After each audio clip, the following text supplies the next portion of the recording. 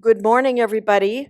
Happy to see everyone here, and also to those of you who have joined us online. Welcome to almost the 10th uh, uh, conference on women's health. And this year, we're very, very excited. First of all, we get to be in this beautiful building, the Moran Eye Center. This is where I work. I'm Kathleen Digre.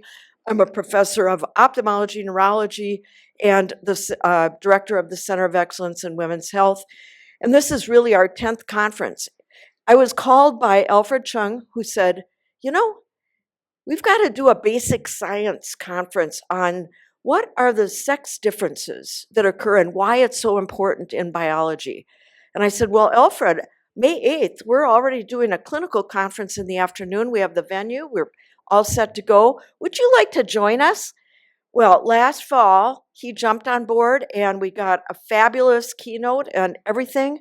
And we're so excited to have everybody here to talk about some of the basic science aspects, sex differences, and why they matter in doing our research, because they're going to make headway into problems and current conditions that affect women and men both. So with that, I'm so happy to have you all here, and I'm going to turn it over to Alfred Cheung to make some introductions. And one housekeeping, food, coffee are in the back, if you haven't seen that already. And to the left, out those doors, are the restrooms. Okay. Thank you very much. My name is Alfred Cheung. I am the Vice Chair of Research in the Department of Internal Medicine. I'm a strong supporter, but not an expert in the women's health. But I think Kathleen already told you how this comes about. So this is the first year we're trying this, and I hope that it is successful, at least encouraging. And being the first time doing it to tack onto the big symposium, I'm sure that we'll be doing some things not as well as we like. So feel free to give us feedback, hopefully not too harsh, and we'll try to improve it in another time, next time. Okay. So a little bit rundown. So this is the morning portion. I call it the mini symposium of sex as a biological variable, SABV. So briefly, the agenda, so you know what the lay of the land here is, that we will have a keynote presentation by a true expert in this area, followed by a panel discussion.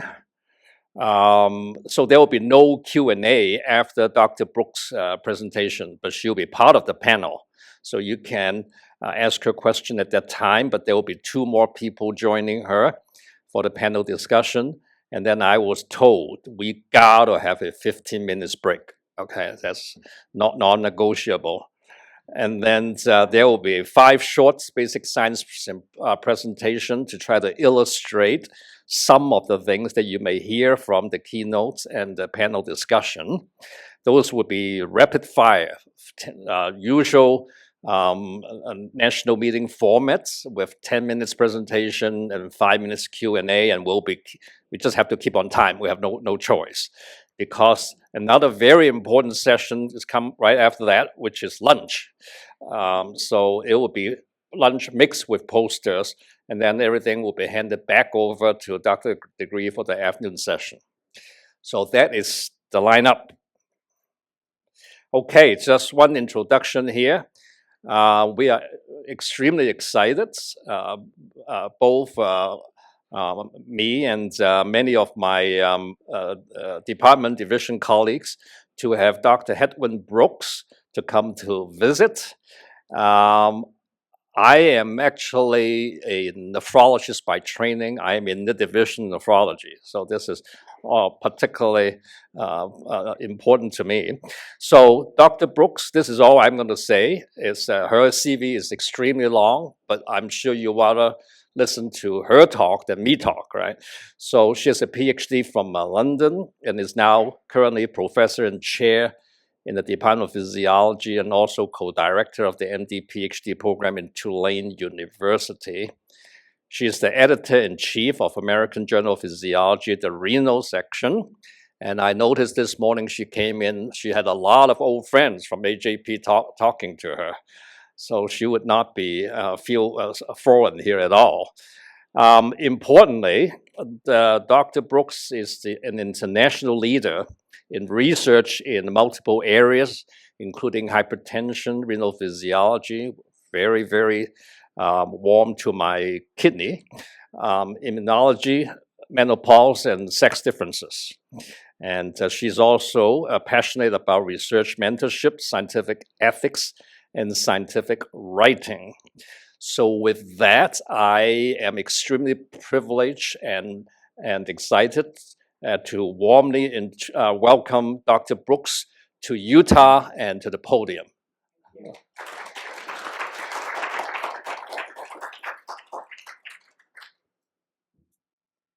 Okay, thank you.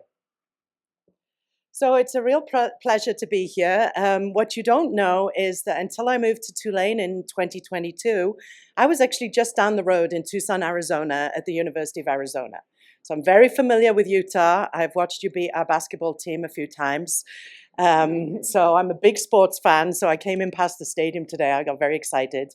So Pac-12, I know, is no longer a part of our college sports, but I was a big Pac-12 fan.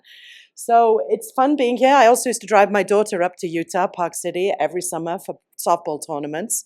So I drove that quite a few times listening to, you know, Hamilton, ABBA, you name it, all the way up for 3 days.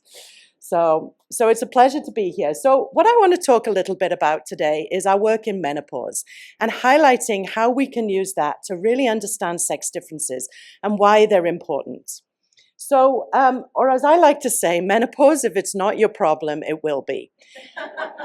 So most of us in this room are female, but if you're talking to a room of men as well, I mean, we all have a mother, a sister, a friend, or someone, right, that we know. And the only option to not go through menopause isn't a great one, right? Think about it, right? It means you're dead. So every woman on this planet is going to go through menopause if she lives long enough. And what I like to emphasize is that the average age at which most women have entered menopause is 50, right? So if I'm in a room of students, I take the risk. I go, who here thinks 60 is old? You know, a few put their hands up, you know, and I say, well, who here thinks 50 is old, right? So what we really need to remember is menopause is not aging, right? If you imagine an aged woman, you might think it's a lot older than 50, right? So what I like to remind people is that 50, if you're cardiovascularly young, and yet you lose estrogen. And so what we like to call it is accelerated aging, because the data show us that almost every disease you can study, the process of disease onset accelerates across the next 10 to 15 years. And I like to remind, and again, this room doesn't need to be reminded of this, but it's worth thinking about that the symptoms of perimenopause start between the age of 40 and 50. So I often talk to people and they say, I can't sleep anymore. I'm having trouble sleeping. And they're 42 years old. Well, most of us in the professional world have probably got kids that are like 10 or 11 or 12 at that age, right? And it's a struggle to be working and be having children and actually sleeping. So, but usually that's when you're going through perimenopause. And I would say that sleep disruption is one of the first signs that you're going through that transition. So that's an important aspect. But what about disease and aging? So first of all, let's remember that most of our physiology in females is unknown, right? The National Academy just put out a white paper saying that we need to study the physiology in females, in women, in preclinical models, in everything, because everything's unknown. As an editor, what drives me bonkers, which is a British term for not happy, is basically people go, in hypertension, this reactive oxygen stress in the kidney is well known. I want them to put in males, right? Because it hasn't been looked at in females. So, you know, that's what we are trying to now change. But it is accelerated aging. And let me show you. So we're protected from many diseases before menopause. And some of them are kind of peculiar. You wouldn't think would happen. So Alzheimer's, we know, 3 times more likely to occur in postmenopausal women than age-matched men. Asthma, would you believe, actually gets worse. Large vessel asthma gets worse in menopause. Diabetes we know about, right? We know cholesterol and everything goes up, metabolic syndrome, hypertension and kidney. Oops, it's on a timer, I think. PKD, polycystic kidney disease. This is an inherited genetic disease. And I was once on a VA study section for nephrology, and I said something about women's health, and they were like, oh, we don't see women in the VA. In our patients. I said, well, you're going to, right? Because they just started in the military. And I said, do you ever see a polycystic kidney, ever transplant a polycystic kidney patient who's female? And the nephrologist went, no, I haven't. I said, think about that. It's the same genetic disease, but you transplant in the men at 50, and oftentimes you never have to transplant the woman. So there's a sex difference in a genetic inherited kidney disease there. So, and we know that women have lower blood pressure than men until menopause, on average. And we know that postmenopausal women display an increased insulin resistance compared to premenopausal women. So, menopause, accelerated aging. I presented a firm of bioinnovators, right? And I had nothing to sell them except this solution and call to action. Menopause accelerates diseases processes in women.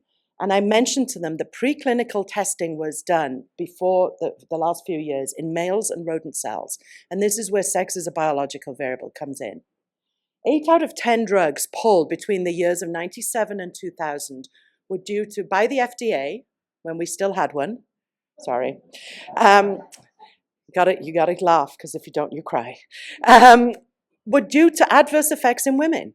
So think about that. The clinical testing was done in males. The clinical trial in women started when the drug was approved, right? I'm being facetious, but that's really what happened. So, this is where sex is a biological variable, or sex differences, or a reason to study something, is that everything was done in male cells, actually, we didn't know the sex of cells, right? And we didn't think about it. So I was trying to get through to them was this idea that, we need to use models of disease that are relevant for the disease you're studying. If you're studying prostate cancer, obviously, you don't need to study females. If you're studying menopause, you don't need to study males. But it's the sex of the cells and the models of disease that are important. So we started off with this in diabetes. We were looking at diabetic kidney disease. We could not get funding 20 years ago to do sex differences, right? So we used to have to sell it as, if we identify something that protects women, we will find a pathway that we could potentially target in males, right, to protect males.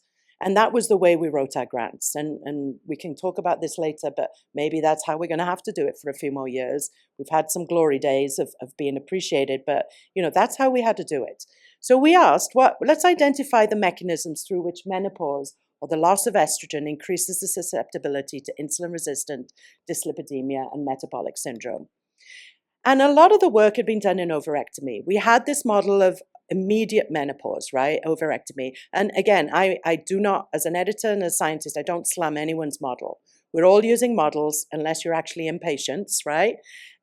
So a model has its value, and every model has its negatives.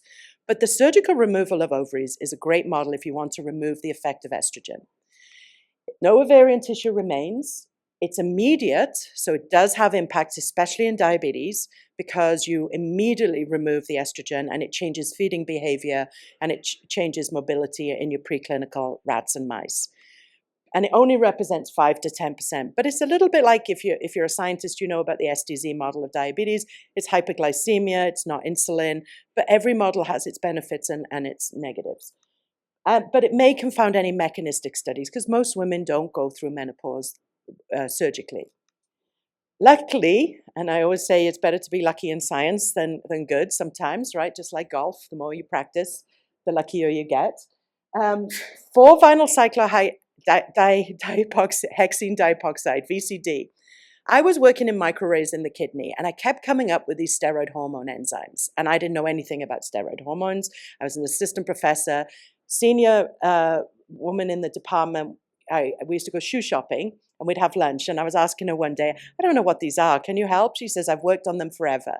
We started talking about science. She said, I have this model. This is an ovary.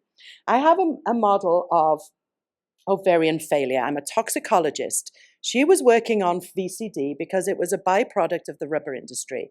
And women in the rubber industry, in tire factories, were getting exposed to this. And they didn't know it at the time, were having problems getting pregnant. And it turns out she was given money by NIA to study this. And it turns out it's toxic to the ovary. And it targets the primordial follicles that you're born with. And when you inject it into rodents or any mammal, expose them to it, it kills those primordial follicles. Once you've killed your primary and primordial, your ovary continues to cycle through the follicles it has, keeps making estrogen, but eventually it will become estrogen deplete because you've run out of eggs.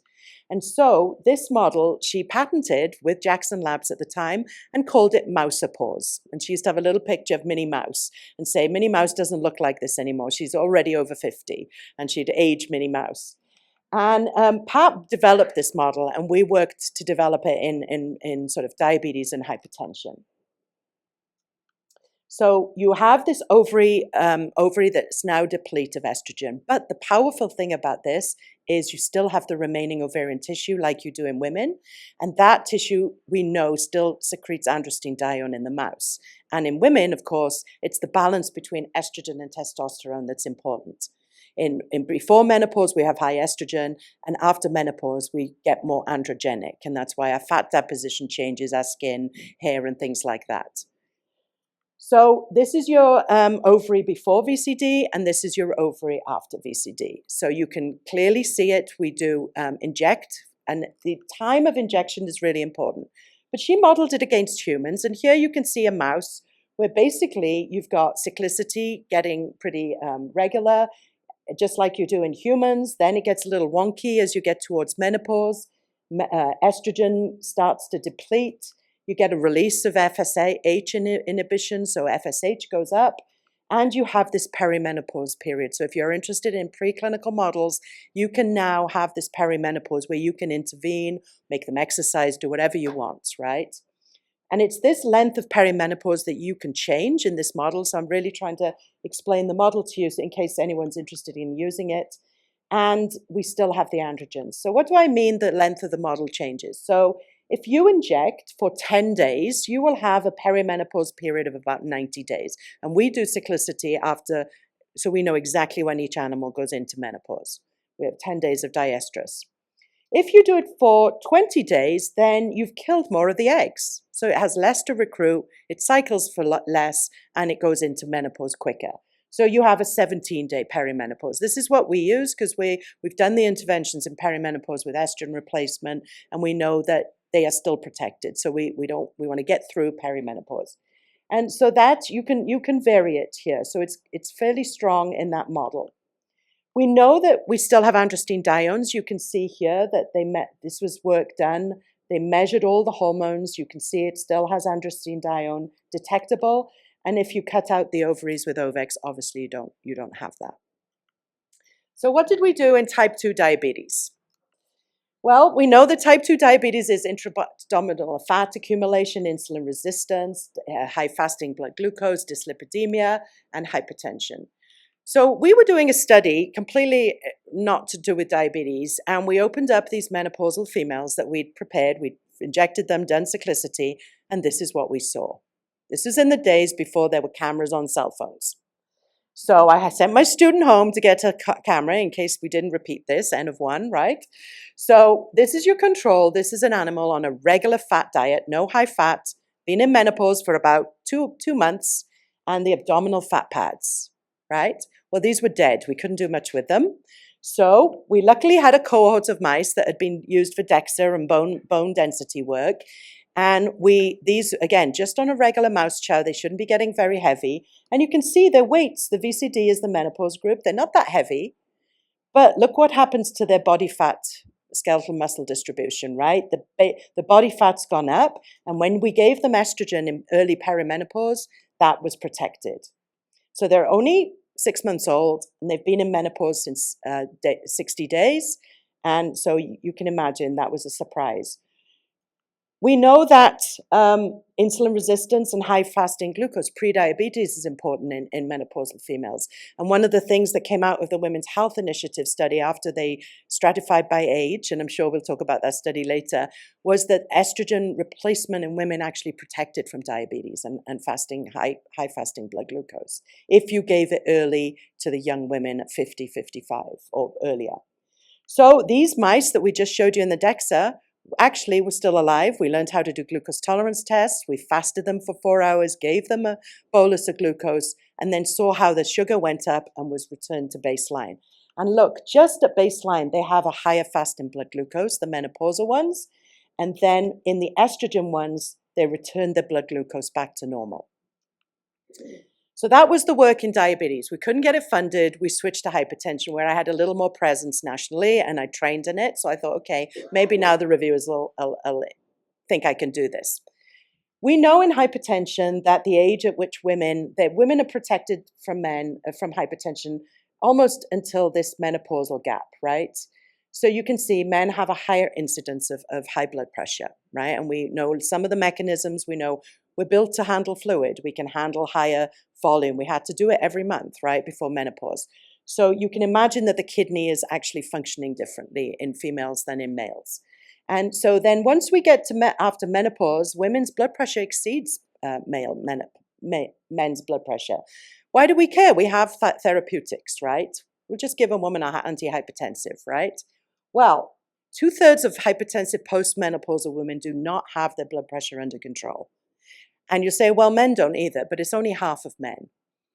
And it gets worse as we get further away from menopause. And think about it. We've just got to that high blood pressure over 10 to 15 years. Men probably took about 25, 30 years to get there. So as a physiologist, that tells me the mechanism of action is different. How we got to that process is different. And sure enough, we have more side effects in women. The ACE-induced cough is 3 times higher in women than it is in men. So I send my mama home in Wales with a little note. Every time she gets her blood pressure, do not put her on an ACE inhibitor. Put her on an ARB or something else, right? Because she developed that cough, and then they forget, and then they put her back on it. So, I think that's important. And hypokalemia and hyponatremia changes are different in women. So to date, in the European guidelines for hypertension, how many out of a 20-page article, how many sentences do you think were mentioned women? 1, 10? No. 1, 2. It said also need to consider early onset ovarian failure, basically surgery or PCOS, right? Not a single thing that every woman was at risk as you go through menopause of accelerating your blood pressure. So what are we studying in menopause? So in the hypertension. So again, the mechanism through which menopause or the loss of estrogen increases the susceptibility of females to develop. I trained as an immunologist, a parasitologist actually, many years ago, and just followed the science and ended up in the kidney. But we wanted to determine the role of the immune system in hypertension. At the time, there was a lot of new data showing the immune system was activated differently in hypertension than it was in normotensive patients. And again, nothing had been done in females. So the mouse model we use is an Ang2, renin-angiotensin system. We infuse angiotensin into mice. That basically clamps them. We increase salt and water retention, sympathetic drive, and arterial vasoconstriction, right? Angiotensin vasoconstricts every vessel in your body, so you get an increase in systemic blood pressure in the animal model that you're using, at least in males. Well known 20 years ago now, that if you infuse angiotensin into black 6 mice, the males get this lovely, robust response, and the females are protected, right? Meredith Hay published this. So we asked, well, okay, do we lose this protection if we do this in menopause? Some people had overectomized them and suggested that it did go up, but we wanted to look in our mouse model, could we do this in menopause? So what we have here is just your mean arterial pressure. Here's your control young mice. Here's your menopausal VCD-treated mice. Here's your young mice on angiotensin 2. Again, just a small increase in blood pressure. And here's angiotensin 2 infused into a VCD-treated female. The blood pressure goes up. Estrogen's given in perimenopause, and we can prevent that increase in blood pressure. Right? We're not reversing it because we didn't allow it to go up and then come down.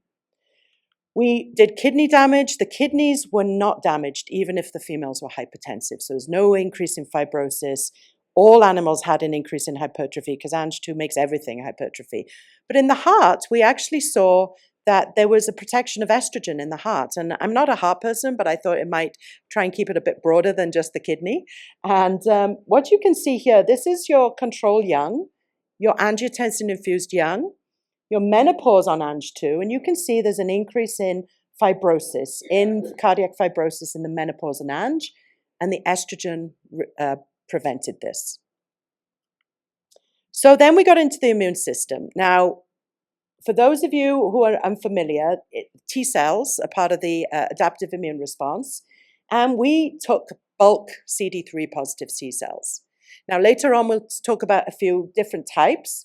CD4 is where we sort of focus, and we know that there's a whole slew of pro-inflammatory ones that are known to be involved in hypertension, and then there's the anti-inflammatory, which overactivation can cause a lot of the autoimmune diseases that we see in women, right? So what had been done by others in male animals only was that basically when you infuse angiotensin into a wild-type intact animal, you get a nice increase in blood pressure. And when they took this T-cell deficient mice and infused angiotensin into them, they saw this more female response of blood pressure. They took T-cells from male donors, put them back into these mice, and they restored the blood pressure. So the implication here was you needed a T-cell to be activated to help you get that sustained increase in blood pressure in males. We said, well, let's have a look. This was 10 years ago now. Are there sex differences in this? We know there's sex differences in menopause, but have we actually got sex differences in baseline young females? So what we took was these T-cell knockout mice. We took male donors, and I'll tell you why we did this, naive CD3 total cells, and we put them into male and female T-cell deficient mice. We infused angiotensin, and we said, okay, let's do baseline blood pressure, make sure the T-cells engraft, because now we're putting T-cells into male and female mice. They're normotensive donor. Then we took blood pressure and we said, what's the implication of putting the T-cells back in the young females? So they don't have T-cells and then they do. The reason we did the male mice, can you imagine, usually if there's trainees here, I say, can you imagine if you did the experiment? What's our hypothesis here?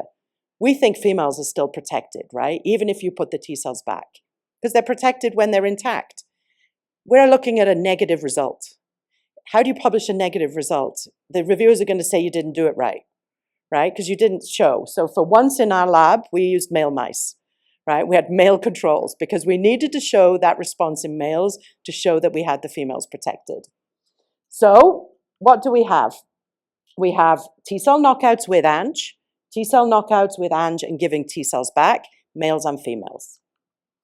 So here's your change in your systolic blood pressure from baseline in males and females with no T-cells, but given an Ang2 hypertensive insult. So you can see that males and females without T-cells look very, very similar. Then we gave the male T-cells back, and the females were protected and the males weren't. People said, well, you put male T-cells into females, the female rejected them, that's why you didn't see a response. So let's look at that. We had, working with immunology group, we showed that the basically engraftment of the T-cells, this is your female with T-cells, female with Ang and T-cells, male. In the spleen, there was similar number of T-cells in the spleen. So the engraftment was fine. The female didn't reject the T-cells.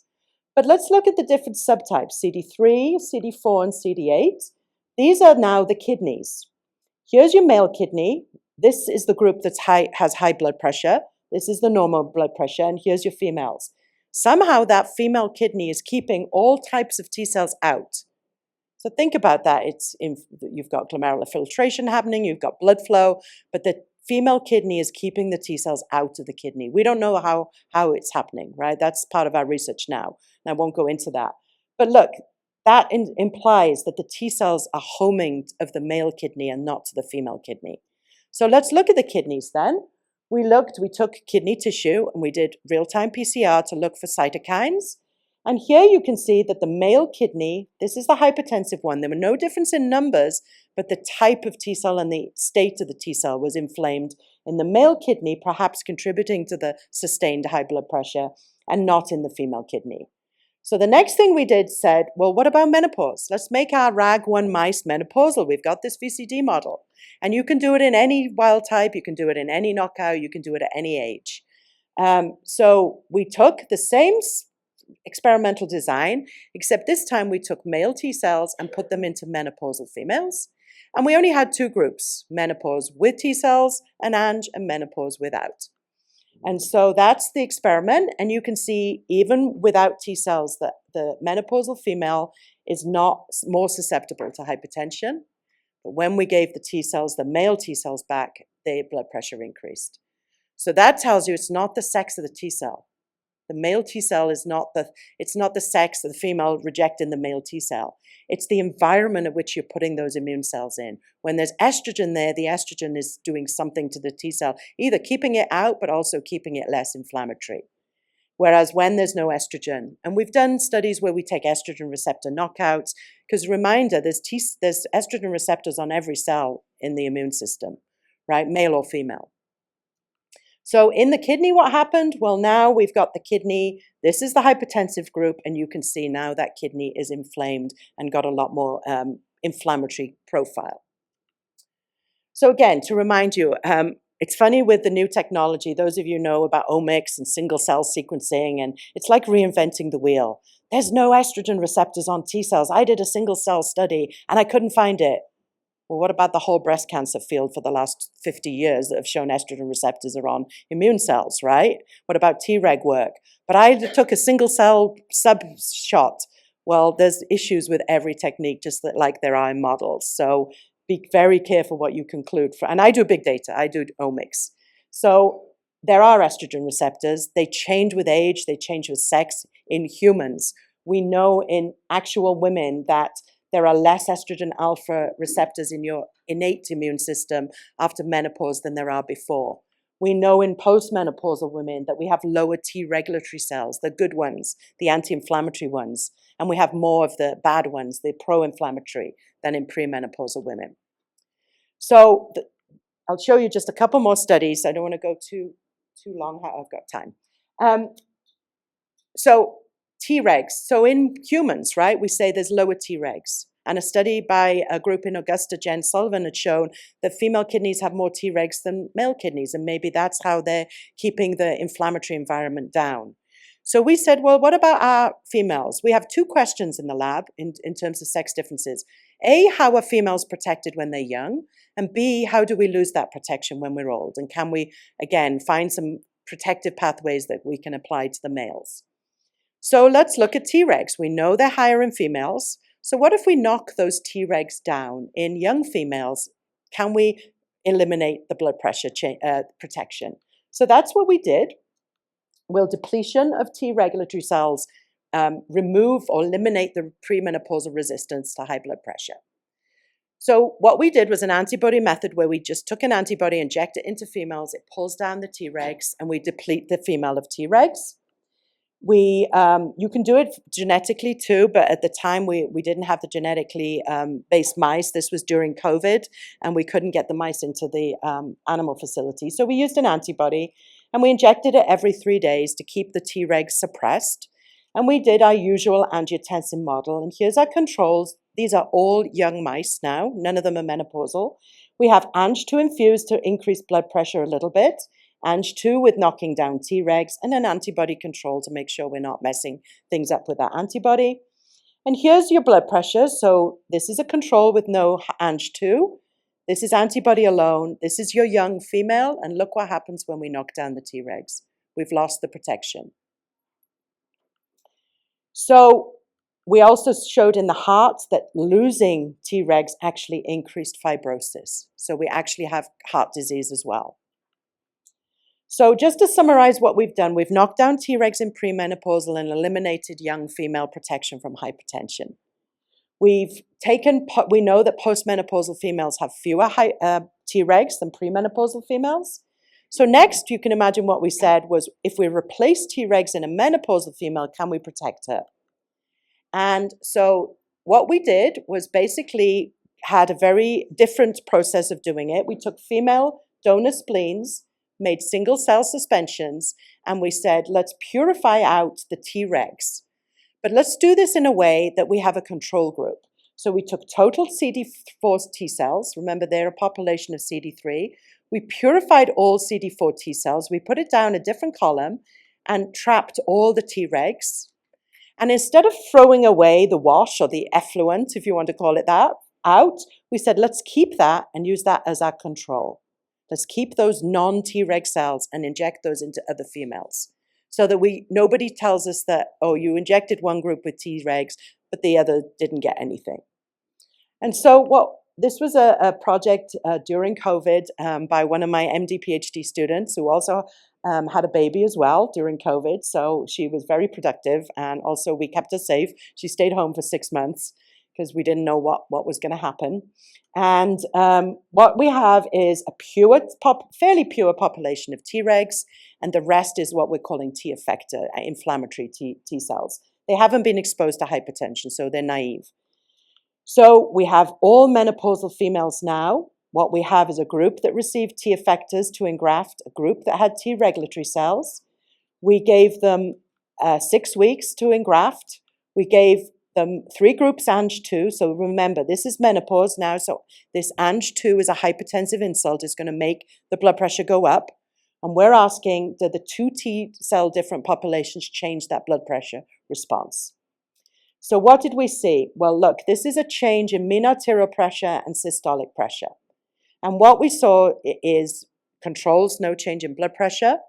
Menopause, as we thought, increased blood pressure. T effector didn't make it worse, but didn't improve it. And the Tregs, they were protected. Now, I will tell you that what gets interesting if you're a kidney person, and it won't be interesting to most of you, but it is to us. We like the kidney. That's why you're getting a 15-minute break. It's called a kidney break. Don't forget that. And basically, if I showed you the profile, what actually happened at day 7, this is why you do continuous measurements, is the blood pressure went up and then came back down. So the Tregs came in, the animal became hypertensive, and then somehow these Tregs protected and brought the blood pressure down. And that's what we're studying now. I'll give some more of that data tomorrow in the nephrology group. So basically, we'd given these animals, these menopausal females, a huge bolus of Tregs. Where did they go? They all went to the spleen. No difference in numbers there. But when we looked at the kidney, we saw a significant increase in the numbers that got into the kidney. So they actually homed to the kidney, right? So now we're really getting into the immunology. And when I took my PhD, Reut, which was the Bible of immunology, was about that thick. Now it's 7 volumes. So it's a little bit of catch up in the last 30 years. So Tregs went in, and look, that's the adaptive immune system. We've got this whole other innate immune system that everybody in the kidney loves. We have macrophages in the kidney all the time, right? They're always there. What are they doing? Well, look what happens. You've still got your inflammatory macrophages and your anti-inflammatory. We used to call these M1 and M2s, and now we know we're not allowed to, but they can sort of go back and forth, so you have to be careful. But look, if you take what used to be a classic M2 macrophage, an anti-inflammatory, we gave those animals Tregs back, but look what showed up more in the kidney was the anti-inflammatory macrophages. So in other words, the kidney's regulating its own environment to bring back that blood pressure down in the females. So as a kidney group, I'm very cognizant that, immune cells don't transport salt. And if you drink, you pee, and if you don't, you die. Think about that. If you drink, you better be excreting it. If you don't, you're in acute renal failure. If you don't drink, you're dehydrated. So that was my motto to the medical students. It made it as the top 10 quotes on the back of a t-shirt one year of medical students. They never gave me the t-shirt though in Arizona, so it's running around there somewhere. But T cells don't transport sodium, right? Every drug you get for hypertension makes you pee more. That's how you lower your blood pressure initially. So cardiologists can disagree with me, but you're wrong. So, and So basically, something in the kidney, this is the nephron, this is your tubule. It's one of these transporters that's changing in females differently, right? They're regulating the uptake or the excretion of sodium by the transport activity. And so we really need to know now, and that's what we're studying, is what is happening to these immune cells? Where are these immune cells activating things? Are they coming in and touching the transporter? Are they changing the function of the cell, right? Are they making the transporter spin more or get out to the membrane? And we don't know, right? We have some clues from big data, but that's what we're looking.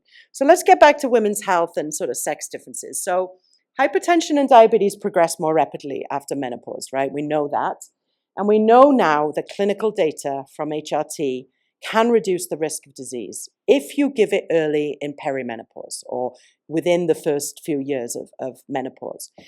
And again, let's remember, we can have a good discussion about that, but it's the delivery of that, how we deliver it is super important. And there's a beautiful study I'm going to show you from Canada showing that. But if you deliver it orally or transvaginally, it's more protected than if you give it, got it wrong. If you deliver it through the skin or transvaginally, it's more protected than orally, right? And it's the type of estrogen. Not all estrogen is the same. Those of you that know the Women's Health Study know that the estrogen that was given was conjugated equine estrogen. There were 27 different metabolites in it. It was cheap, right? So they used it in the study. It was oral. But a study in Canada in 180,000 women showed the following data. Can we do better? We know we can, and how you deliver it. So these women were just after 45 years old. They gave them oral estrogen. So remember, more bioidentical estrogen than conjugated horse equine. And they gave them oral estrogen. They gave it transdermally and transvaginally, and there was a 20% protection of how you deliver that estrogen from hypertension. And then they went back and compared oral estrogen with CEE estrogen, conjugated equine estrogen, and they showed that just giving it orally, you protected about 8% from CEE estrogen, from hypertension. So, I think we really need to go back to our sex as a biological variable and say, hang on, we thought estrogen was bad, right? That Women's Health Study was actually canceled because of breast cancer risk, which turned out when they stratified by age was not significantly increased, right? So I think the patch and transvaginally, there is protection from hypertension. And COVID actually, for as bad as it was, it highlighted some massive changes between men and women. Biological differences, right, of how we responded to COVID. At every single age, women were protected 3 times more than men. 86, 5 years old, there was more death in men than there were in women. And there's a fabulous group in Yale, the Iwasaki group, who has shown that women didn't get that cytokine storm as violently and as brutally as that men did. And that's part of the protection, right? So think about that. That was the protection from an infectious disease. But I think it really helped highlight the importance of sex differences and sex as a biological variable. So before I go on to some other stuff, I want to show you some work in the VCD model in case anybody's interested in using it. We're always open to help people set it up. We don't own it. It's a compound you buy from Sigma. Pat had the patent on it. That's just run out, so you don't have to buy your mice from Jackson.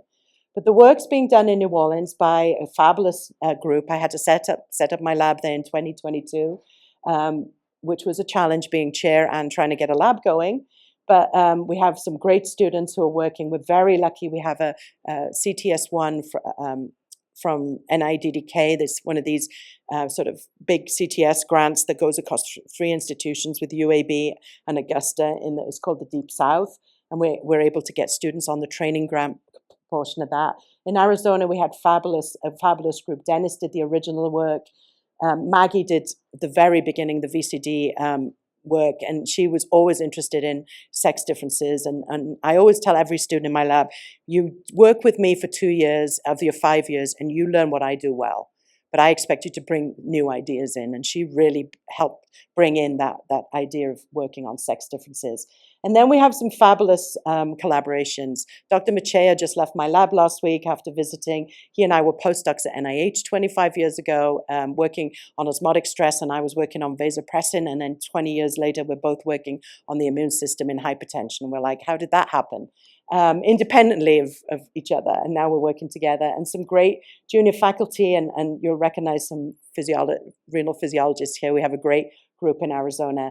And I didn't get a lot of funding for this from NIH because it was so hard, right? So we had to make do on a lot of sort of foundation grants.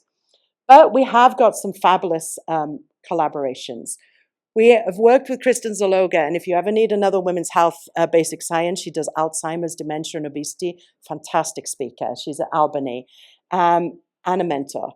And she is, I think, associate professor. And she's looking at vascular cognitive impaired dementia using our model. I'm going to show you a little bit of that. Alicia has got into the sex differences and looking at the kidney across the life cycle. We've done some neurovascular coupling with the mouse model to show that actually even just menopause alone with no disease impairs your vascular circulation. And Julie Ledford, one of the students, heard me talking in Arizona. We had these great sections where we'd all get the students together and someone would present weekly, and there'd be 70, 80 people in the room. And that's how collaborations start, right?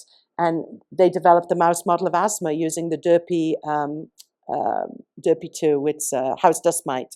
And females are protected when they're young. And people used to say, oh, let's just do males because we don't see a response in females, right? They didn't think about sex as a biological variable. They weren't like, oh, we're not going to use females. They don't respond.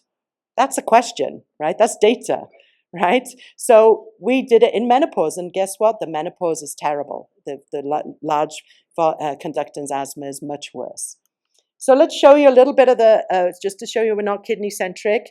These are just myogenic tone in the parenchymal arterioles of menopausal females compared to wild type, to cycling females. And you can see that they immediately have a significant loss of myogenic tone. I'm not a brain person, but basically they showed that this was due to a disruption in the BK channel in the vessels, which caused that hyperemia response in the vessels. And so there was a significant decrease just in menopause alone. That's work by Paulo Perez. So there was blunted neurovascular coupling responses in the brain of these menopausal females, just without any disease on top. Kristen Zaloga has been looking at the impact of obesity on menopause because there's a lot of data now that show if you're obese before menopause, you lose your female protection against disease, right? And we don't understand why, right? So in menopause, she actually is looking at, does obesity after menopause make vascular cognitive impaired dementia worse? And what she demonstrated that the increase in body weight and glucose intolerance and the longer time you're in menopause, the decrease your spatial memory was in this preclinical model. So spatial memory was reduced with more time in menopause. And then when you added on the obesity, it got worse. And then when you added the vascular cognitive impaired, it got worse again. So again, lots of collaborations, lots of opportunities. Hopefully I've stimulated a little bit of thoughts and ideas of how you can use the model, how we can actually look at sex differences and why we look at them. And, you know, again, sex is a biological variable. Everything we do basically is always done in males until now. And I think that's important that we are very careful about how we introduce our work. It's fine to work in males, right? I'm an editor now. We allow people to submit studies with just males. That's okay. What we don't allow you to do is take a litter of knockout mice, do your studies, and then just publish the data. And we say, well, you said you did males and females, but I just see one graph. Oh, we just pulled them. There was no difference. So let me ask you this. There's a difference in almost every physiological process. The fact there was no difference is also important, right? Think about that. Females and males have very different. A 65-year-old man, apparently, according to the literature, has more estrogen than a 65-year-old woman who's not on HRT. So why is estrogen bad? It's not, but you know, that's the dogma.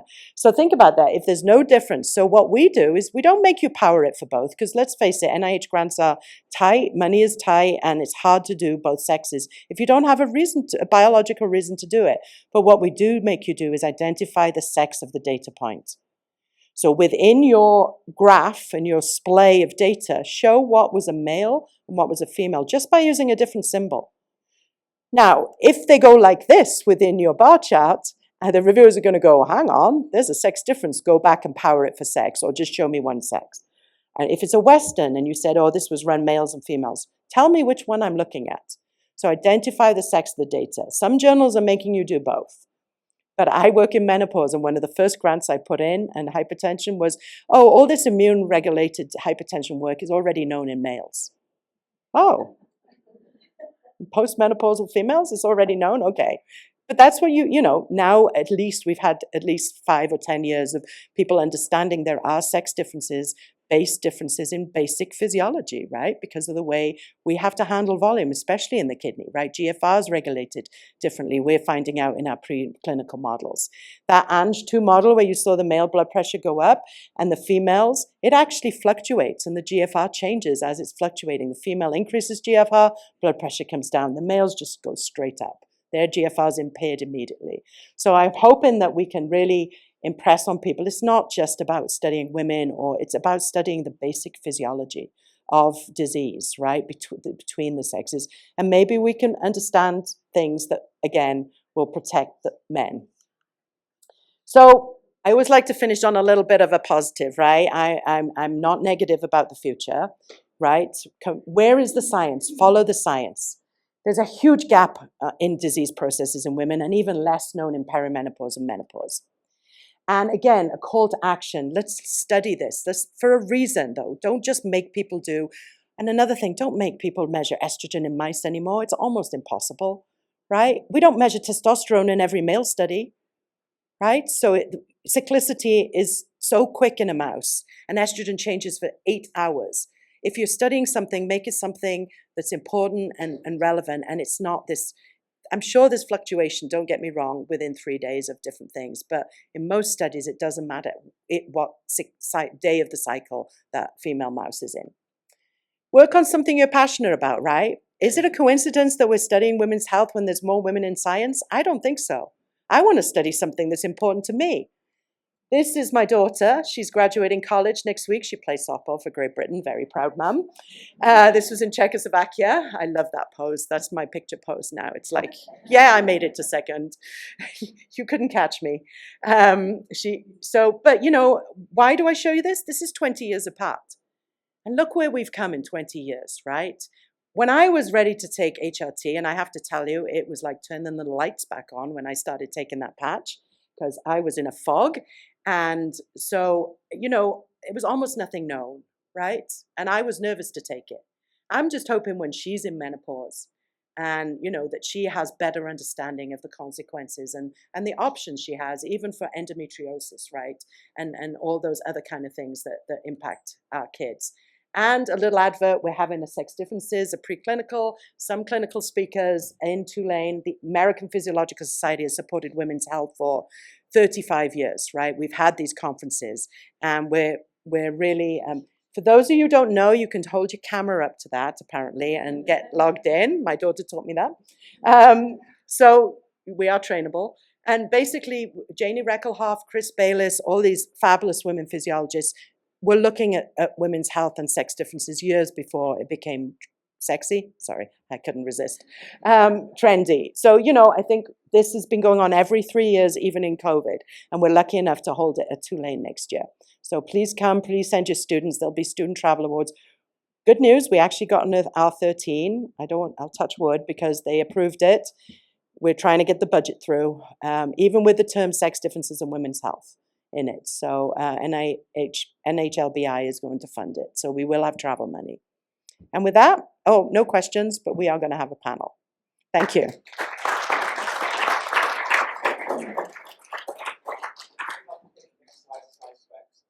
Some lights on, please, and we have the panelists. Actually, we have 1 minute. We have a dying questions about the science of this. Dying question. One. Yes. Quick answer. Quick question. Quick answer. So in the grand physiologic scheme of things, estrogen is around to facilitate reproduction, and so pregnancy being as it is the quintessential metabolic and immunologic stressor that it is. What impact does prior pregnancy or pregnancies have In terms, so we're actually doing that study now. We have a pregnancy hypertensive model, preeclampsia model, and we're looking to see how those female kidney function is impacted by menopause. So that's more of an extreme pregnancy model. We haven't done timed pregnancies or pre-pregnancies on that. But you know, that's a good question, right? But I don't know that even the clinical data is stratified by pregnancy. We do know that even if a woman has 3 miscarriages, up to 3 miscarriages, her risk of cardiovascular disease, even without preeclampsia, is higher. So you're absolutely right. I mean, pregnancy is a huge physiological stressor. So we haven't done the pre-pregnant mouse models yet. So. Great. Yes. Okay. I'm going to pass this on. I hope that it will work out. Okay. We only got 2. All right. So it's a little bit unusual that no, I don't. I'm not Dr. Farmer. Can you get the slides down? So let me just add a comment to that last question. I mean, I understand the pregnancy question, but I would argue estrogen is not just for reproduction, right? Because males have it too. So there's a lot of physiological processes that are non-pregnancy related that are regulated by estrogen. Okay, very good. All right. There we go. So yeah, despite all the great talk that Dr. Brooks gave, unfortunately, a little bit unusual format. We don't have time to address a lot of the scientific questions that she has. We want to go to the policies right now, but you will have a chance to ask Dr. Brooks at the break and lunchtime. Okay, so we have a panel discussion here with 3 great panelists. I am not going to introduce Dr. Brooks again, but we have our great pleasure to have Dr. Erin Rothwell, who is very kind to come to join us. She's professor of obstetrics and gynecology and the vice president for research for the entire University of Utah. So welcome, Dr. Rothwell. And also Dr. Alton Swennes, who is the research associate professor of pathology. He also carries a very important job of being the assistant vice president for research infrastructure. So welcome, Alton. So we have about half an hour or 26 minutes or so. We will try to address a few panel questions.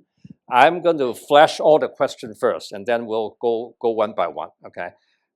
Question number 1, is women's health still a thing? Okay. Yes. And why? Well, don't give it away yet. Okay, all right. Is sex is sex as a biological variable from here on?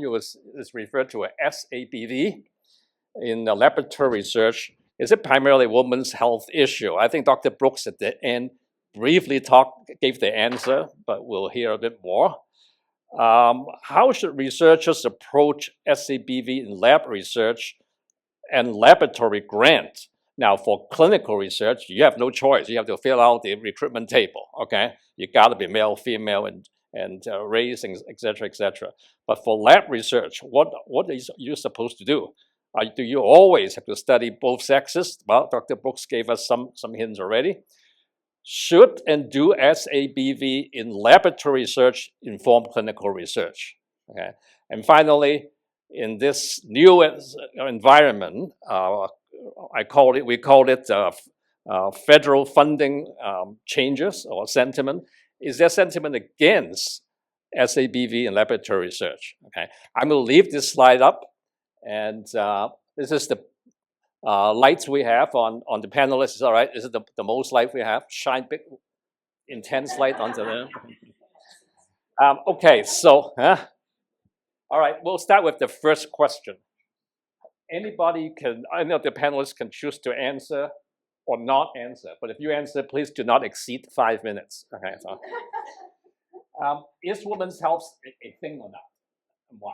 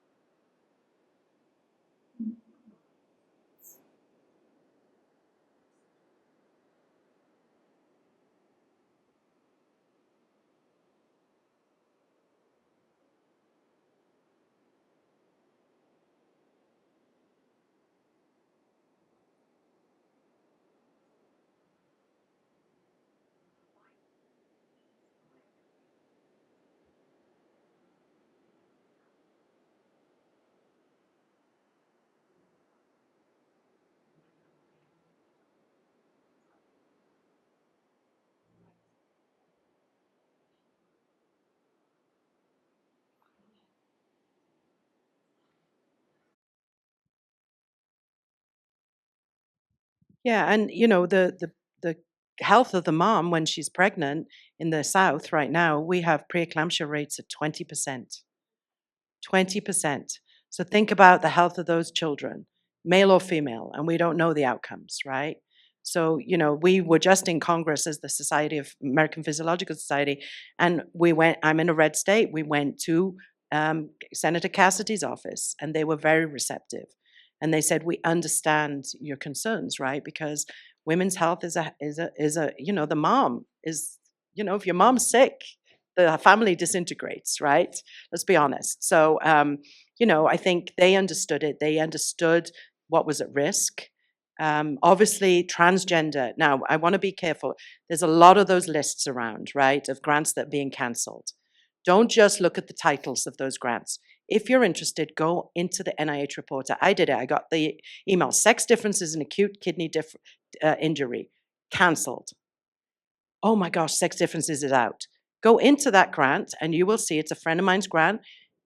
AIM 3 was all transgender. That's why it was cancelled. So let's be very careful. We're scientists. Let's follow the data. Let's make sure we're spreading things that are accurate and true, because there's a lot of fear out there right now. Study section went ahead a couple of weeks ago.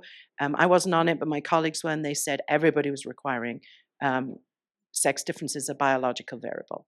And we can get to why and when you need that later. But right now, women's health is not, it's always been under risk. 90%, we always hear the 10% of NIH funding for women. That's 90% for men, right? That's 10% of NIH funding is on women's health. That means 90% is on men. So we need to change that. So SABV is allowed, The required. The study section is still requiring it, yes. Just want to be sure. I didn't want to skip to the next question. Okay. Alton, would you like to comment?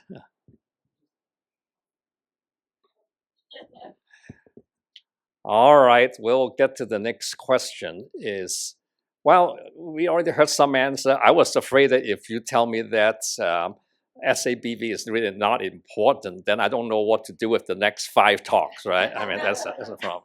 But Extra break? Looks like we're in good shape here. Okay, so whether it's redundant or not, still ask it, is SABV in laboratory research, is it primarily a woman's health issue or not?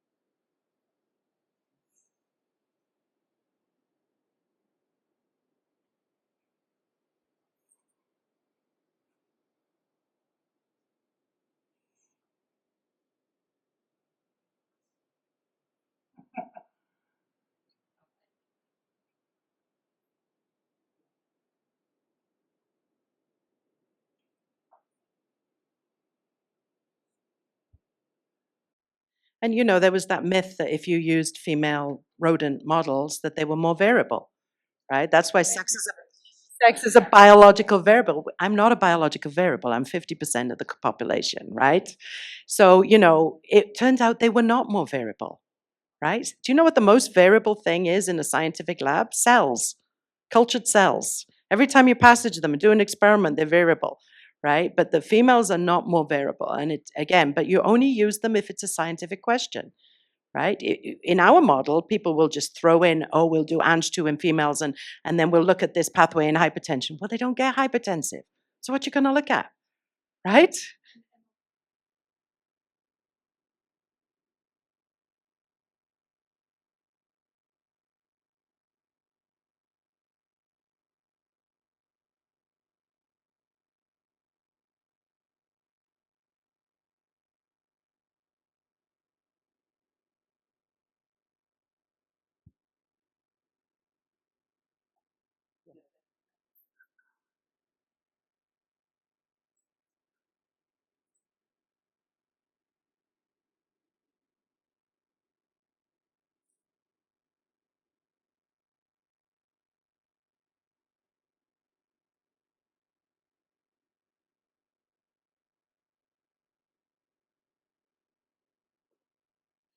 By the way, before Dr. Rothwell we should speak, anybody is welcome to ask question. Object is okay. They don't mind you object, okay, and raise your opinion, okay. Otherwise, I'll pick on you. Okay, all right. Can you identify yourself, Colleen, please?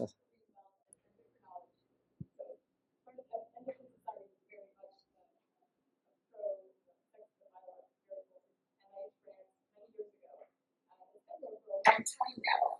So what do you think the effect is then of having that mandate for all models? Sex is biological thing. I think that if we didn't mandate it, it never would have happened. I mean, if you go back to 1993, when the NIH mandated that women and minorities be included in clinical trials, I just don't think it would have happened. So I think that's the biggest effect. But you know, Dr. Swennes and Dr. Brooks they're in the trenches. But from a policy standpoint, as the VPR, there's no other way I could have mandated that. Yeah, the question for those on Zoom was, what's the impact of having sex as a biological variable for the last 10 years? And I think there was I heard a lot of colleagues going, you know, I was in Arizona for 20 years. Every speaker, did you do it in males or females? Come on, tell me, right? And they go, oh, there goes Heddwen again asking about sex differences, you know. But I think there was that reaction, right? Oh, now it's more expensive. Now I have to do both, right? So I think there was that initial. But then once people started looking, they were like, oh, this is a cool question, because we're scientists. We ask questions and we see data and then we challenge the question. That's something the public doesn't understand, that science is always moving. We don't know the answer at every single moment in time. The answer can change. And we have to get that through to the public too, right? Otherwise we look like, oh, they don't know what they're doing, you know. But I think it caused a lot of disruption, but you're right, it wouldn't have happened if it hadn't been mandated. And we have to be very careful we don't lose that now. Right. What are we mandating? I mean, I think let's get to question number 4. Are we mandating doing both sexes in No. animals, or just mandating to address this issue? Yeah. We're mandating, is there a biological reason or a scientific reason to ask, does this differ in males and females? And I would argue that, you know, menopause is a great model, right? Ovariectomy, whatever you want to do. Are the females protected? And therefore, because if you're going to develop a drug to some pathway in males, you end up giving that drug to males and females. So you need to know what the impact of that intervention is on both sexes. But it has to be a biological reason. You know, I joke about the prostate cancer grant, but I know someone who got one of those supplements to do sex difference. Remember the first Women's Health Office grants? They didn't give grants for women's health. They gave people who had grants on male problems a supplement to look at females. And there was actually one given in prostate cancer. Think how silly that was, right? Because it was just one of these things and they just churned them out. But I mean, it has to be a biological and significant clinical question. So I hear this quite a bit throughout the years, is that I just want my grant to be funded. I don't really care about all this philosophy. Let me just go ahead and put in half male and half female. Is that a legitimate thing to do? Is it a good or bad strategy for the study section? It's a very bad strategy. Because if you just throw in females in a hypertensive model, she doesn't get hypertensive, how are you going to write your outcomes? Your expected results, you better address. It's not a bad strategy. Let me take that back. I'm female, I can change my mind. So what you need to do is describe the outcomes. The times I've seen in grants, I'm doing males and females and only tell me what's going to happen in the disease model, the males. And they don't even talk about the females, right? How about you just say, we anticipate no change in hypertension, therefore this signaling molecule won't get activated, right? Just tell me you've thought about it, right?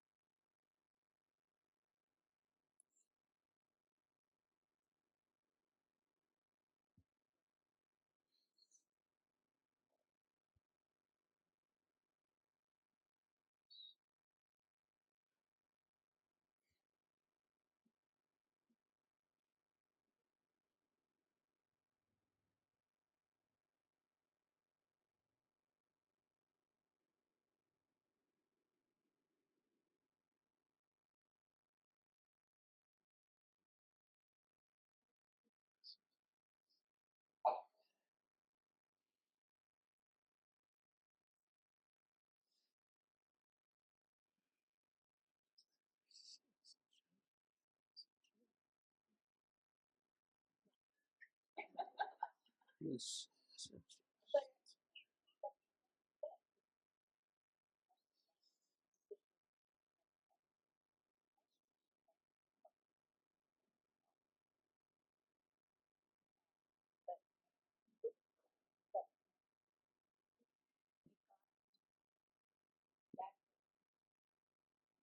It is a game, and I was a college athlete, and my motto is no field hockey. Unfortunately, I wish I was in Britain. It's like ice hockey, but with no ice. So, my motto is play the game smarter, learn the rules, and play the game smarter. So don't complain about the game. Learn the rules and play the game smarter. Right, and that's what science is. It's an art to get your grant funded, but you can't complain about it. You can, but you won't get funded. Right, so you need to do something to make your grant, and that means for those of you who are still training or early on, don't be scared to get your grants read by your colleagues. It's better to have the idiot reviewer be at home than the one on the study section, right? You want someone who's going to be really tough on you, right, at home, so you can address it. Because it's no good that flaw being identified in the study section. And it is scary when you give something that you've just spent hours writing, and don't give it to them a week before. You need to get that grant ready a month before the deadline if they're going to give you constructive feedback. Because they know you can't change it a week before, and they're going to be soft on you, and then it won't help. It's a waste of everyone's time. So you really have to lose your scariness of having your work considered and be evaluated. Nobody's writing's perfect. It's like everything else, you have to practice it. And it's hard. We all go through it, right? But you have to lose that. You have to get a good shell on and a thick skin and say, look, I'd rather be criticized by my colleagues. We're all smart enough. We're all good enough. It's not how smart you are. It's how good your grant reads. How well listen to my English, how well your grant reads. Dr. Brooks, maybe I'll just allow me to divert to another topic here. Is about grant submission, which has nothing to do with SABV. Okay, does Tulane or your department have any rules to when you have to submit your grant internally for the first review? No, there's no rules at Tulane. You can submit your grant 1 minute before the deadline, I found out, which is kind of scary. In Arizona, you had to submit it 10 days before, but no, there's no rules. Okay, and I'm trying to bring in a panel in the department of changing this concept of some senior people that you do have people read. It's really tough. They don't like it. You're treating me like a trainee. Well, I think you have a chance of getting funded. So come on, I'm treating you like a colleague. But no, it's very interesting, some of the behaviors. Yeah. Because we always did it in Arizona. We helped each other and read grants and, And Don Cohan, many of you might know him, one of my best grant reviewers ever. I mean, he told you like it was, right? He said, this is, you need to do this. But he was right. I mean, he was a brilliant grant writer, as many of you know. And some of those in the audience who especially do have multiple grants, I can call your names out, but do you always put both, just be honest and confess? Do you just want to get it over with, just put both sexes in your grant? I can start. Okay. Go ahead. Let me give you the microphone so you can. Thank you. Sihem Boudina from Nutrition and Integrative Physiology. So thank you very much for this talk. I think I think it's been a while that the women physiology, I would say, has been in the shadow, and now we have had probably some brilliant years where now it's becoming a thing. And I'm just now, I don't want to be pessimistic, but I'm just so scared of how is this gonna change, and especially with all these AI generated keywords that we're not supposed to use. I just submitted a grant with sex, women bias in them, and I'm just scared that this is not gonna probably fly somewhere. So what's your thought about how to re-say things in a different way? I know some colleagues, for example, working on preeclampsia, they say non-male. But is that really how we are going into this, or are we just gonna stand up and say, no, this is really a female specific, and I'm just gonna study this? So what's your thought about this?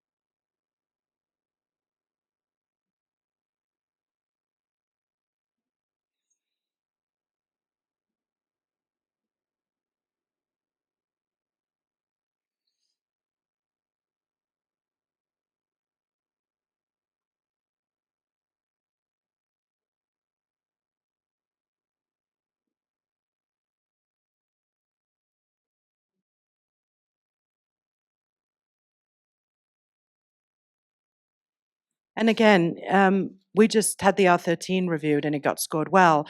Remember, it's still the same study section that's reviewing your work, and it has to be a clear and well-written grant. And if you have to use female, because my understanding, if they scan it, they're pulling those words to try and find transgender and hormone replacement in, non-binary and all that. And that's heartbreaking for that population, right?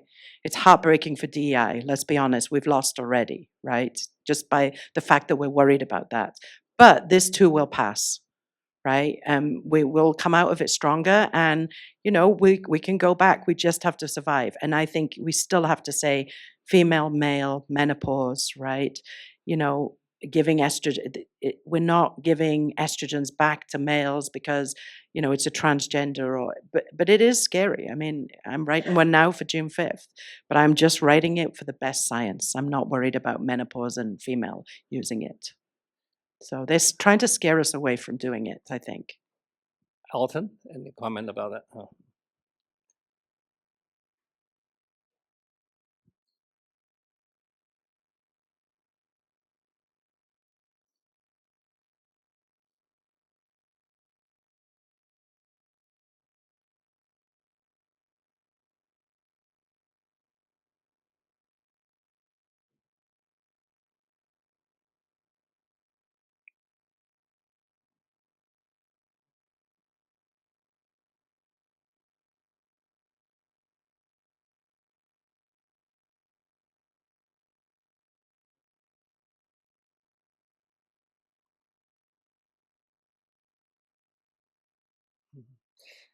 Um, so since Dr. Rothwell lives 3/4 times in DC nowadays, and she just dropped by here every now and then to enlighten us, you said something to the effect that it is still a priority. What is still a priority? Is it women's health a priority? SABV? What is still a priority? Can you tell us? I think it gets back to women's health is and will always remain, I think, a priority. I think it's how you message it, right? If we want to improve precision medicine, drug delivery, and medical devices, you have to understand sex-based differences. And that helps everyone, from children, males, and females. However, we have to keep fighting. We have to keep pushing for it and the relevancy. I think we saw that the Women's Health Initiative was terminated and then reinstated. I think there's a lot of reasonable people in DC who get it. And when I go there, it's pick up the phone and have a conversation with your program officer, right? Like that's the other issue. And and they can help you. I called my program officer because I had diversity in my title, underserved populations. And she just said, no, we're still right 100% behind your grant. I think there are a lot of reasonable people still in NIH. So that Tuesday when the Women's Health Initiative was canceled, right? The next day we were all in Baltimore for the American Physiological Society meeting. We took 70 people. We'd already arranged it to go and talk to the Hill. We covered every single state. We had a member from every state except Maine and North Dakota. And we were in every office. And I went to Cassidy's office. I'm a transplant, right? I'm an American citizen, but I knew my people in Arizona, right? I didn't know anyone in Louisiana. So I'm going to Cassidy's office. You know who Cassidy is. You know who he voted for. But we met with his senior policy advisor, and we presented this, that women's health in the South is critical, not just to you, to your kids. And Cassidy, you know, he started free vaccine clinics when he was an MD, you know, in a red state Republican, right? Anything is amazing, right? And, you know, his senior policy advisor said, look, we all thought NIH needed reform, but we didn't think this was the right way to do it. And we're hearing about what Doge is doing the same time as you are. And he said, House will do what the House will do. And he said what he believes is the Senate will not cut NIH, because for states like Mississippi and Louisiana, it's the biggest federal income they have. Right? Think about that. $200 million into the state of Louisiana generates $1 billion in economic impact from NIH funding. And Tammany Parish is one of the most conservative parishes, and the biggest employer there is the National Primate Center that Tulane runs. And if that goes down, because it has 100% indirects, that parish is gone, right, in terms of employment. So please just keep calling your especially if you're in a red state or you know people. They wanted us to go to the offices more than the blue states, right? Because we actually have some influence now. And it was a very positive meeting. And we kept saying about women's health and all this, menopause, if it's not your problem, and just the same messaging. We kept away from the politics, right? We kept away, but it's a sickness, it's a disease state, right? We have hypertension, diabetes, and preeclampsia. So I think it's going to be tough, but I think the harder problem right now is getting the money out when you've even got a notice of award, because the poor administrators at NIH, they don't know, there's nobody above them, there's nobody running things. There's a question at the back, yes. Can you make sure to come up and then I'll give him use the the mic. I can microphone? Okay, all right. Okay, great. My name is Vineet. I'm an assistant professor at the Khaled School of Computing. I do a lot of citizen science research. And something I'm curious about is, certainly there's a lot of lab-based research, a lot of clinical research that requires advanced equipment, skills, and so on. And yet there are also a lot of questions that affect people's health, women's health as well, about, for example, tracking gastrointestinal symptoms and the effect of menstrual cycles on that. And I am wondering about what panel thinks about investing in building toolkits for citizen science so people themselves or in their own communities could study some of these questions and create actionable knowledge in collaboration with institutional experts. That's something I'm curious about, especially with this current funding climate and so on.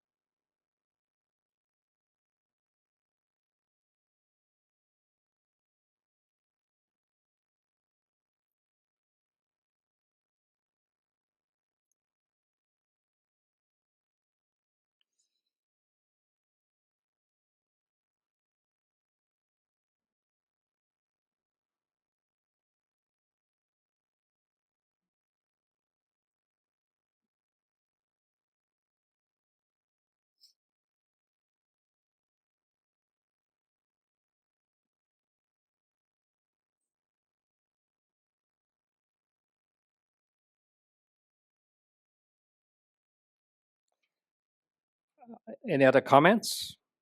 If not, I think everybody's looking for this break now. Please, please come back at 10 o'clock. The session will start at 10 o'clock, not 10:01. Okay, 10 o'clock. Thank you very much.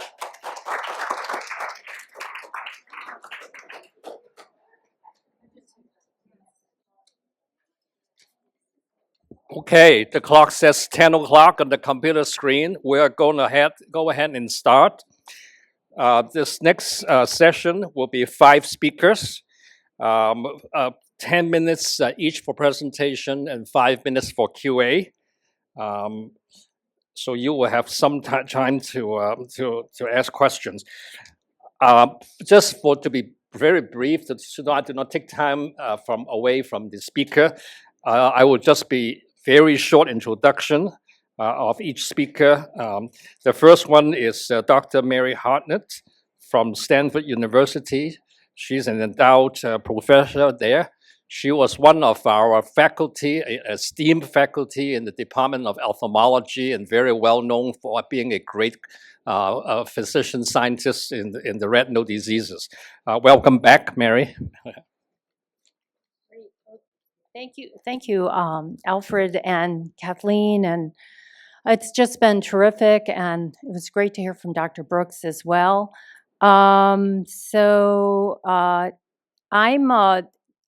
at Stanford, and I'm going to present some of our work on sex-related outcomes in erythropoietin-mediated angiogenesis in related to age-related macular degeneration. And I just want to highlight my Aniket Ramshekar was an MD PhD student in my laboratory when I was at University of Utah.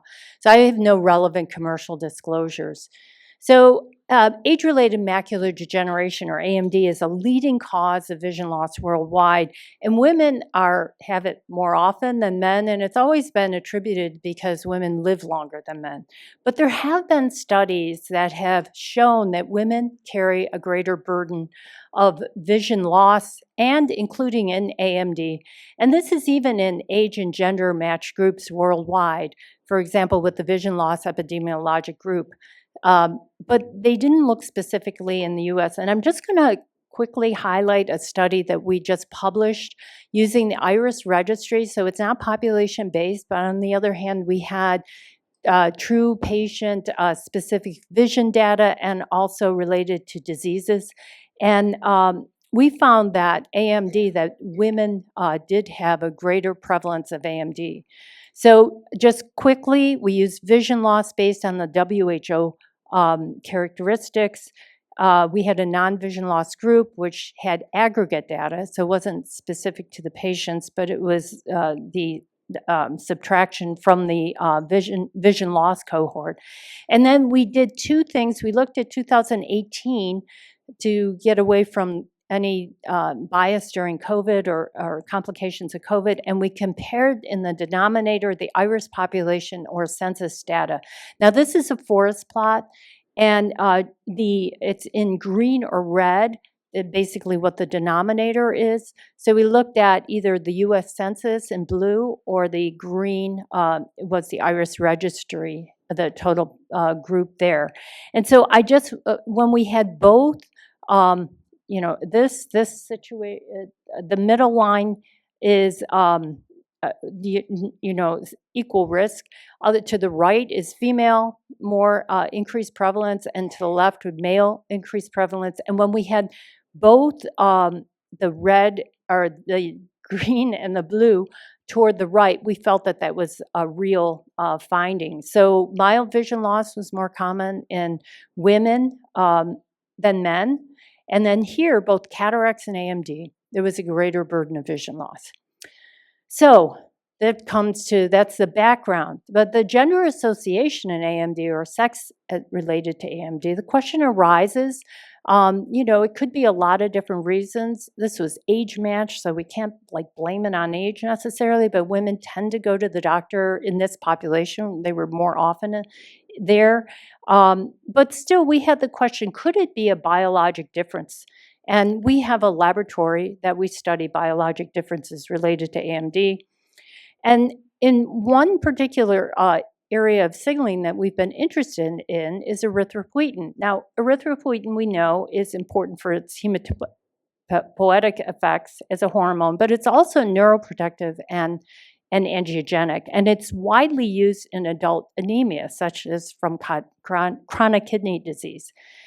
Several studies suggest that erythropoietin increases the risk of neovascular AMD by potentially recruiting macrophages that then can release angiogenic or blood vessel growing, or inflammatory cytokines in the choroid. But we were also wondering if erythropoietin itself could signal and cause more angiogenesis. The signaling mechanisms of erythropoietin are very difficult to study because the antibodies to the receptor or its activation are unreliable in tissues. So we collaborated with Joe Perkal here at University of Utah and Vladimir Devoky, who was in his lab. He's from Czech Republic. And they had humanized transgenic mice that expressed a human erythropoietin receptor mutant that overactivates erythropoietin signaling. And we found they had greater laser-induced choroidal neovascularization, which is a model that we use for AMD, compared to littermate wild-type mice.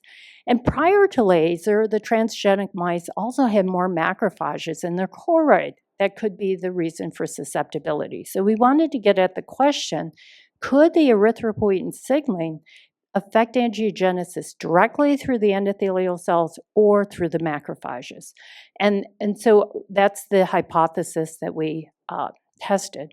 And just very briefly, we show retinal microvascular endothelial cells and choroidal endothelial cells. We found out later these are only from a male donor, just to look for that erythropoietin receptor.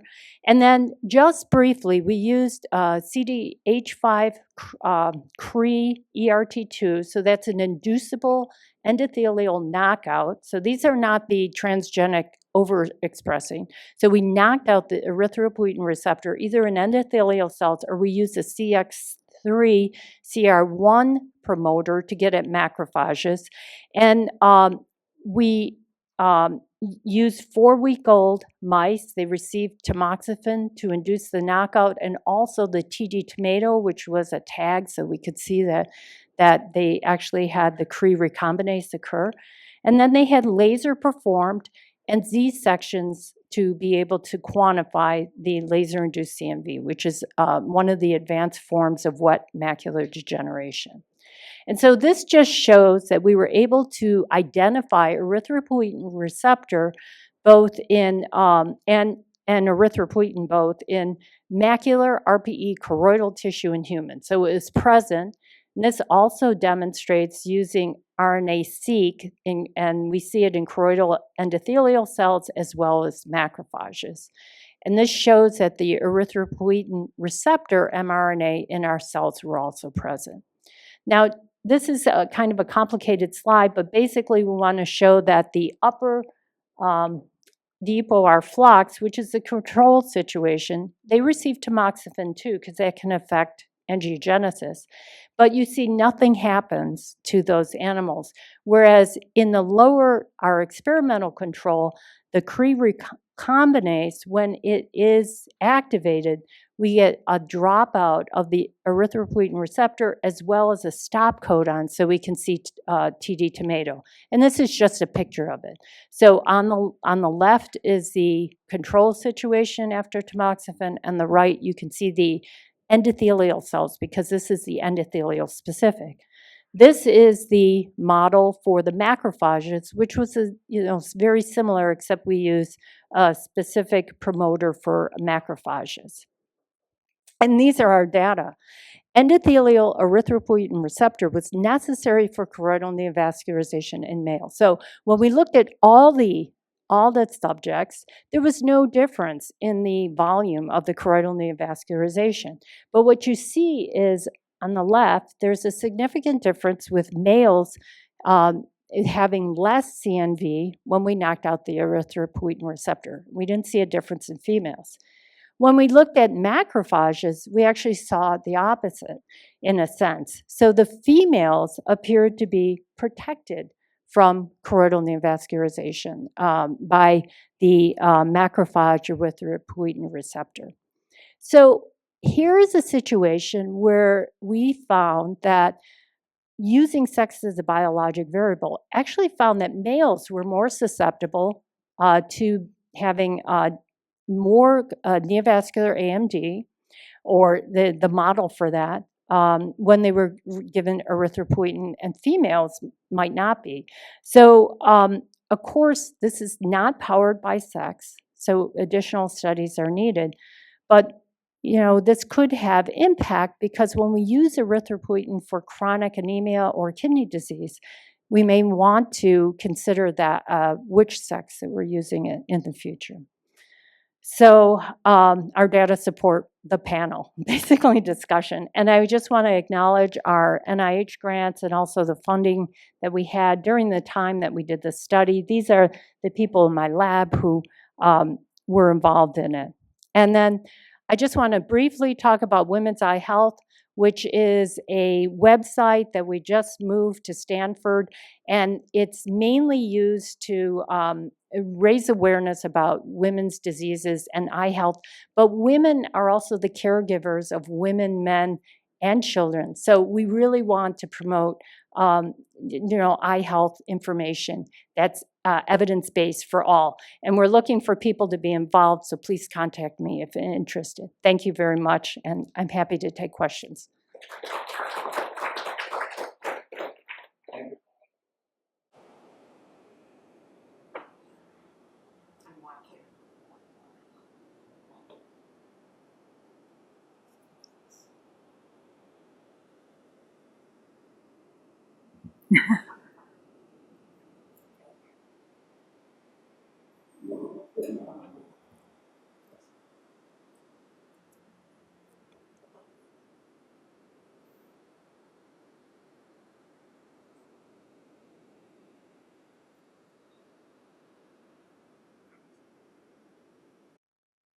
Oh, yes. So I didn't really talk about AMD very much. So age-related macular degeneration can affect, 50% of the population over the age of 80. So, and it increases. Age is the biggest risk.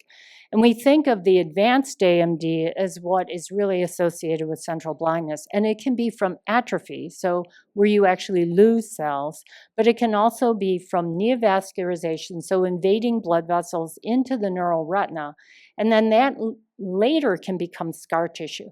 And we have a treatment that works about 40% of the time, requiring injections in the eye for the neovascular form, but it doesn't prevent the scar always. The scar tissue can still occur in 50%. So this is talking about the proliferation of endothelial cells and how they get activated to proliferate and invade. And macrophages can be involved in that. There's evidence to show this through inflammatory cytokines, complement pathway, and also by releasing angiogenic factors. Yes.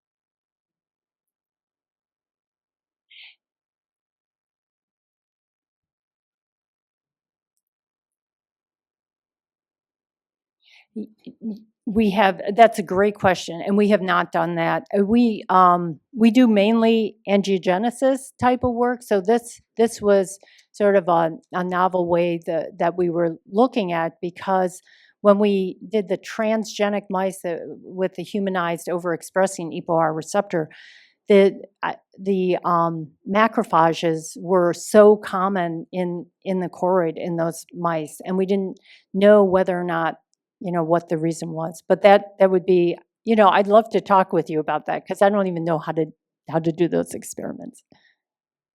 Thank you.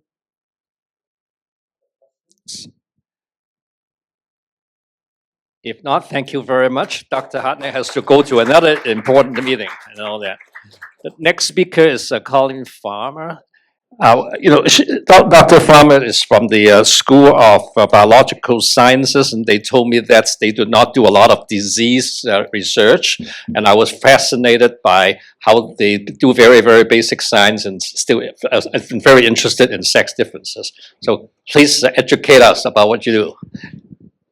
Well, I'd like to begin by thanking you, the organizers of this symposium. I know firsthand it's a lot of work, and I appreciate this opportunity and for you bringing us together. I also want to give a shout out to my chair, Fred Adler, who encouraged me to participate. I took one look at the title of this symposium and said, there's a lot of daylight between the questions I work on and my interest in human health. So he said, just work on this. I've had a long interest in parental care behaviors, and think about that. Are there health implications to the research that you've done on parental care behaviors? And so I thought about it. The question I've been asking is, when vertebrates face a new environment, have parental care behaviors been important in allowing them to undergo an adaptive radiation? Do they determine whether or not they can do it? And do they determine which groups are really going to be successful? And the parental care behavior I'm most interested in is control of incubation temperature. So I thought about this. Well, we are experiencing novel environments, right? We're exposed. We have like 3 bottle caps of plastic in our brain. And as women enter the workforce, their new stresses are away from their kid, and there's blah, blah, blah, blah. So does this parental care behavior relate to adaptive success in these new environments? And from a personal level, I would have to say maybe the parents that are able to keep their kids away from social media, and yes, maybe. But my research has really been thinking about a completely different set of environmental pressures, and that is back in the Paleozoic. So I'm interested, and I'm going to spend the next portion of my talk discussing the transition from living in an aquatic ecosystem to living on land, and whether or not parental care played a role in allowing those adaptations. This is considered a major vertebrate transition because everything had to change. I mean, so much anatomy and physiology had to change. The kidney had to take on the role that the gills were playing, and locomotor systems changed. But was there a change in behavior that enabled the success of this transition? That's the question I've been addressing. You might be thinking, who cares? And I just have to say that talking to a group of people who are really interested in doing important work on health, there is a justification for thinking about evolutionary scenarios in terms of their value. We're not necessarily trying to find out whether they're right or wrong, but evolutionary scenarios' true value lie in the fact that they cause us to ask questions about animals that we otherwise wouldn't. So they allow or enable or facilitate us to think outside the box. And this was pointed out by a very esteemed functional morphologist, Carl Gans. So if you're going to construct an evolutionist scenario to ask this question, was parental care behaviors, were they important? You first have to know the ancestral condition. So reproduction in an aquatic environment ancestrally consisted of external fertilization, lots and lots of eggs, and that were very, very small relative to the body mass of the animal. So in transitioning to land, you can ask the question, why would you need to change that? Wouldn't that work on land? And of course, immediately it becomes obvious that desiccation is going to be a problem. So small eggs are just going to dry out. And there's been a lot of thought about how the adaptations that were important to prevent that, the amniotic, the chorioallantoic membrane, etc. But I'm more interested in whether or not the new environment of temperature on land was playing a role. So aquatic environments are thermally really stable, whereas land, there's a lot of variation. And development is incredibly sensitive to temperature. So embryos generally cannot tolerate temperature fluctuations that are readily tolerated by adults. So were there mechanisms, did mechanisms evolve that allowed parents to take care of those developmental temperatures and make it easier to lay their eggs on land? So I have been involved a little bit in doing a survey of the relationship between laying eggs on land or reproducing on land and parental care behaviors, and specifically control of incubation temperature. So if you look broadly at amphibians, they're an amazing group. There are about 9,000 species of amphibians. There's 3 major radiations. They separated a long time ago, something like 350 million years ago. And in each one of these groups, parental care is quite rare. They're very diverse in terms of their reproductive modes. So some amphibians have external fertilization, other internal fertilization. There's male parental care, female parental care, biparental care. There is direct development where the hatchling looks like the adult. There's indirect development where there's a metamorphic stage. They lay their eggs in water and on land and in trees. So we've got a great group of animals to study to address this question. Does parental care help them be successful in laying their eggs on land? And it's a resounding yes. So of the groups of salamanders that have parental care, there's only about 18% that show any kind of care of the eggs once they're laid. 71% of those are laying their eggs on land. In frogs and toads, only 6% have any kind of post-ovipositional parental care, but 92% are laying their eggs on land. And of caecilians, 100% of post-ovipositional parental care are laying their eggs on land. But this shows parental care, but is it doing anything for incubation temperature? And there are almost no data looking at this question. So a former student of mine, Benjamin Chan, and I undertook a series of experiments working with the dart poison frog to ask the question, does parental care in this species determine incubation temperature? So what Ben did, these frogs, the males will establish a territory and the females will come in, and if they like the male, they'll all lay their eggs. And then the male will guard those eggs, and when the egg hatches, he will transport the tadpoles to a little pool of water, usually in the leaves of a bromeliad plant, and deposit that tadpole. And the females don't do anything. They just take off after they lay their eggs. So what Ben did was he gave these fathers different choices. He said, do they care about the volume of water in which they're depositing their tadpoles? You think, well, you don't want the water to dry up as they're developing. But in fact, he found no difference between 100 mils and 200 mil choice. And then he asked, maybe it's food. Maybe fathers are choosy about putting their kids in places where there's going to be a lot of food. So some cups had Drosophila and spinach and others nothing, no difference. And then he asked, maybe the presence of siblings matters. And there was a striking difference.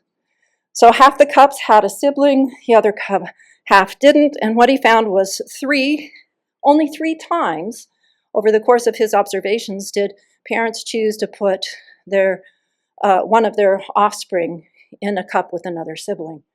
In 25 observations, they put their offspring in an empty cup. And there's a good reason for that, because they're cannibals. And so he had 15 cups in which he put 2 tadpoles.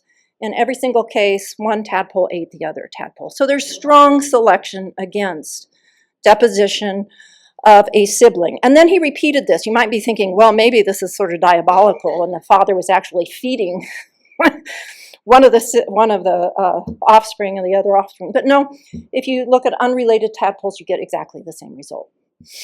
So then we did this experiment to get at the real question of temperature, and he offered 3 different temperatures, and he found that only 3 times were tadpoles deposited at 22 degrees or 30 degrees. Almost all the time they're at 26, which is their preferred developmental temperature.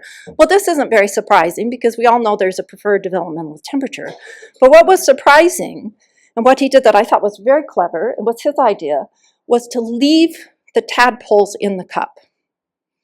And so that 26-degree cup had another tadpole in it. And we already knew the father did not want to put the tadpole in that cup because of cannibalism. And yet the majority of the time when presented with this choice of whether or not to choose the right temperature or to take the risk of cannibalization, the father chose very strongly this, made a decision based on temperature. So just to quickly summarize, the survey of reproductive mode in amphibians is strongly supportive of the idea that parental control, that parental care was important in the evolution and is important in allowing parents to lay their eggs on land, to reproduce on land.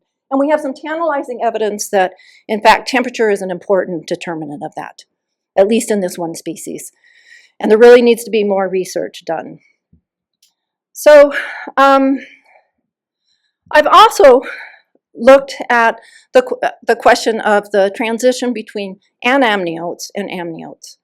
So if this was a selective pressure early on, has it continued to be an important selective pressure in determining which groups of amniotes have been successful? Has it been a player in this transition? And so convergent evolution is a very strong indicator of adaptive significance of a trait. If you have the same trait evolving again and again and again and again, you know there is a functional significance to that trait. And the convergent evolution of viviparity is one of the most common examples of convergent evolution. So among lizards and snakes, viviparity has evolved over 130 times. And it's very clear that the main selective advantage of viviparity is it allows the parent to move the embryo around to different temperatures. So we find it in high altitude and high latitude species where it's cold.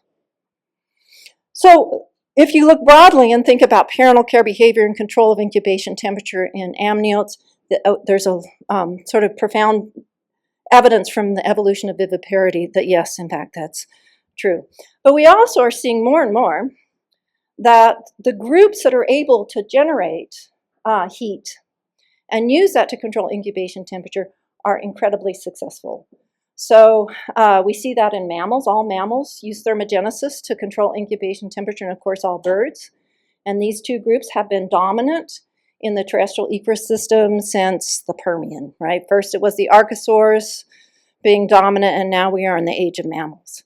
So that thermogenesis and that ability to control incubation temperature may be an explanation for why these two groups have been so successful. But we see this in other groups too. So it's recently been discovered there's a species of lizards, S. mariani, a lizard that can generate heat and has this parental care and sits on her nest. And they are right now amazingly invasive in the United States. They actually originate in the south of South America, sort of in low latitude, or excuse me, high southern tip, like in Argentina and Chile.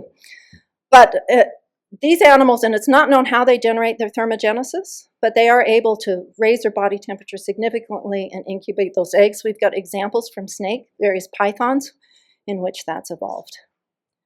So we're seeing the same pattern again and again as you look back through evolutionary time. Parents that can somehow take care of that incubation temperature and have that behavior are more successful.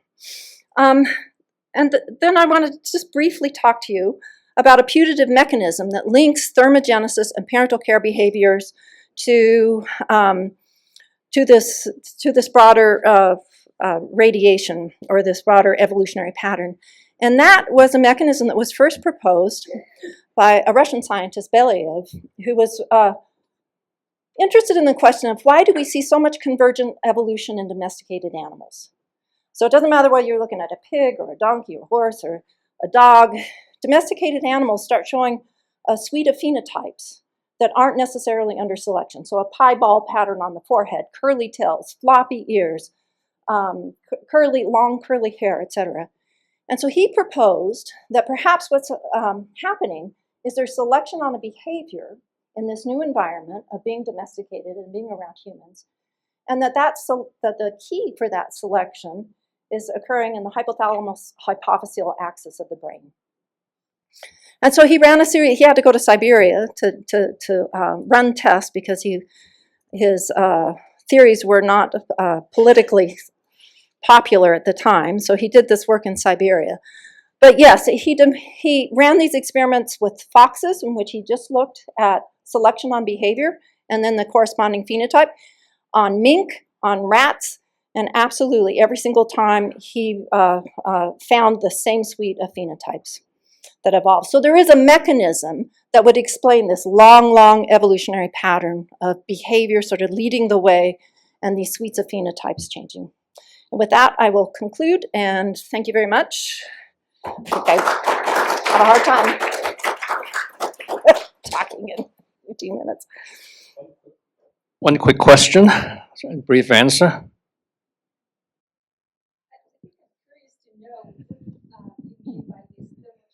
How they do it.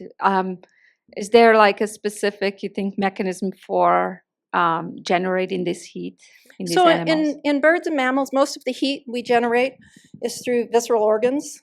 So muscle doesn't play a very important role, and a lot of it's uncoupling in the cytosolic membrane.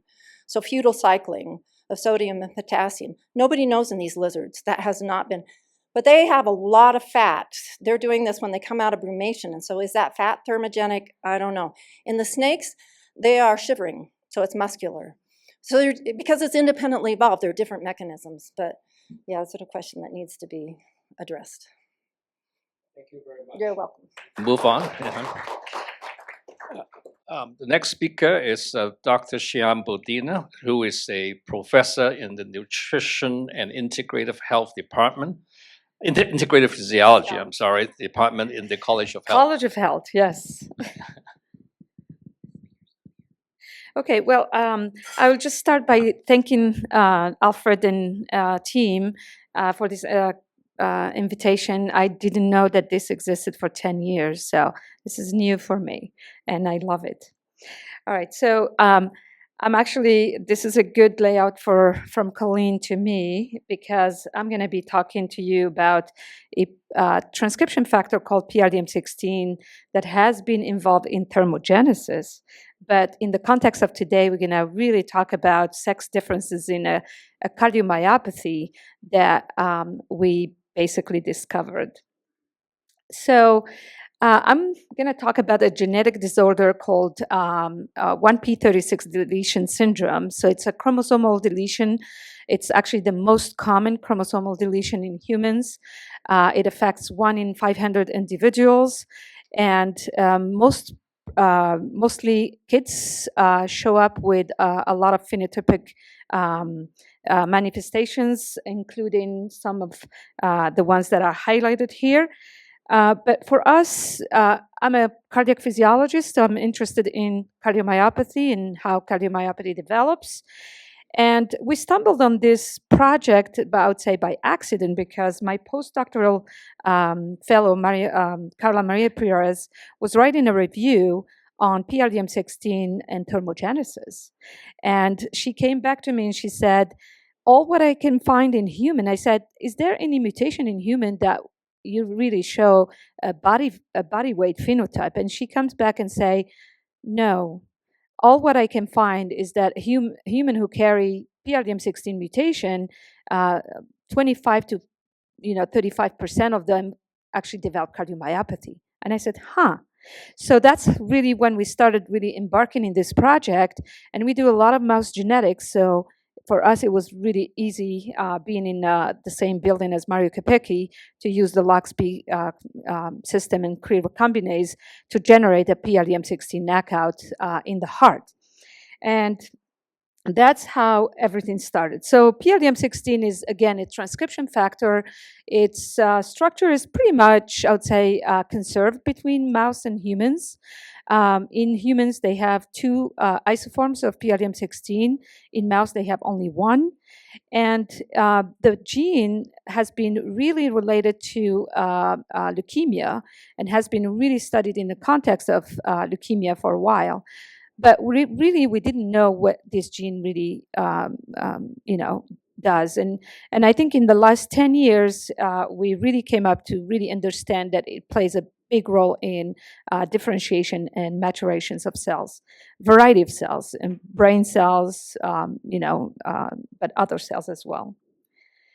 There was a study from a Dutch group a long time ago that showed that if they take patients with 1p36 deletion syndrome, and if they stratify them and look at the genes that they lost, because remember, 1p36 deletion syndrome is mostly affect the short arm of chromosome 1 that is lost, and within that deletion, you can lose many genes. Okay.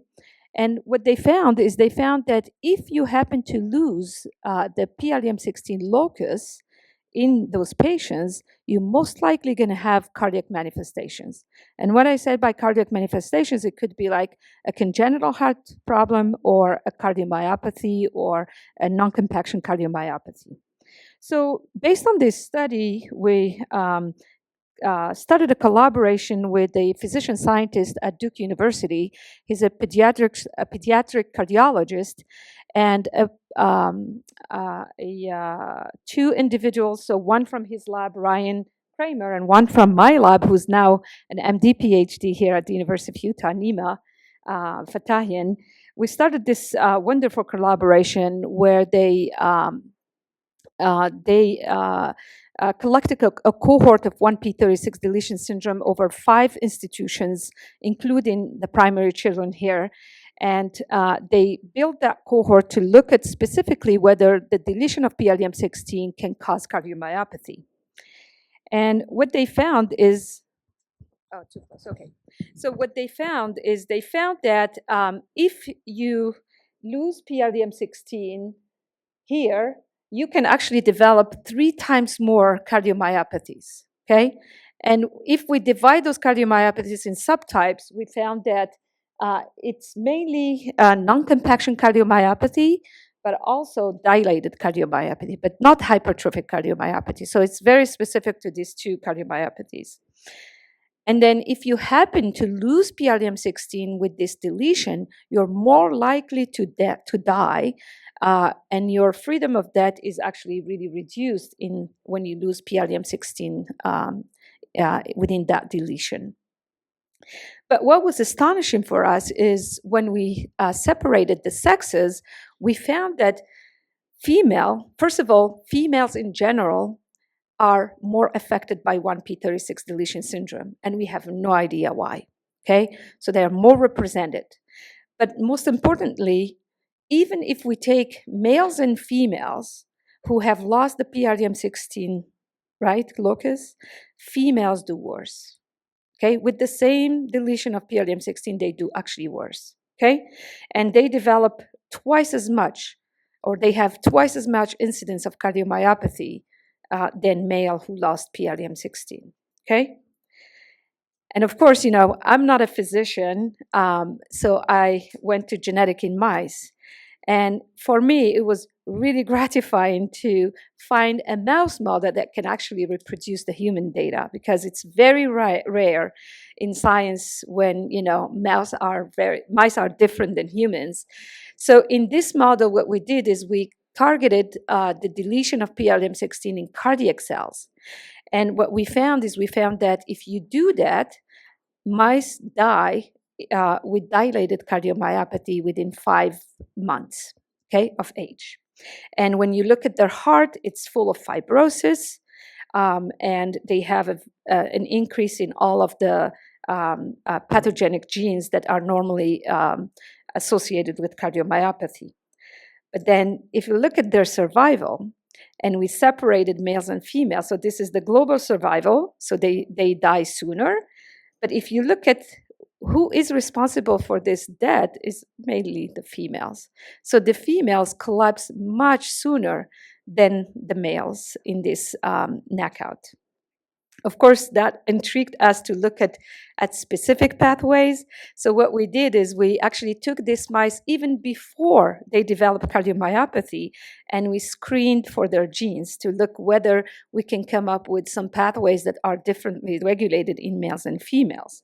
And sure enough, you can find that some common pathways are represented in both males and females, And those are usually the pathways that are known to be regulated by PLDM16, mainly metabolism, I would say, and oxide phosphorylation. But then there were some pathways that were unique to females that were really dysregulated when PLDM16 is lost. And those in particular are mainly, I would say, autoimmune responses, DNA damage responses. Those were very unique to females' heart compared to male hearts. And first of all, I mean, we went with the easy path. We said, okay, metabolism is very important in the heart. Can we target metabolism to reverse this cardiomyopathy since, we find it both in males and females, okay? So we focused on a particular gene that was actually downregulated all the time when PLDM16 is lost. And this gene is called PERM1. So PERM1 has been really involved in regulating metabolism in skeletal muscle, but also in the heart. And we said that, it's not very easy to target PLDM16 because PLDM16, both in humans and mice, is expressed in a very short period during development, and then it goes away. So if you target this gene by gene therapy, it's impossible because you don't know exactly when you're going to give it. Whereas PERM1 was a perfect candidate because PERM1 is only expressed in muscle, including heart and skeletal muscle, so it's very specific, but it's also involved in metabolism only. So we said, well, maybe this will be a much better target for us if we want to do that. So we use gene therapy, we use AAVs to deliver one injection of this PERM1 plasmid. And again, we confirmed that we can actually increase its expression. We used the GFP AAV to look at that, we infected pretty much all the cardiac cells, and we increased both the protein and the message of PERM1. And surprisingly, when we did that, we found that we can actually improve. Look at the females first, okay? So when you look at the females, we know that these females develop, again, they have reduced ejection fraction at about 20 weeks of age, and this increases with PERM1 delivery. Same with fractional shortening, and most importantly, the left ventricular internal diameter, which suggests that, of course, in the knockout without PERM1, they develop dilated cardiomyopathy, so they have a dilated left ventricle, and this dilation is actually prevented when you give PERM1.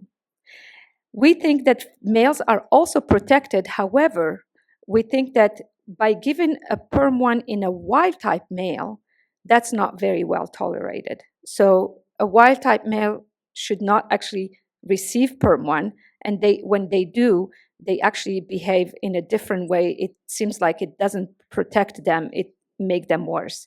But if you look at just the knockouts, again, the knockouts that received PERM1 seems to do a little bit better in terms of dilation as well. So, and that's, of course, when you see this data, you always go to your grad student and you say, show me the raw data, because I don't believe it.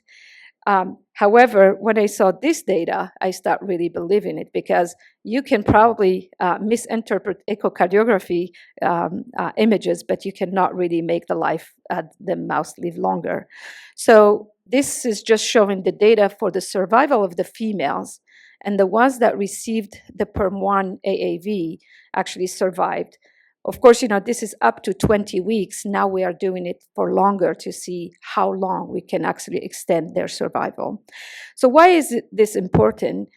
These 1p36 deletion syndrome patients, right now they have three options. If they progress into dilated cardiomyopathy, they are given heart failure medication. And both males and females, they are just giving it blanket heart failure medication. We don't have any data to suggest that whether you would prevent their dilated cardiomyopathy, and whether females actually have a much better diagnosis. But most of the time, because they have this dilated cardiomyopathy when they are children, they have to wait for a transplant because you cannot keep them for a long time in this medication. So there is a need to develop a new therapy for this population, and we hope. I just actually filed the provision patent for this PERM1, and hopefully maybe we can do more human data to show that this is going to be helpful. And with that, I will just conclude and thanks the people who did the work, most of the work. And I'll take any questions. Is Dr. Yamaguchi here? Oh, in that case, take your time. Please go ahead. Okay.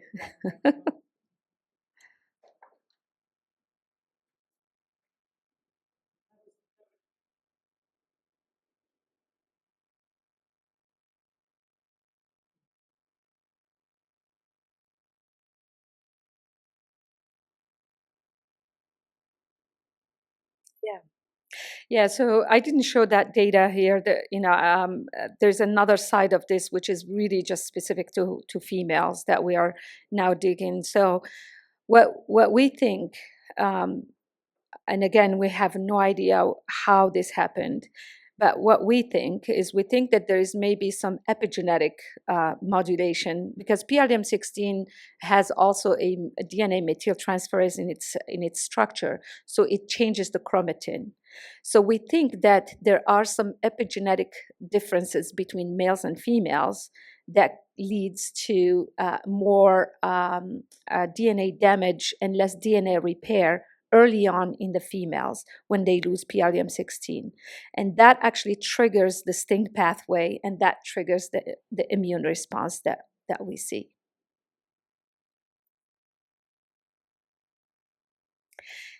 This is a sterile inflammation, so this is more of an interferon gamma response. Yeah. Yes.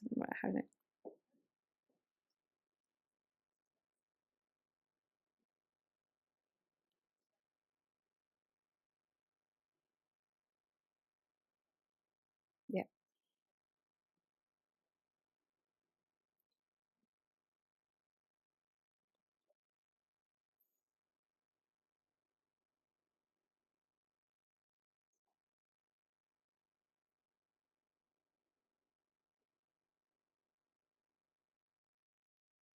Yeah. Yeah, we haven't done it because, of course, this is a cardiomyocyte-specific promoter. But now there was, I think, a new study that just came up that showed that PRDM16 is actually very highly expressed in smooth muscle. So it is possible that, it's probably doing something to smooth muscle cells and, changing the vasculature as well. Yes.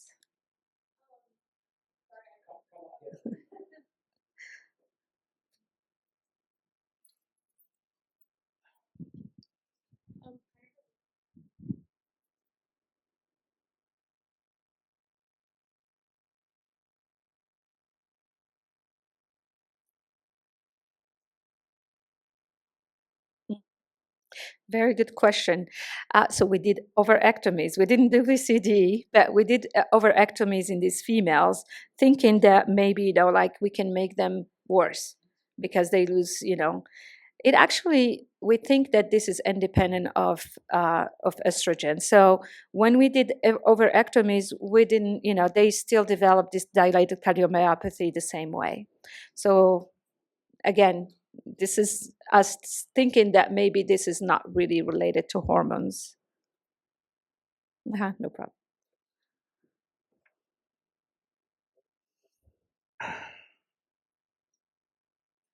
Okay, if All not, right. thank you very Thank much, you. Shem. Thank you. Dr. Yamaguchi. No? Okay, all right. Well, in that case, we'll go on to the last presentation. Dr. Kristi Warren in the Pulmonary the Division of Department of Internal Medicine.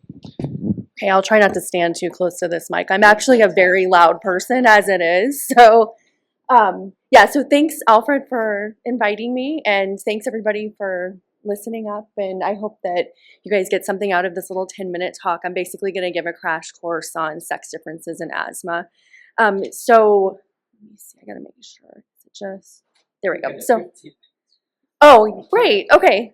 Yeah, I'll try not to talk too fast too. But yeah, so I'm going to just give a quick rundown of like our roadmap today is that we're going to go through kind of a background in asthma, just enough to get us all on the same page.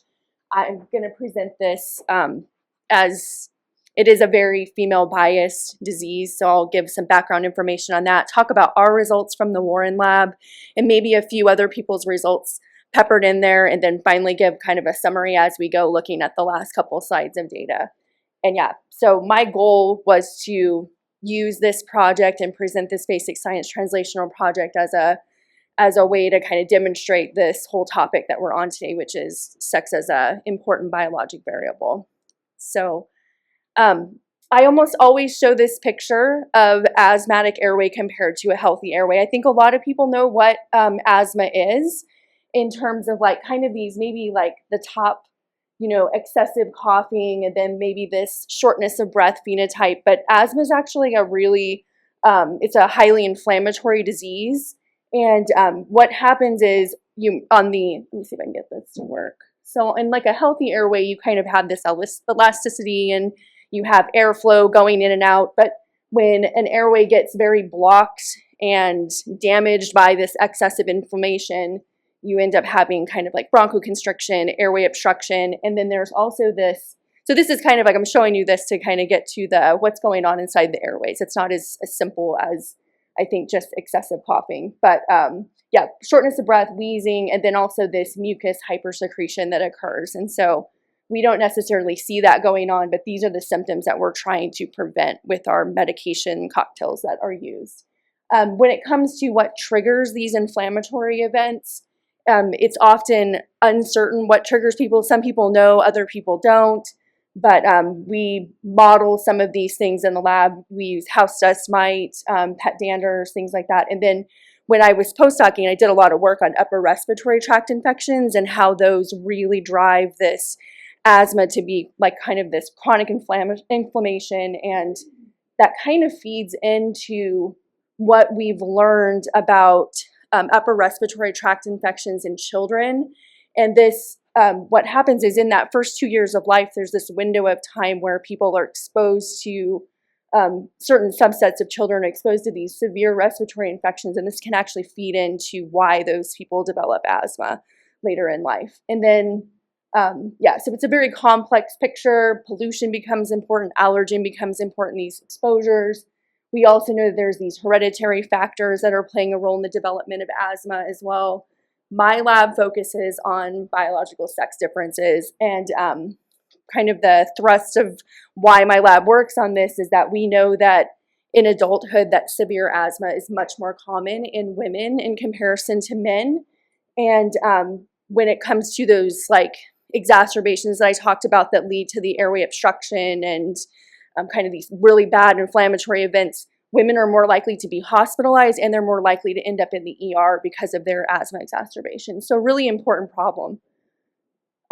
When it comes to our understanding about, you know, basically over the lifespan asthma development, males and females kind of have this prevalence in asthma that's very different in childhood. So boys are more likely to have higher rates of asthma, and then they essentially grow out of asthma. So as they hit puberty, asthma rates go down in men, and the opposite is true of females. So females start out at this lower risk of asthma, and then as they enter the reproductive years, they tend to have higher rates of asthma. And then, yeah, so basically what this is telling us is that the circulating sex hormones are most likely having a role in this.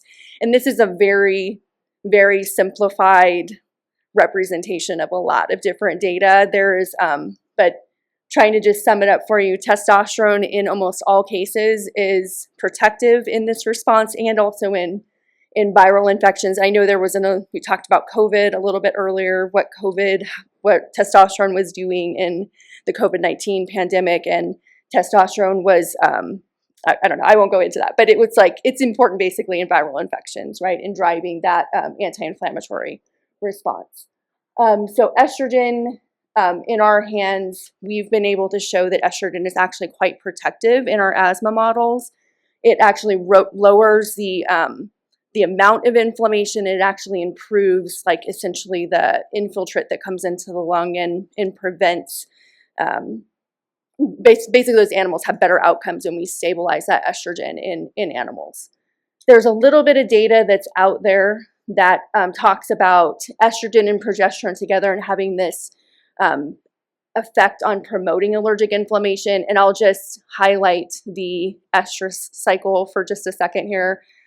So the reason that becomes important is because during this phase, you'll have basically estrogen and progesterone occurring at the same time. And so this paper from 2015 showed that these two were synergizing together and activating a very specific immune cell that drove the severe endotype of asthma. Progesterone we've also worked on. During my career development work period, we showed that progesterone in this asthma model, in our animal models, actually promoted airway hyperactivity and then actually promoted the activation of these cells that I'm going to introduce next that we study. So we have a cell that we work on in our lab called the group 2 innate lymphoid cell. They are located in the airway. So I showed that airway earlier. This is actually just another image of an airway. This is a mouse airway.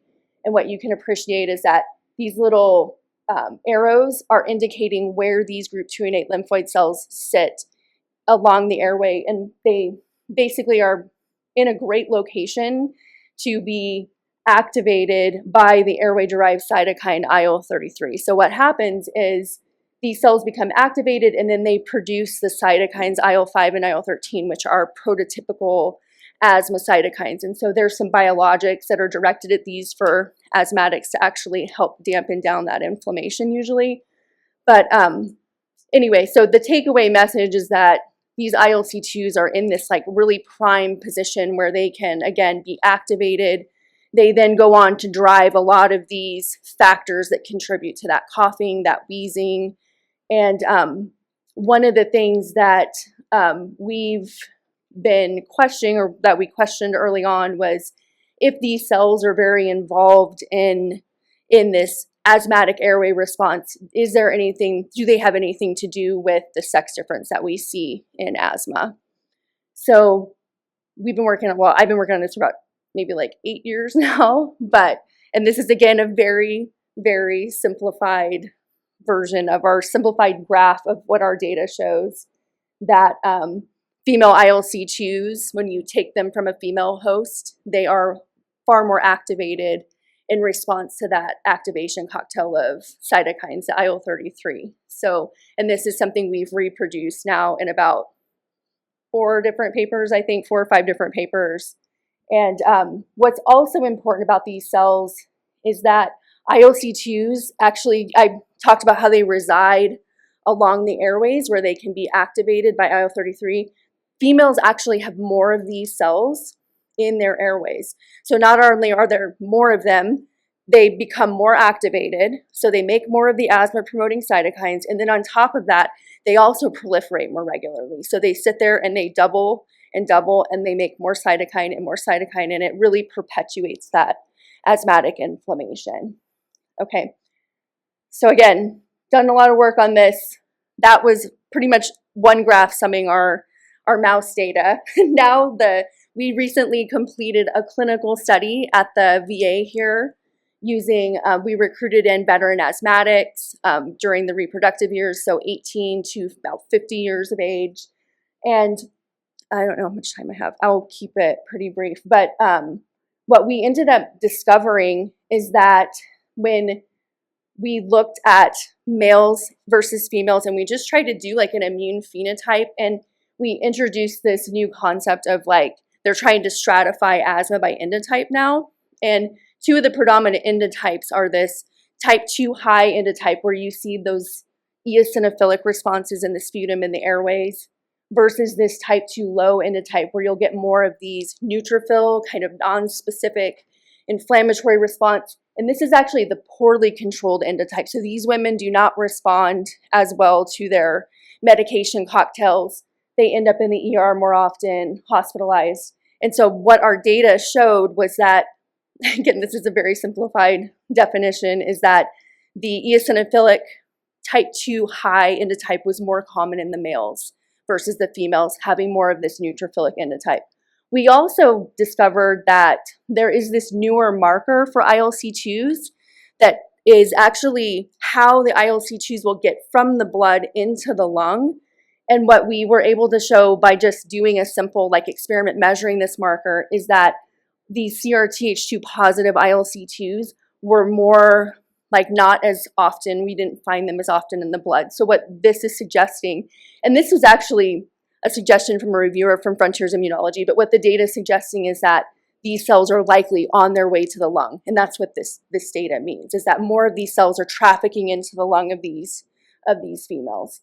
And I'll say there is a new biologic coming down that is targeting this CRTH2. So again, just kind of summarizing as we go, what this means is that maybe this CRTH2 therapy is better for women, whereas that anti-IL-5 biologic might be better for males. So it's kind of getting at that precision medicine and why that's important. Okay, this is my last slide. This is our data where we tried to look at the hormone levels in these veteran asthmatics. And this is actually showing that we end up getting an inverse correlation. So when estrogen levels go up, we see our ILC2 numbers go down. So that fits with what we were showing in our animal model, in that estrogen is protective and driving these cells down.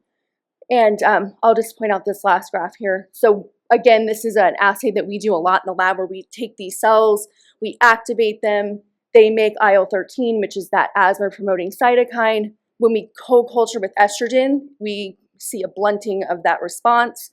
And then when we block a very specific estrogen receptor, we lose that estrogen-associated effect. So we are working on this GPR1 pathway right now as a potential way to, actually the flip side of it, we're trying to activate this pathway and reduce the ILC2s and reduce their responses. So yeah, I'll leave it at that. I think I'm a couple minutes over. I can take some questions. I think that it's just about really highlighting the importance of hormones. Again, asthma is one of those diseases that we cannot ignore both sexes, or you have to have both sexes involved. And I even just sat on study section, and I can say that this sex as a biologic variable was it's every grant that has to do with ILC2s. All the reviewers are aware of it and asking about it. And I had a list of, we have lots and lots of people that help out. Sorry about the acknowledgements, kind of disappeared, but yeah, I'll take any questions. It's a lot. Thank you all. Who has to Really cool stuff. GPA, so that's the G protein coupled receptor, right? So it's GPA, yeah. Estrogen receptor one. It's the non-traditional receptors. So it's the membrane one. Yep. So there's GPA knockouts. Has anyone ever looked to see if from what you're saying, if you don't activate it, if you activate it, the asthma is protected, but you'd see a change in the GPA knockouts with those cells? There is a paper that is out where they tried to use the G1 agonist. I believe it was a G1. So, Okay. and they said that there was no effect on the ILC2s. And so it is going counter to what we're showing. So we've been teasing apart this using simulating G1 or GPR1 ILC2s and transferring them into the mice that are RAG deficient and showing this activation of the asthma response. So there is a paper that is going against us right now, but they also did not, we've measured GPR1 on the ILC2s as well. So I still think it's important. It's just we haven't figured out the pharmacology. And we showed that, in menopause, that actually the asthma got worse, which correlates with the human data. Exactly. So, that's what I was thinking when you were and we have the GPA knockouts in Tulane. Sarah Lindsay uses them for some vascular work. Yeah. Oh, very So if cool. I can connect you with her. And my understanding is that they develop an obesity phenotype as well, don't they? Or I don't remember. Okay. Yeah. which is why I kind of shied away from using them, because then it was, well, what about they're all obese and Well, the problem with any estrogen knockout, I'm not sure about GPA because it is a different one, but if you knock out the receptor, then the estrogen is super high because Right. it doesn't have that feedback. Yeah, But and I that don't has- think that's true for GPA. we'll find out. Excellent.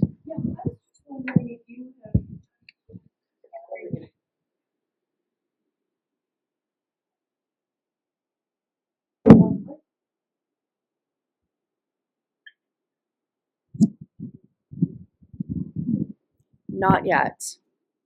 It is a very, we are working on developing large data sets to get at some of this. So this is a small study. This is my career development award. You have a $75,000 budget to get it all done per year. So we're building collaborations, and yes, I would love to actually see that. But I will say that veterans are a very unique population. All these women developed asthma during adulthood, right? So that's really what's happening in the veteran population, is that they're seeing these deployment-associated respiratory diseases, and women come back from deployments, they develop asthma, and it's happening more often in those female veterans. And obviously the female veteran population is growing. They're getting into that menopausal age as well. So, but I agree. But I do think they're a unique population, but it is very comparable, right? I think severe asthma, it kind of transcends that, whether or not you were an active duty military member. I don't know if that's helping answer your question. So. Other questions?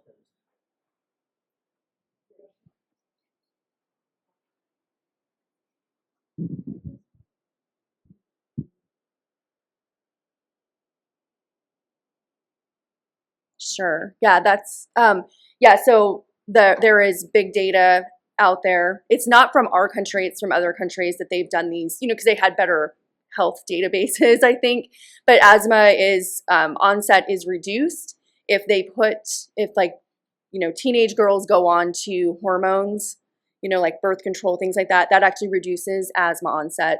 And then there's I'm assuming that it is.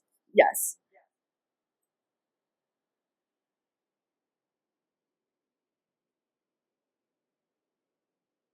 Which fits with our data. I have not seen that yet, but I've been wondering, I always thought it was the estrogen component in those oral contraceptives that is the protective part of it. And then, but getting back to menopause too, there's a lot of data that shows that the hormone replacement therapy will improve lung function and asthma. So that's kind of the later end of the lifespan, but it seems to be protective. And I'll look for that progesterone data that just came out.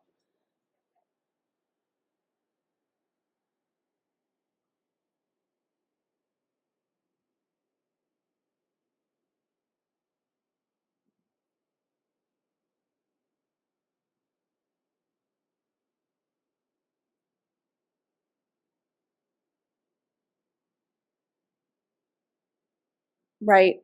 Or even I'm not saying that, I was just thinking about the women that deploy, is maybe promoting oral contraceptives, just to help with those respiratory symptoms too, almost like preventing the asthma onset. Is there any role there? So, and that's,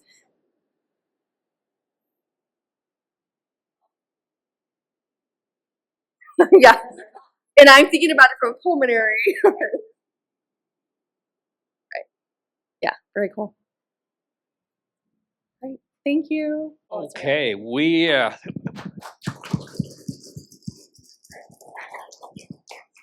learned a lot about this morning from Dr. Brooks and everybody else about the importance of women's health, men's health, and how studying sex and biological variable can teach us not only about women's health, men's health, but also teach us about our basic physiology. So we heard from the panel discussion, not only is it allowed, but it's strongly encouraged, and you must consider, right? Not necessarily doing both sexes, but consider sex as a biological variable in all your laboratory studies.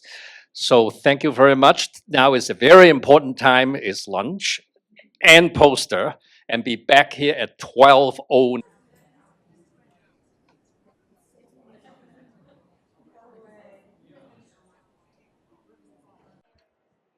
Good afternoon, everybody.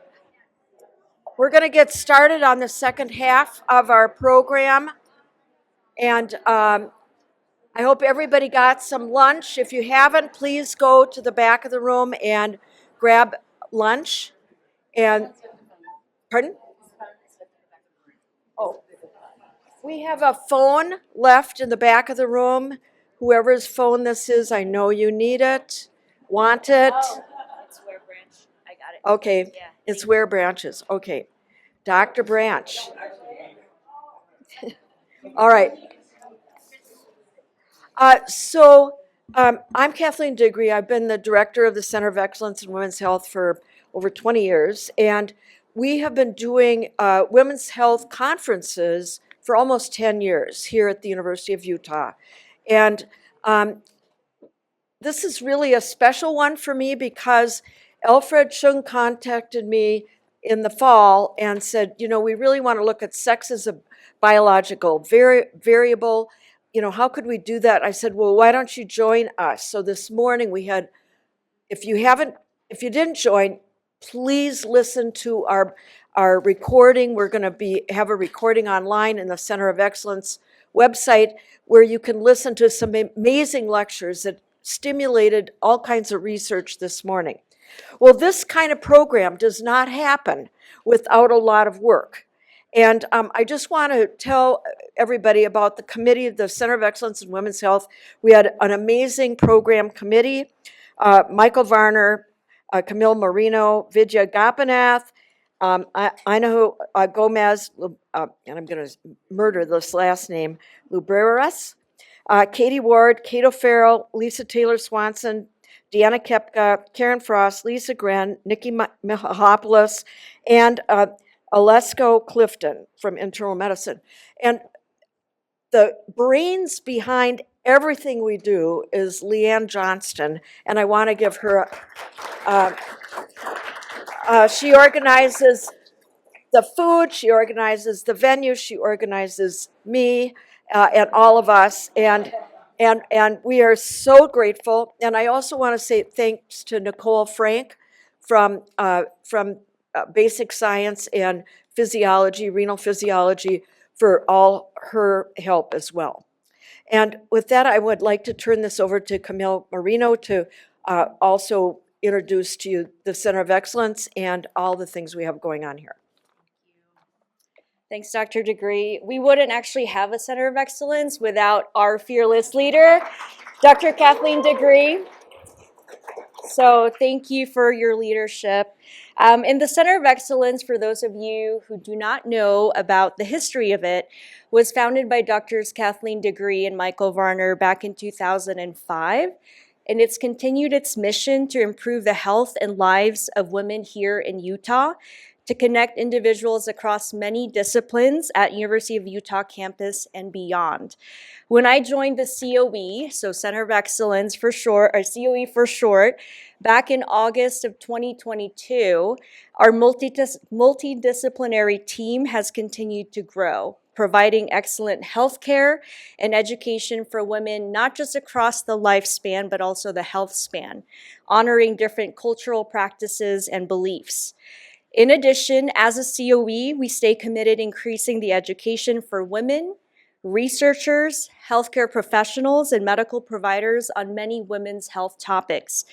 So I can't just say that without giving and sharing examples. So just a few examples of these endeavors that have started and or continued this past year include our annual COE symposium that you are all in attendance today and has come into fruition over the years because the efforts of a multidisciplinary planning team that Dr. Digre just mentioned, and also the organization of Leanne Johnston working behind the scenes. We also started Project ECHO for midlife women's health education, and this is a virtual platform that supports a collaborative, evidence-based healthcare for midlife women. And that is held every Wednesday, first Wednesday of each month on Zoom. So if you have any questions about that, feel free to come talk to me. We also have CRAM. CRAM stands for Clinical Research and Methods, and it continues to host monthly lunch seminars highlighting research opportunities, resources, and updates. We have the Scope Radio, highlighting the 7 domains of health, led by Drs. Kirtley Parker-Jones and Katie Ward. And the Scope Radio has a repository of many podcast episodes, incorporating a holistic concept of health. And last but not least, we have the Utah Women's Health Review, which is a peer-reviewed online journal led by Dr. Karen Schleep and her associate editors, some of whom are in this room today. Furthermore, our COE is an active participant of a statewide initiative called the Boulder Way Forward, which also some of you may be familiar with, and which is also led by Dr. Susan Madsen at Utah State University. So as you can see, the COE truly has stayed busy serving the health needs of women in our state since its inception in 2005. We are proud of the achievements of our members and the continued collaborative relationships we've formed over the decades. We would like to welcome you today to our annual symposium focusing on innovations in women's health, and we are so happy you are here and enjoy our outstanding lineup of speakers and talks. Welcome, everyone.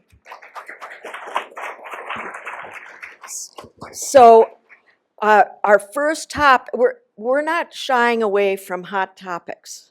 There may be language in places that don't allow hot topics, but we don't shy away from it, and you're going to hear hot topics today. And the hot topic we're going to start with is obesity. And we're going to talk about the changing landscape. And with us, we have amazing faculty here at the University of Utah that are going to try to help us tackle the problem. And I'm going to present a patient. And I'm going to introduce our speakers kind of all one. And then we're going to get together and kind of talk about the case that I'm going to present. Our first speaker will be Dr. Juliana Simonetti.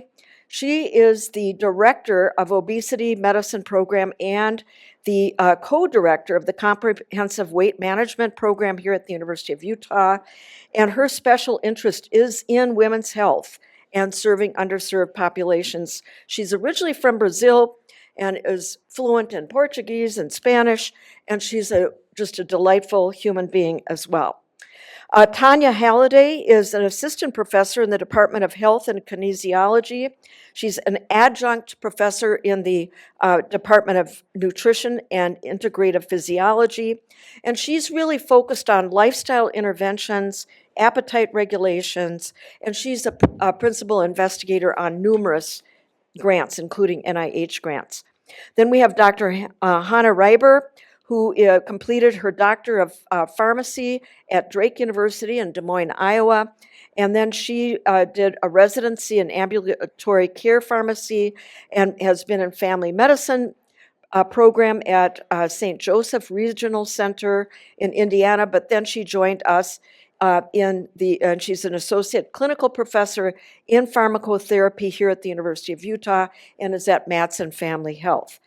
And last but certainly not least is Dr. Ware Branch, who is a professor of obstetrics and gynecology here at the University of Utah. He does maternal fetal medicine, and he cares for patients who are high-risk OB. He has a special interest in autoimmune disease, which we did hear a lot about this morning.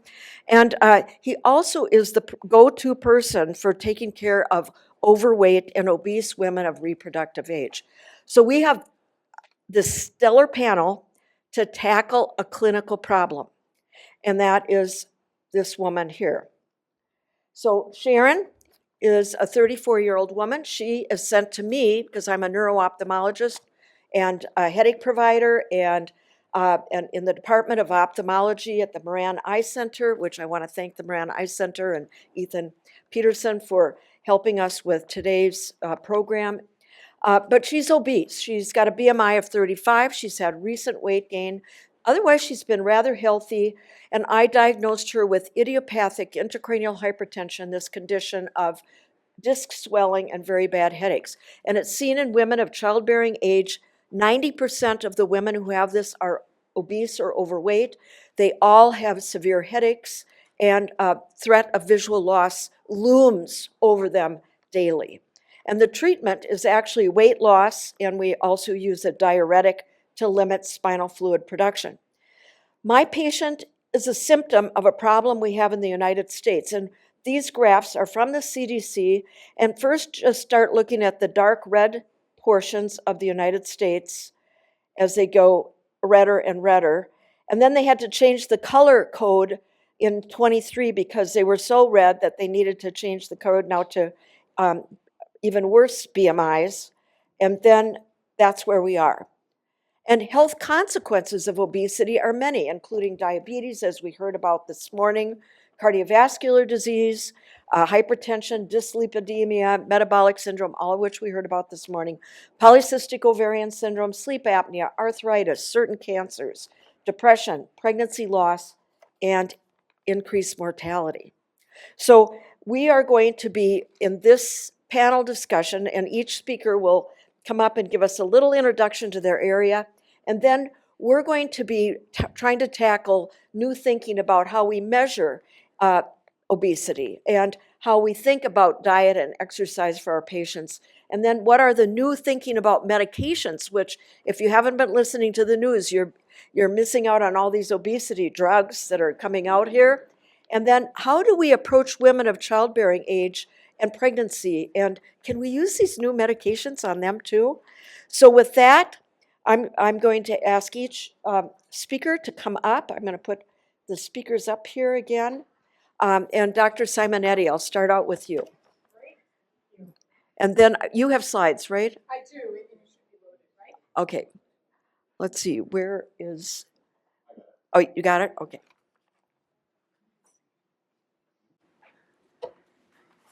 Oh, someone is loading the...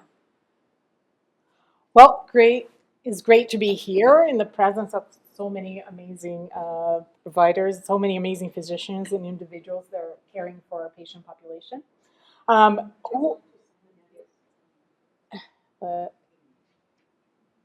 Whoever thought when I started this path into obesity medicine that I would have, right, would be like the hottest topic that we have. I remember having maybe 5 medications to treat my patients. And when I did my fellowship, when I started doing my fellowship, it's all right here. So when I got interested in obesity medicine because I was working at a community health center doing internal medicine, and many of the patients I was seeing, there were females that had many of metabolic issues associated with obesity, and he felt that we were often band-aiding the problem by treating their hypertension, by treating their diabetes, but really had no tools in helping them treat the root cause of the problem, which was their obesity. And I always remember my preceptor at the time, and I was like, why can't we give them a med? And she'd be like, well, I don't feel comfortable. I didn't have training in it. So I ended up getting additional training, and there were 3 fellowships at the time.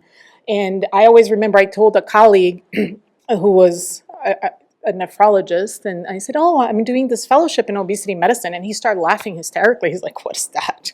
And who knew that this is like the hottest topic now, and we have all these amazing drugs. So right now, I'll just give you a really brief overview of obesity and the pathophysiology and how we're thinking of medications, and we can go into more detail with our other speakers.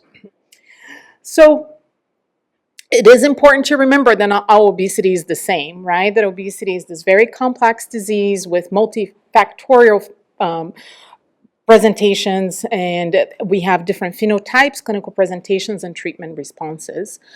So when we have had evidence of obesity for thousands of years within the human population, and we know obesity is a highly heritable disease, some studies, some twin studies suggesting the heritability of obesity being anywhere between 70 to 80%.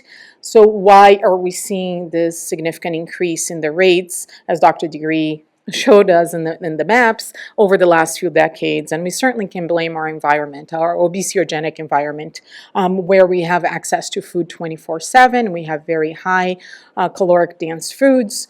We have decrease in physical activity. Oftentimes, as physicians or as medical providers, we are prescribing medications that lead to abnormal weight gain. And then we have chronic stress, lack of sleep, and the combinations of all of this with our genetics leads to this significant increase in the epidemic of obesity. So, and as we think of the adipose tissue, we should be thinking as we think of other organs that can become diseased and dysfunctional.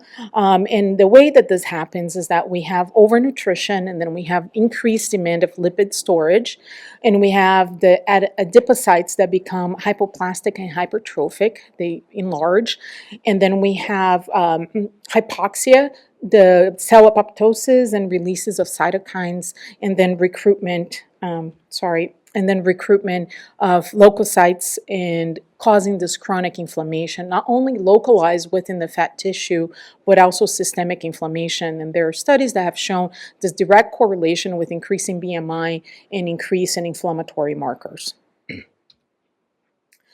And this localized and systemic inflammation is truly what causes many of the metabolic issues that we see with obesity, right? So we have increase in adiposity, and then we have this release of adipokines, and then leads to impaired insulin signaling and insulin resistance, and leading to type 2 diabetes, prediabetes, and type 2 diabetes. Then we have increasing lipid production, lipotoxicity, dyslipidemia, that also contributes to fatty liver disease, coronary artery disease, stroke, CKD. And then we have the mechanical forces of the increase in the fat tissue that leads to renal compression, pharyngeal soft tissue compression leading to obstructive sleep apnea, osteoarthritis, GERD, and the list goes on. And I think it's really important to think of inflammation too as we're talking about the new drugs and how they're really addressing so many other conditions that are associated with obesity. So thinking of appetite control in the appetite and hunger is very tightly controlled, as well as our weight. Some might suggest that our weight is as tightly controlled as our temperature. We can really, bring it down by a certain amount, but then we have forces that pushes us back up. And what I want to just demonstrate here is that the appetite control centers of the brain, appetite control centers are all in the brain within the hypothalamus. So we have tissue hypertrophy from the adipose tissue that then releases leptin. The leptin then crosses the blood-brain barrier and binds to leptin receptors within the different neurons. Some lead to appetite suppression, and others induce satiety. Therefore, we have decreased hunger. We have decreasing food intake, right? We have excess nutrition. Then we have increasing energy expenditure, and that can lead us to maintaining our weight. So what happens, and what we have been studying and figuring it out, is that when you have mutations along this pathway, and we started doing genetic testing about 5+ years ago, and we started by knowing that maybe we're around 30 genes along this pathway. It's called the MC4R pathway that can lead to abnormal weight gain because your body, right, just not communicating properly. Your body physiologically thinks is really hungry, doesn't sense that you have enough energy stores, and therefore causes increasing hunger, decreasing satiety, decreasing energy expenditure, and severe amounts of weight gain. And we know the solution for these problems are, right? Weight loss is a solution for the problem, that even 5 to 10% of weight loss can lead to significant improvements in health. So why is it so hard to lose weight? They have done the look-ahead trial that looked over 10 years of patients that had diet and exercise and done lifestyle modifications, and they found that 85% of those that diet and exercise regained their weight within a year of losing it. And we know females in particular, as we age and there's hormonal changes, we have decrease in lean muscle mass, we have changes in fat redistribution, leading to abnormal weight gain and making it really hard to lose the weight. So part of it is because we have this metabolic adaptation. As humans, we have evolved to protect against energy deprivation, so we would survive in times of famine and war. So our body likes to be in a steady state, and this idea of having a set point, and our set point seems to often go higher. And as we start to lose weight, we have decreasing leptin, therefore we have decreasing satiety. We also have increasing appetite. We have increasing ghrelin and GIP. And then we have decreasing energy expenditure. We have increasing cortisol. We have decreasing fat oxidation, decreasing thyroid hormones. And that's when we hear, well, I lose about 5 to 10 pounds and I feel that my body plateaus and I regain that weight. And each time I lose and regain, I actually gain more, right? Because then I lose some muscle mass, my resting metabolic rate goes down, I regain the weight, I don't regain as much muscle mass. So each time I lose and regain, my resting metabolic rate is at a lower point and I tend to gain more weight. So how can we help our patients?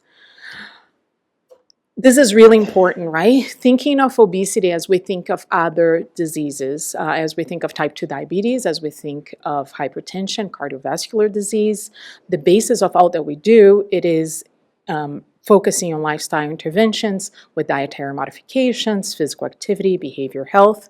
However, it's important that we address the physiological reasons for the weight gain, and that's where the medications come into place. So the medications, and I'll go over some of the lists with you, medications and surgery. We're moving way to having BMI. There's new guidelines that are going to come out in October of this year from the Endocrine Society, really focusing more on not the number, but the impact of the adipose tissue within the body. So really adipose-based chronic diseases as class 1, class 2, and class 3. And those are some of the anti-obesity medications that we currently have. And this is the indications for usage of the treatment. BMI greater than 27 with a comorbid condition, or BMI is greater than 30. And we know that the medications, what they do is that they decrease energy intake, and they all work within the hypothalamus. They really work in the brain. And I know there has been questions before, even with the GLP-1s, does it really work by decreasing satiety, or is it because it makes us feel fuller? Like, is it a mechanical reason, or is the physiological and central nervous system reason? And they tend to work in the central nervous systems and the appetite control parts of the brain.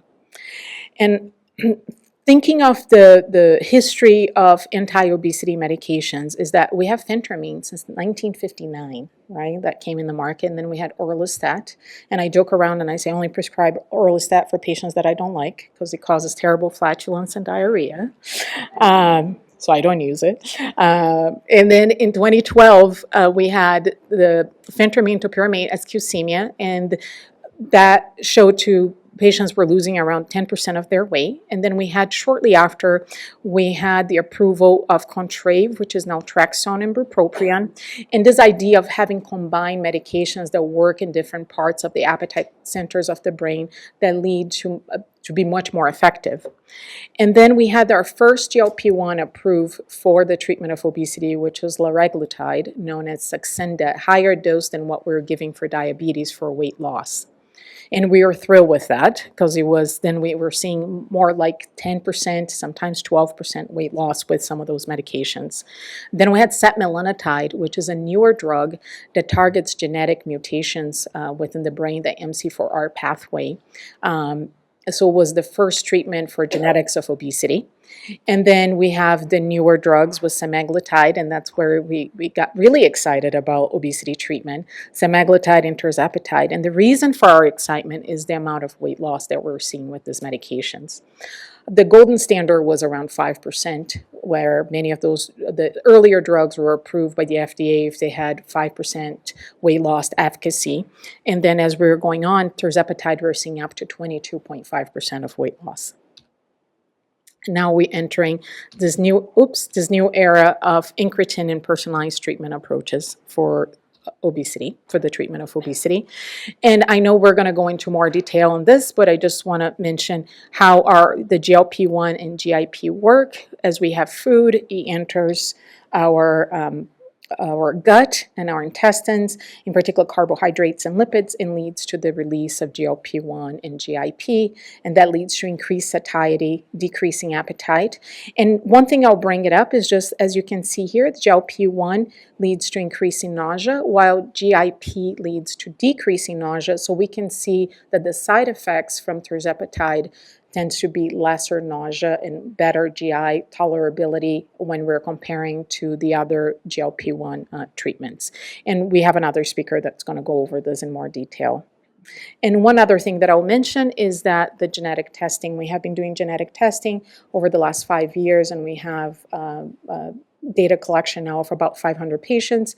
And what we have found for the patients that qualify for genetic testing, which are those that have a history of childhood obesity and or hyperphagia, where they have this insatiable hunger, and tends to be associated with mutations along the pathway, that 70% of those that we tested actually come back with a positive variant mutation, although many of those are variant of uncertain significance, but we do have over 70% of them with mutations. And we have worked with our psychology colleagues in looking how the genetic testing can impact overall outcomes. And what we have found is that opposite to many other conditions, due to the stigma and bias that we see on the treatment of patients with obesity, is that the patients are really upset when their genetic testing comes back as negative, because they're really holding on to this one thing that they thought if they had it positive that that they had a reason for them to gain weight. And we see with the positive test results that they have some emotional relief, and they are more open to treatment, and then we see some of the frustration with the negative test results. Anyway, this is our clinic, and I'll pass it on to our next speaker, and we'll go on to asking the questions later. Okay. Thank you.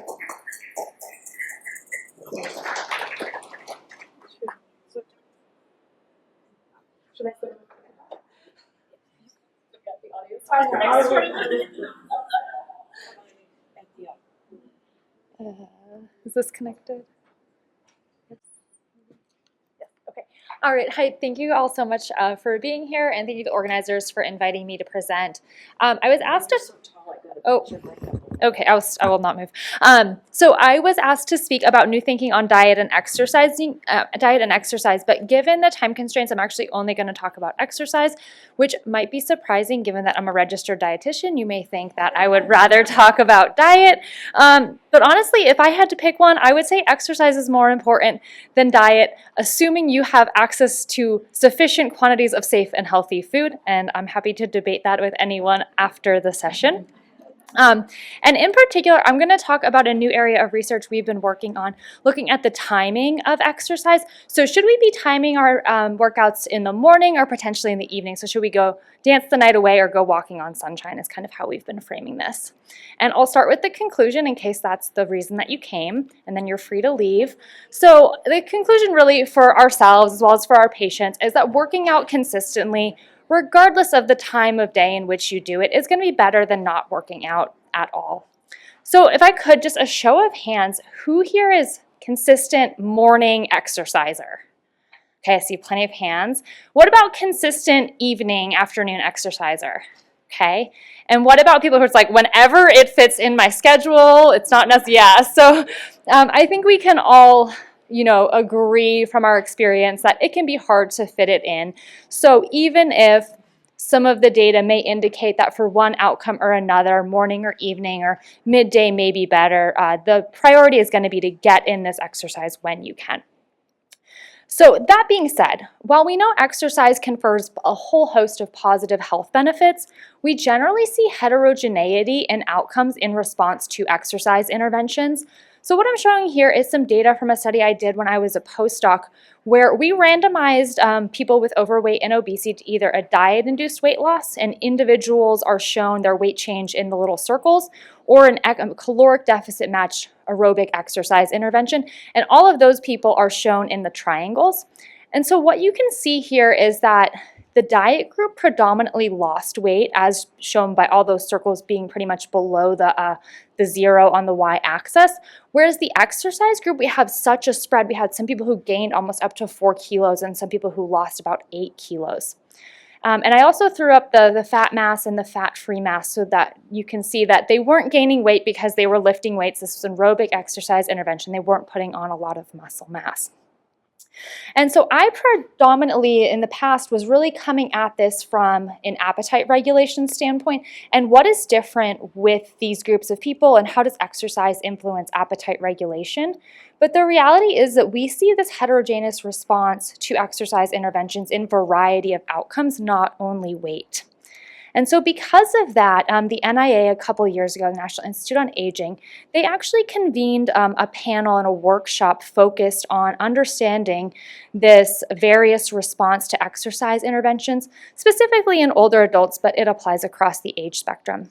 And so this figure in the middle, it's kind of a hypothetical response data where a bar above the y-axis is going to be an improvement in a clinical outcome, and a line below the y-axis is going to be a worsening of a clinical outcome. And each bar represents an individual participant.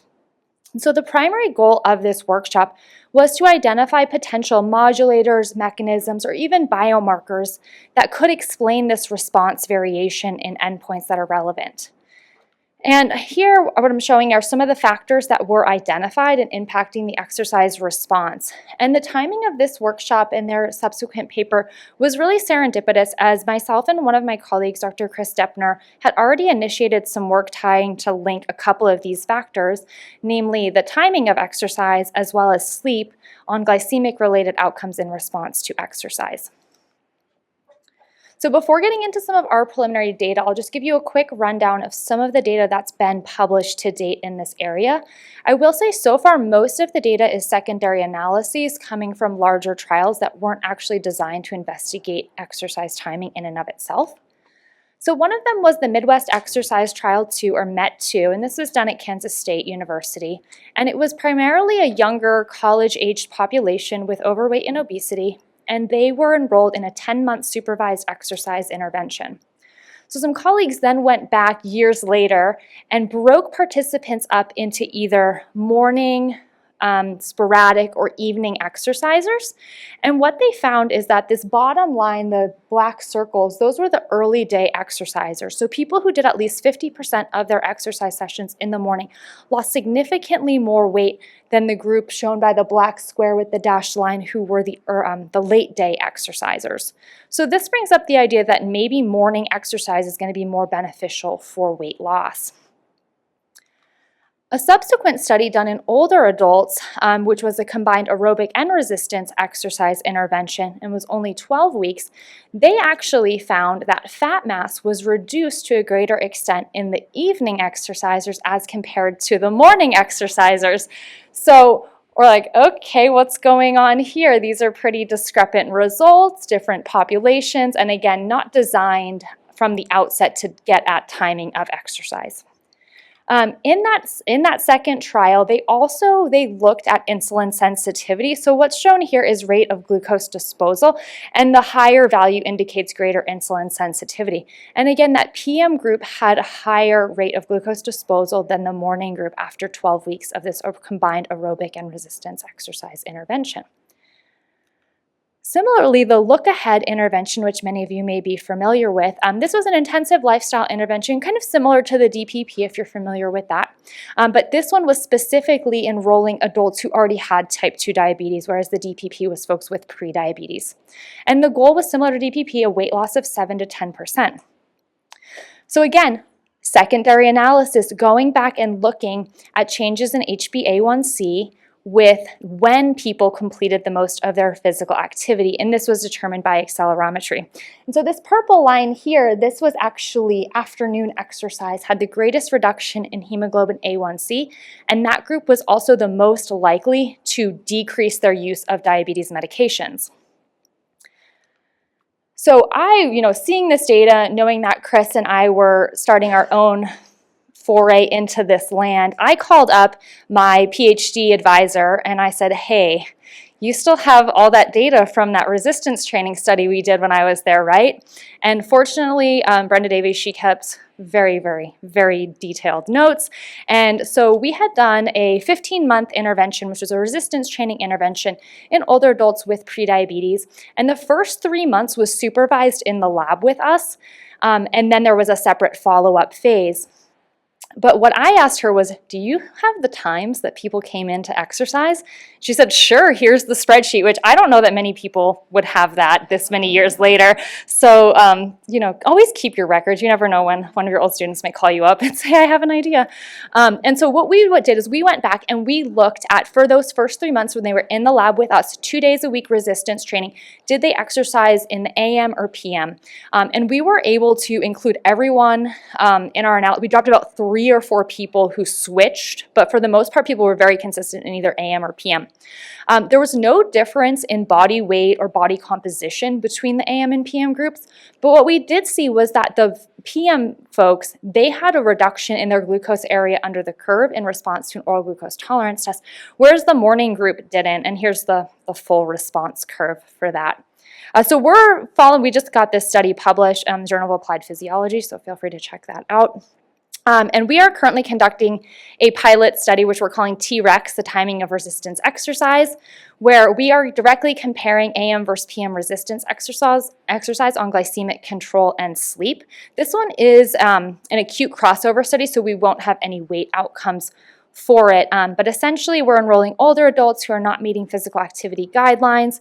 We are having them in the lab with us the whole time. We are controlling everything they eat. We are controlling how many steps they take. We are controlling when they are allowed to shower. Pretty much everything that may impact sleep or glycemic control, we are controlling as much as possible, trying to just vary the time that they're exercising on each occasion. And then we're measuring their sleep objectively overnight and then glycemic control in the morning with an OGTT. We are trying to get funding for a larger trial of this, which actually would allow us to get at some of the weight and body composition data. We scored a 17th percentile and we were told, try again. That's not going to cut it these days. So we live to fight another day and we're going to put that back in June. We are still recruiting for this acute pilot trial. So if you qualify and you want to hang out in the lab with us for a couple of days, you're more than welcome. We'd love to have you. And with that, thanks to my colleagues predominantly for this exercise timing data, Chris Deppner, Brenda Davies, and Richard Wynett, who I worked with at Virginia Tech, and then my research group, Jason Thomas, predominantly leading the acute exercise study we're going on now.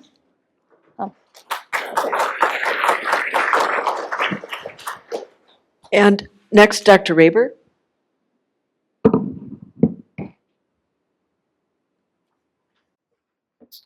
Good afternoon, everyone. I'm excited to be here with you all. As mentioned in the introduction, I am a pharmacist working in family medicine, so I get to help out with chronic disease management.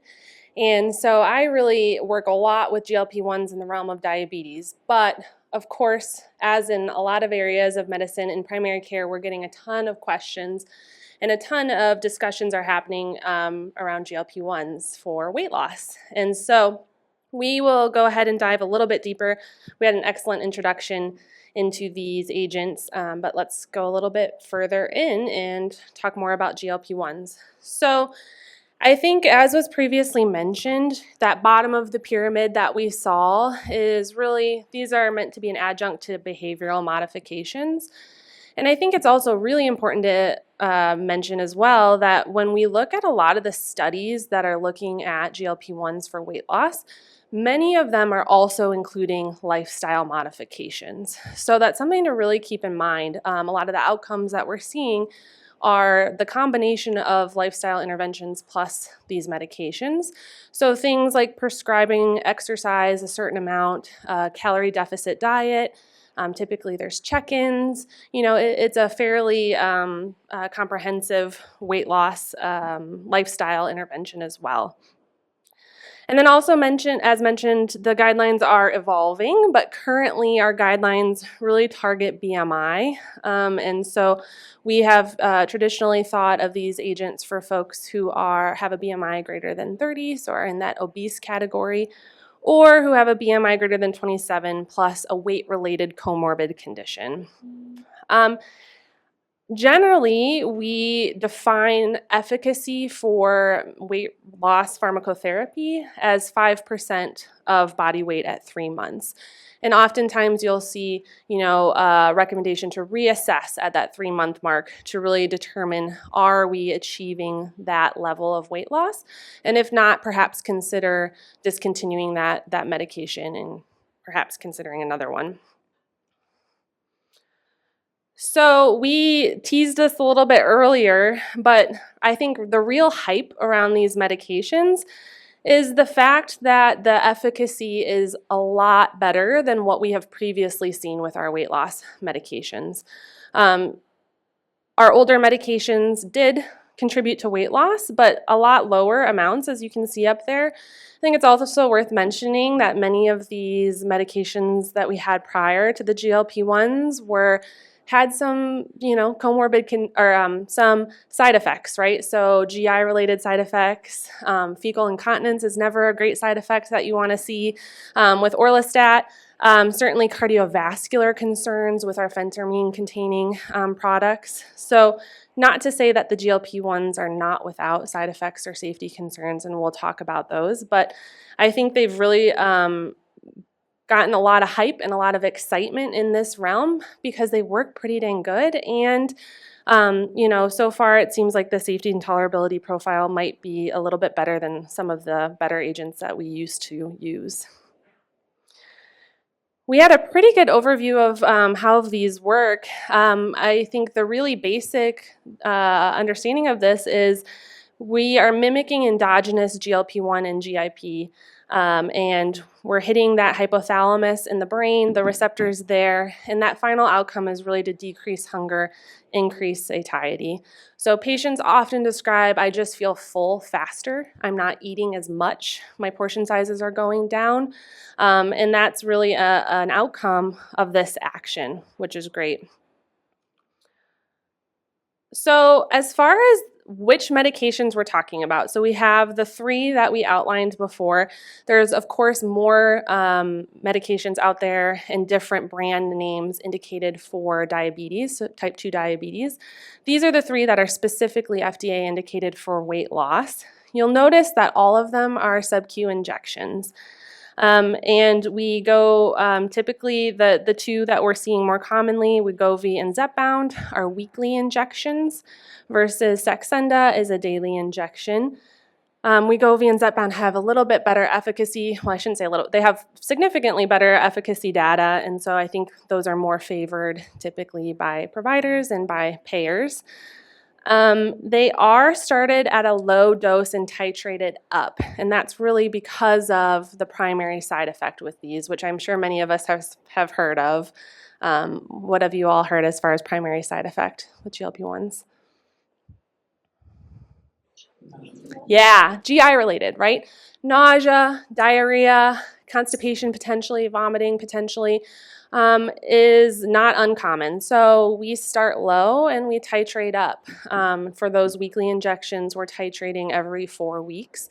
And we might potentially extend that titration period if someone's having GI-related side effects. But we're really checking in on that. And then there is a max dose, which of course is associated with a higher amount of weight loss.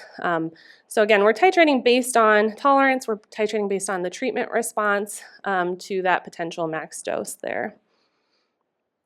I did want to quickly mention, I stated at the beginning of my presentation, 5% at 12 weeks is typically considered treatment success, and liraglutide is slightly different. It's 4% at 12 weeks. But again, I think the key point is really checking in at that 12-week mark or thereabouts to really determine, have we gotten the level of weight loss that we are hoping for.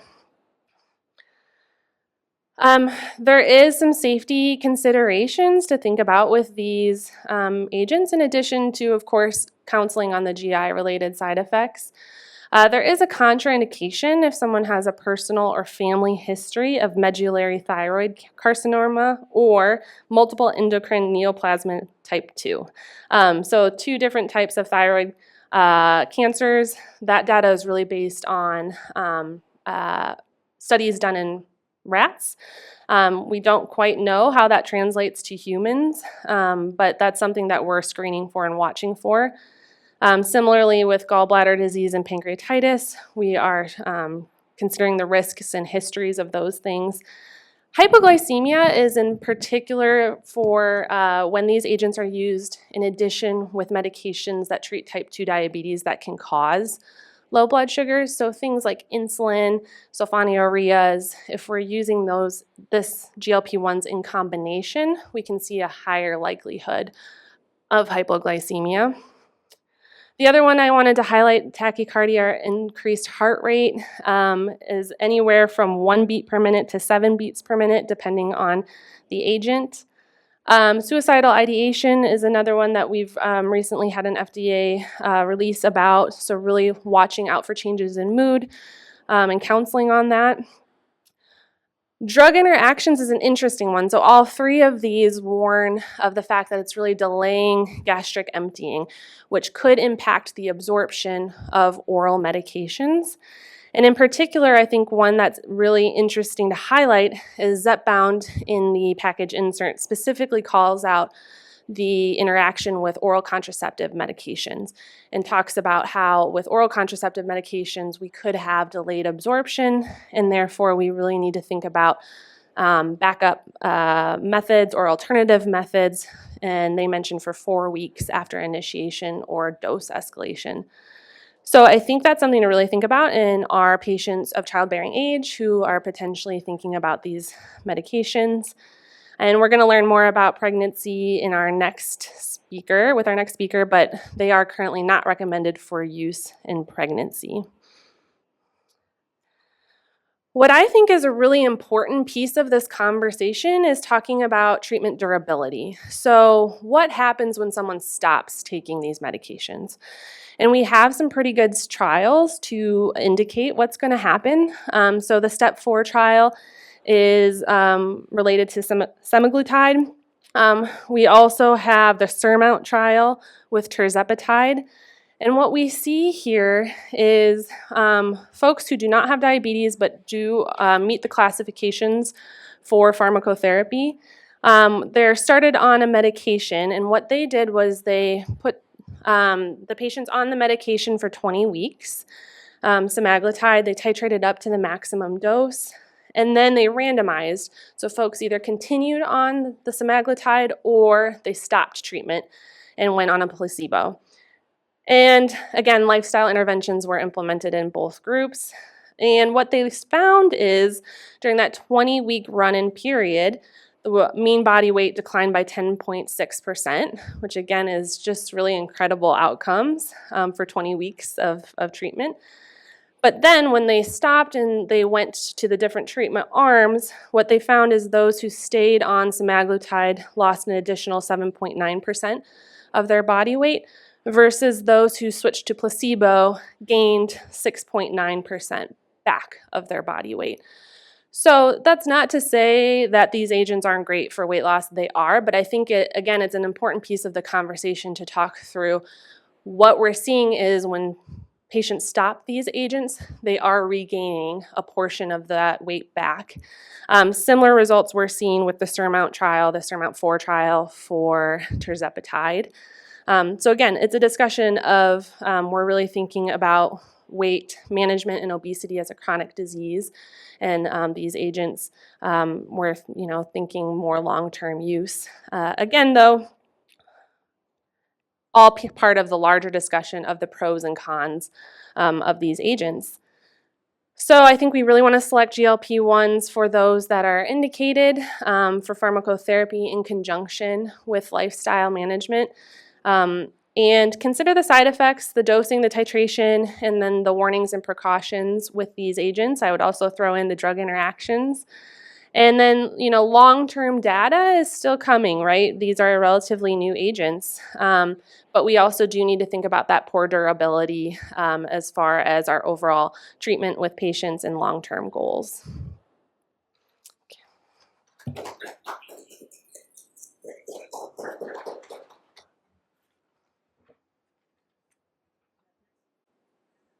Thank you.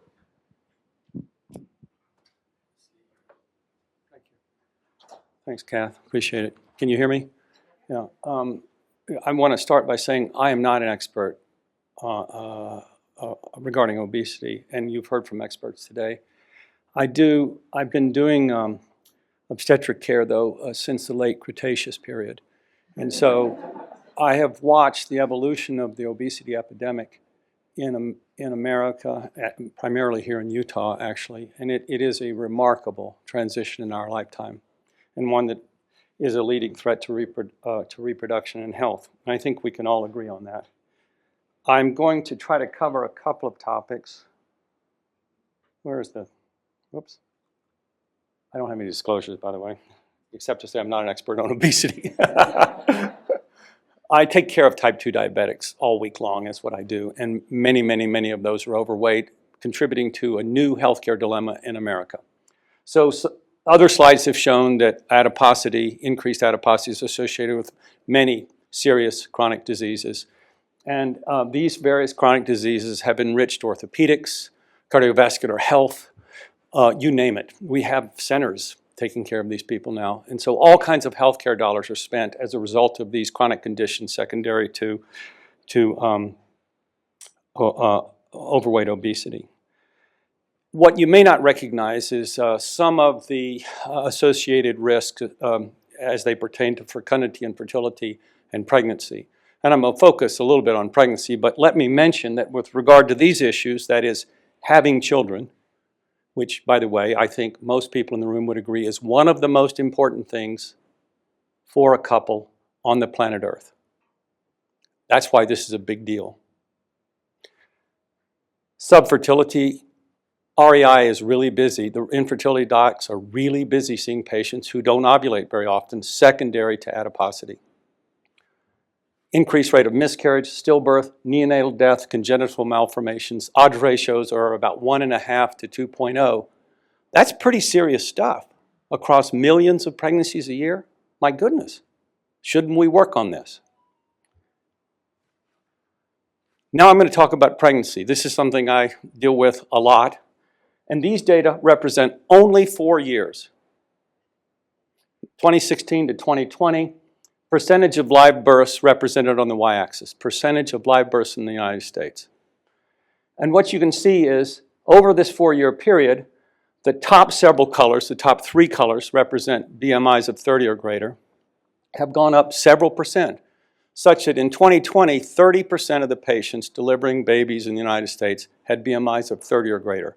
It's higher today. I rarely see a patient with a BMI less than 30.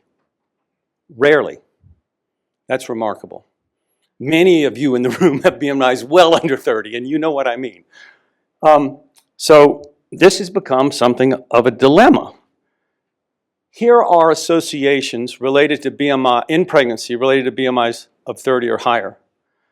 We've already talked about miscarriage. Where is the pointer? Is that this thing? Yeah, there it is. We've already talked about miscarriage. We've talked about stillbirth. We've talked about birth defects. What I want to focus on are those things with odds ratios of around 2 or greater. And they are, of course, gestational diabetes, preeclampsia, right? Large for gestational age infants, and large for gestational age infants are associated with an increased likelihood of cesarean delivery, and so on. So this problem has created a whole new paradigm of obstetrics.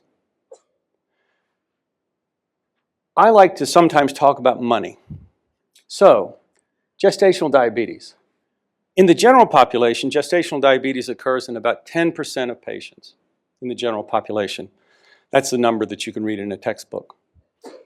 Threefold higher likelihood in people of BMIs of 30 or greater. Let's say some element of gestational diabetes glucose intolerance occurs then in this population in about, I don't know, 25 or 30%.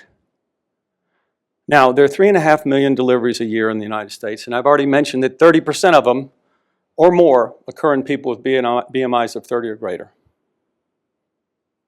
Okay, 30%, and that, by the way, is 1 million patients a year. 30% of them have gestational diabetes. That's 300,000 people who get NSTs twice a week, 2 or 3 additional ultrasounds, some sort of glucose monitoring kit, often insulin. How much money is this, guys? This is tens of millions of healthcare dollars. This is a big deal. Tens of millions. Now, nobody's going to pass away from this condition over the course of the last several months of pregnancy, but my goodness, tens of millions of dollars per annum for a decade is a lot of money. You would think we could study this better for that kind of money. This is also a huge deal. This is literature I'm not very familiar with, but there is concern that infants, children born of women overweight, obese women, or women with obesity and diabetes are at risk for reasons that might be epigenetic for having childhood obesity, adolescent metabolic syndrome, type 2 diabetes, and all the stuff. So this could be a generational problem that is another great cause of alarm, it seems to me. What do we do? And there are people in the room who know way more about what to do than I do, but I'm going to bring up a slightly different take on it. So you guys know about the medications, that's been discussed. I should mention that the utility of these medicines being used prior to pregnancy, and that's a big deal because people often come in pregnant to see me. So they don't come and say, hey, what am I going to do over the next year before I decide to get pregnant? That's a rare finding, a rare presentation. The utility, though, of these medications with regard to changing reproductive health outcomes is uncertain, mainly because they've not been studied. Now, all of us in the room will buy that if a patient goes from a BMI of 45 to a BMI of 30-ish, that the likelihood of infertility problems is reduced. I'll buy that. But no one's ever done the work to show it. I also think there's a smattering of information to say that if you start your pregnancy with a lighter weight, you're less likely to have the gestational diabetes and the preeclampsia. Sure, I'll buy it.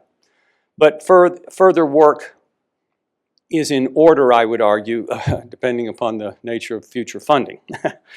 The GLP-1 and GIP drugs are considered contraindicated in pregnancy, primarily because there's very little information about what impacts they might have. There's a smattering of information regarding the low likelihood of them causing structural malformations, that is, being teratogens.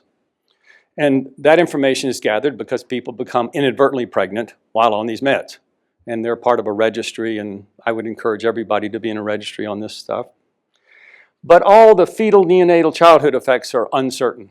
And that's true of many, many drugs, by the way, but certainly also true of these relatively new agents. So considered by professional organizations to be contraindicated in pregnancy. What I think we can do is coach and advise, and I personally feel like I'm doing a lousy job of that.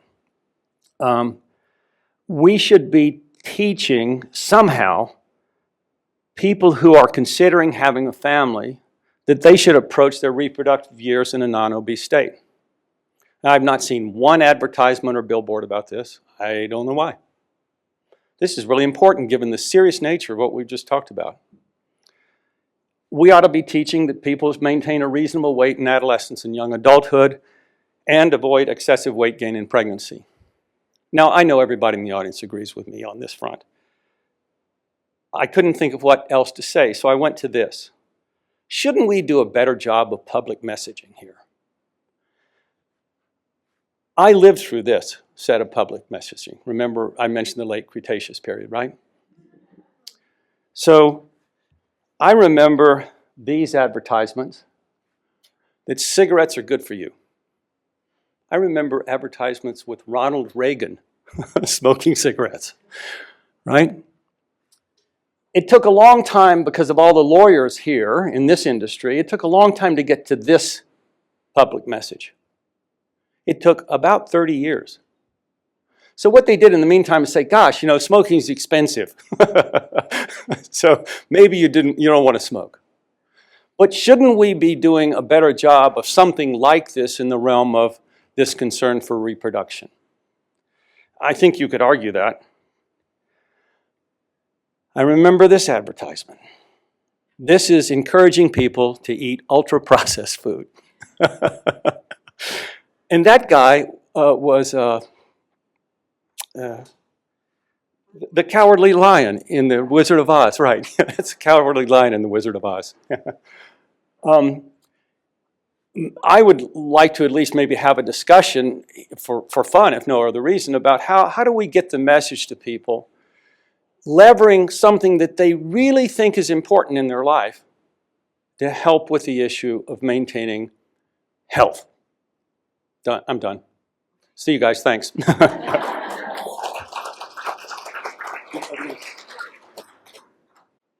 ask the speakers to come up here? And then I've got a mic, and there should be another microphone somewhere. I'm going to give you this mic. Sure.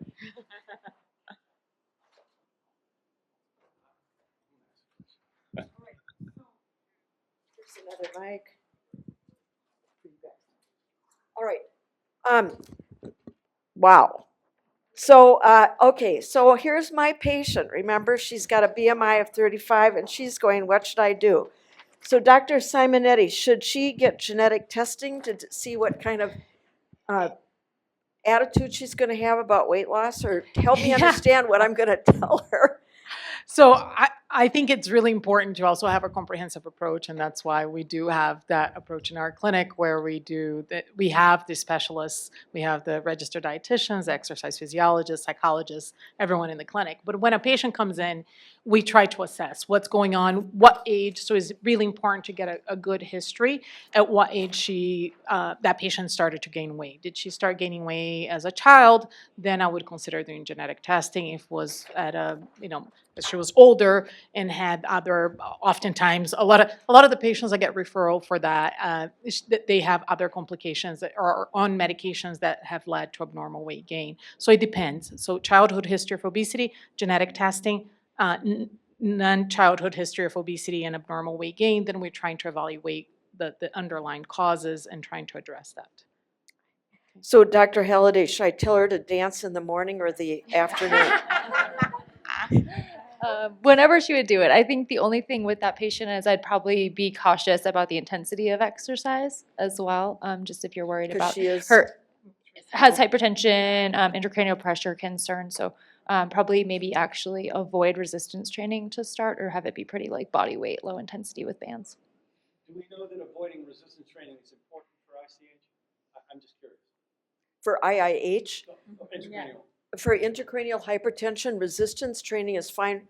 Valsalva maneuver can increase your, intracranial pressure, but resistance training is fine. Okay. It's, if she wants to lift 100 pounds, that might be a different story. Okay, should she go on a GLP-1?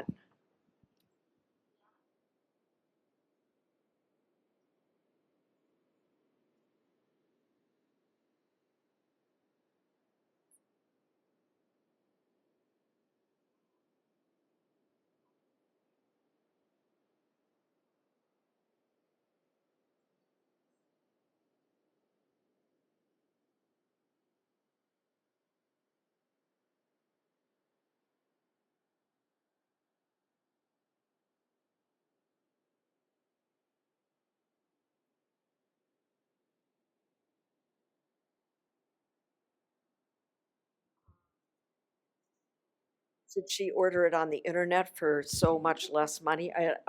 I heard an advertisement Yeah. today about you know, Compounding. Should we go there? GLP-1 lookalikes.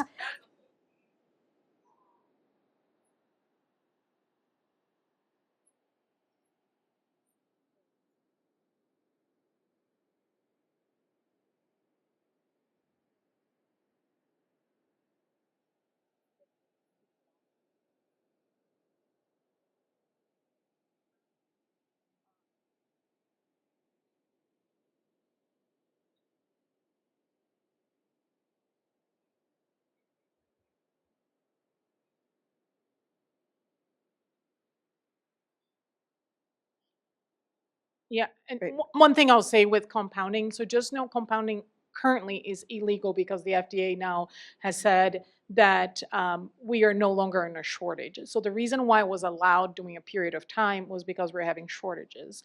And the companies did tell me they're going after the compounding pharmacies. The warning that I give to patients is that you don't necessarily, there's no FDA control. They don't know what they're injecting, right? And you're injecting a substance underneath, like you're going subcutaneous.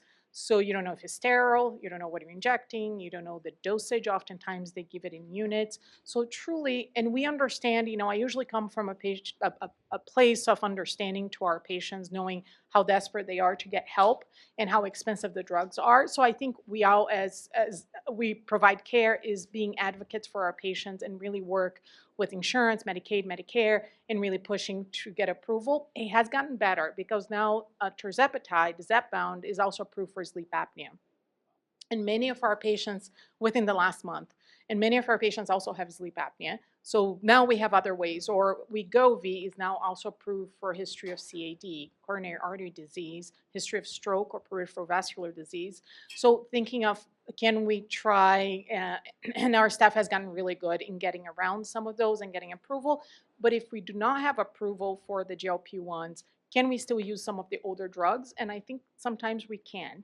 Right, so I can still use phentermine and topiramate for some of those cases. The case with increased idiopathic intracranial pressure, sometimes we get a little more nervous when giving phentermine, but maybe we can do Contrave, which is Wellbutrin and naltrexone. Some help is better than none. So really assessing the patient where they're at and what the options are.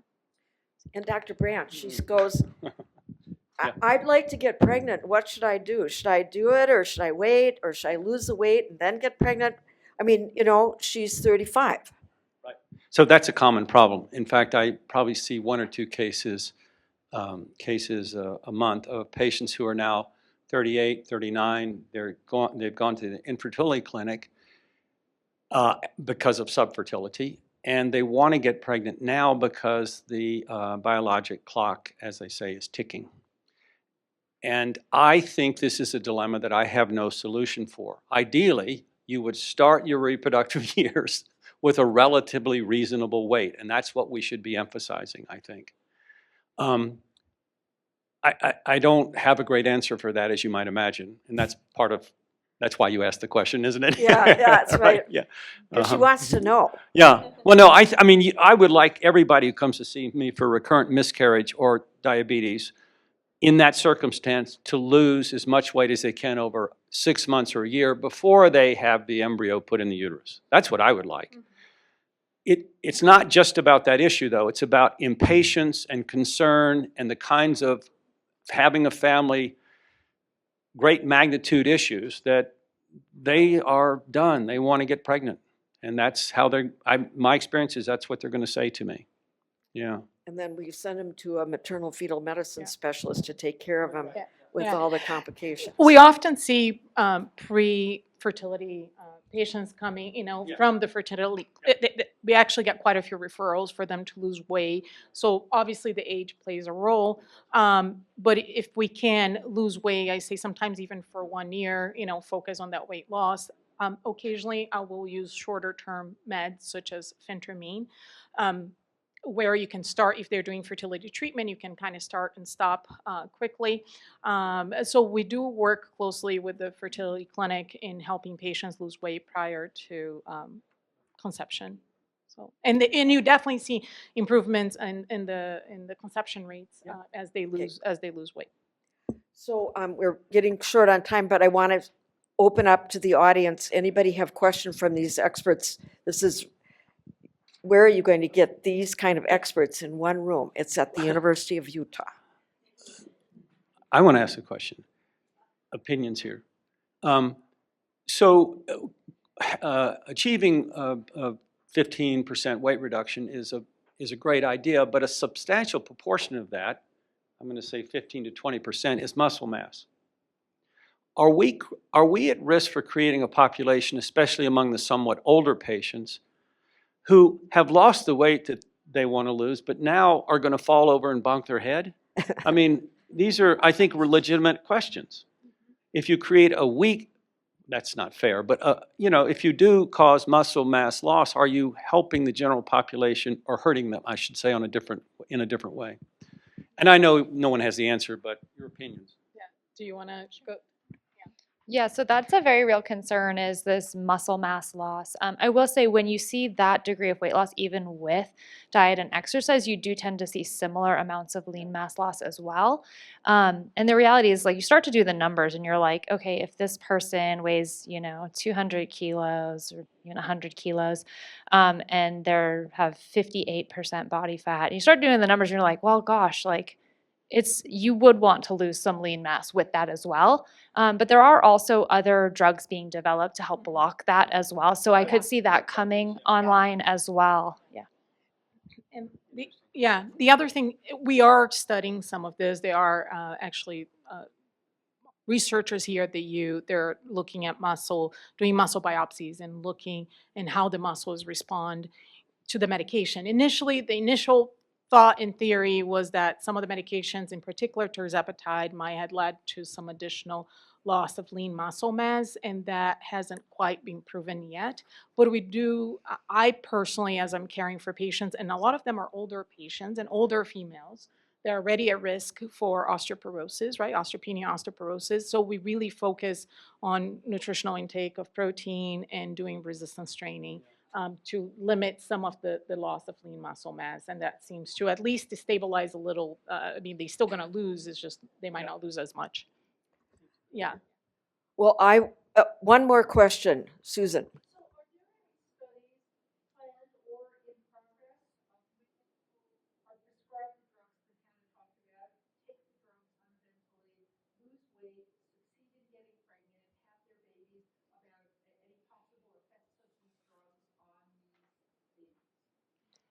Repeat the question. No. Are there any studies in progress?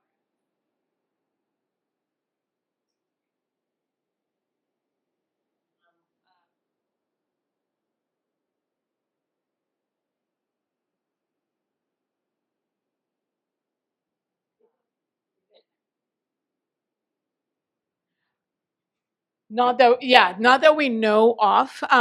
There is a group, there's a Mountain West Women and Obesity Treatment group, and they are collecting some of that data for women who have been on GLP-1 prior to pregnancy and trying to look at fetal outcomes. And we have our REI fellow right now working with us who is going to try to look at that data. Yeah. I mean, it's a great question. I want to make a point about it. Studying the effect of such things as drugs in pregnancy in terms of neonatal, childhood, adolescent, adulthood outcomes is one of the most expensive things you can ever try to do. And so the likelihood of genuinely good studies being done is very, very small. You can look at the baby after it's out and say, here's a baby, and you can even do some imaging of the baby, but that's kind of it. What you can't find out, and there's a gentleman in the room that knows this in spades, his name is Varner. What you can't find out is whether the kid goes to Princeton or plays football or whatever, which is actually one of the things people really want to know this stuff, but this stuff is very, very hard to do. And so I wouldn't be looking for something to be published tomorrow. There. Okay. The last question from our Zoom audience. Dr. Ware, a person comes to you who's been on a GLP-1 with pregnancy, and she's pregnant. What are you going to do? Are you going to stop the drug? I do this every month now, yeah. I stopped the drug. But she's pregnant. She's already pregnant. No, And right, she's What do pregnant. you We tell stopped her? the drug. I tell her, to my knowledge, this does not cause birth defects. There's a couple of publications. They're retrospect, they're the usual But we thing. need more But we studies. but then All we right. stopped the drug. Yeah. What a great panel, huh? I want to thank you guys.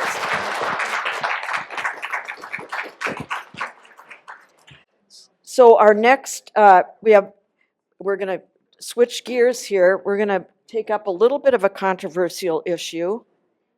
If I can get this thing to move forward. There. And we're going to talk about innovations in cervical cancer.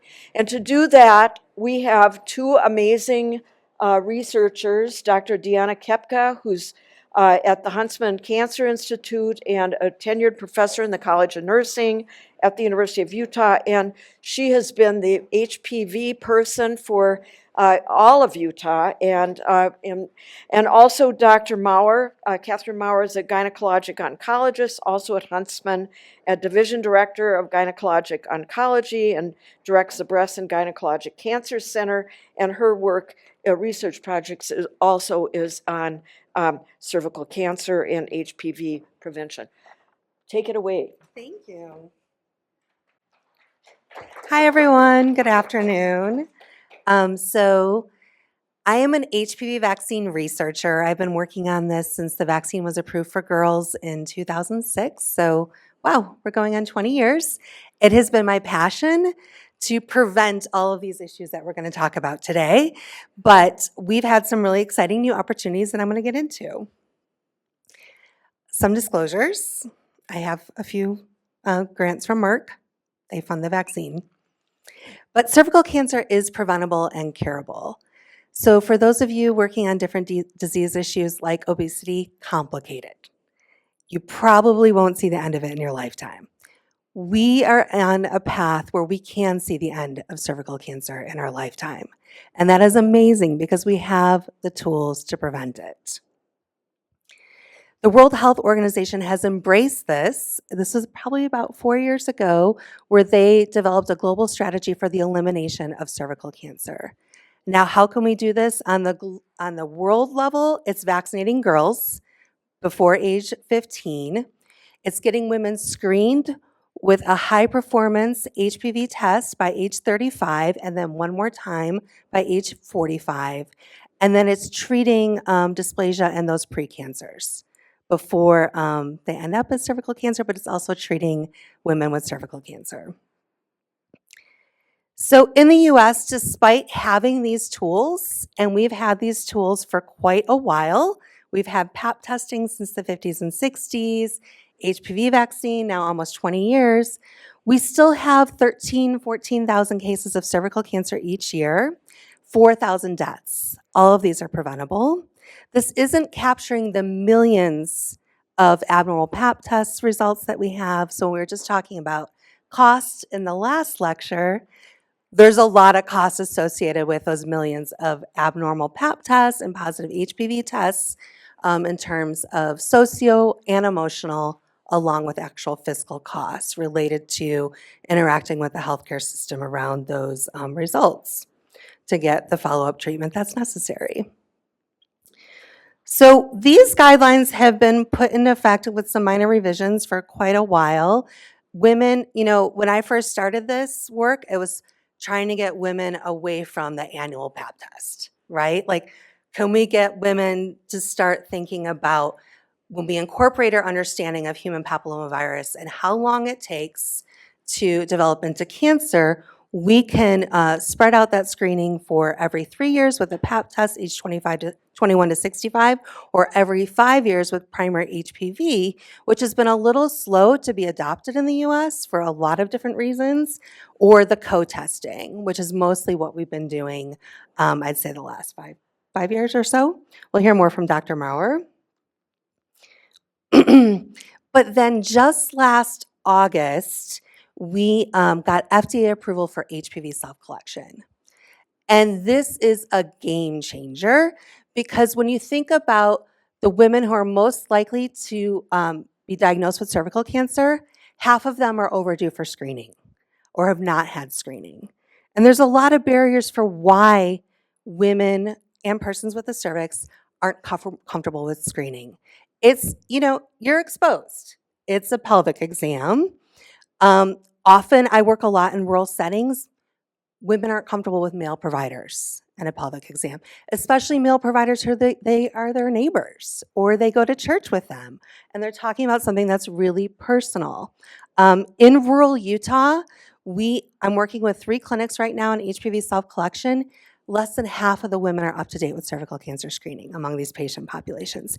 And Utah was state number 49 for up to date with cervical cancer screening in the last year of data collected. So there's a lot of barriers around why this isn't happening. And then even when women are diagnosed and need to come back for a follow-up, many of them aren't able to prioritize that for themselves. We have large family sizes here, and I'm still determined to do that study on the correlation between family size and women taking care of themselves. And we already know the answer, but I'm still gonna do it. So we have had the opportunity to join the National Cancer Institute's SHIP trial, Dr. Maurer and myself.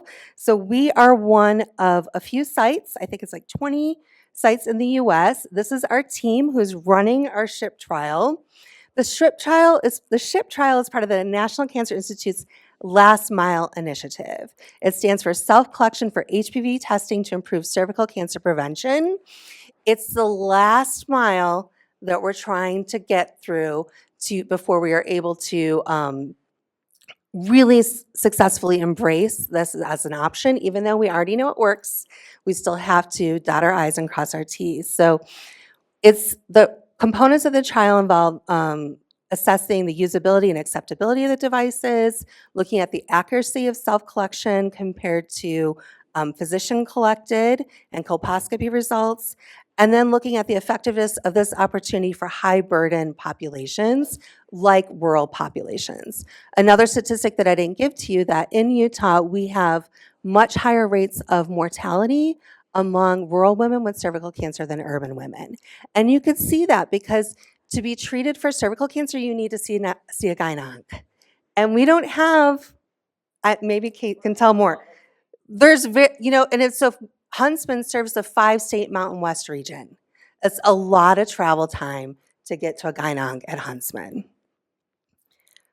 So these are the sites for the SHIP trial, and look at Utah. Wow, we're really covering the whole West. So Huntsman Cancer Institute right now, we're serving 18% of the landmass of the United States. So that's why we're embracing a focus of distance as a disparity and addressing rural challenges to access to gynonc care, prevention, and screening. So I'm going to turn it over to Dr. Maurer. Thanks, Deanna. That was awesome, and thanks everyone for inviting me. I'm going to talk just a little bit about the SHIP trial so people understand kind of how these trials are done, but then even take a step back to show that we actually already have this data, but we're doing it for the FDA.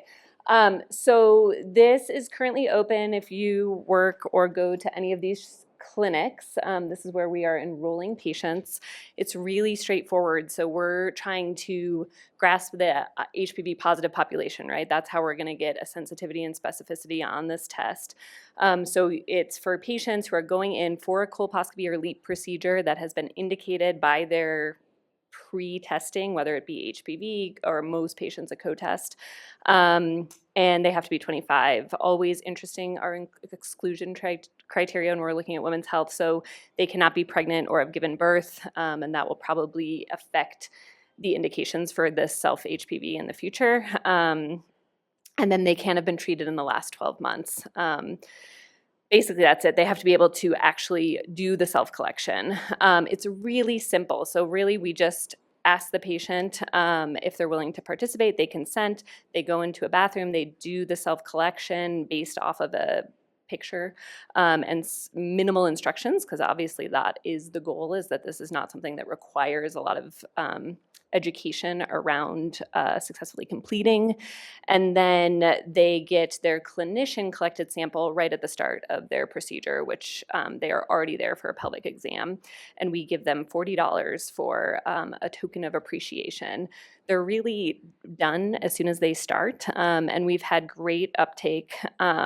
So this is looking as of this week, and it is hard for you to see, but we are one of the high bars. Oh, I don't have a pointer.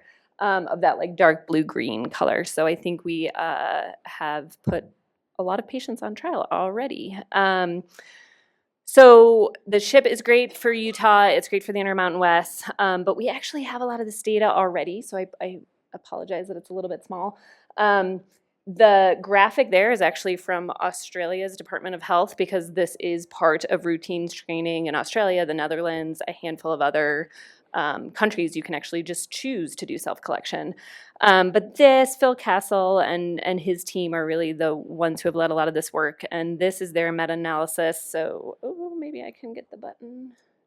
Nope, wrong button. Okay.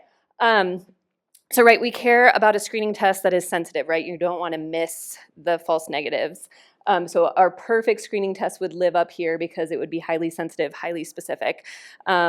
We are okay losing specificity. We're always going to lose specificity. People are going to be HPV positive, and they are not going to have what we care about, which are those high-risk dysplasias. So that's the gold standard we're looking for here. But what I want people to look at is just the purple and the yellow. So purple is a self-sample, and yellow is a clinician sample. So we are highly sensitive, and we are not that different from a clinician-collected specimen. And this is based on like 80 trials in this meta-analysis. So we've had this data for a long time. None of this is new. Ooh, sensitive. Again, hard to read, but this is a forest plot. So we know it works. And then do patients like it, right? We all know patients are going to like it. They do like it. They're actually 2 times more likely to uptake cervical cancer screening if they're offered self-collection over physician-collected or clinician-collected. And this is based on like 500,000 women in low, middle, and high-income countries all along that forest plot.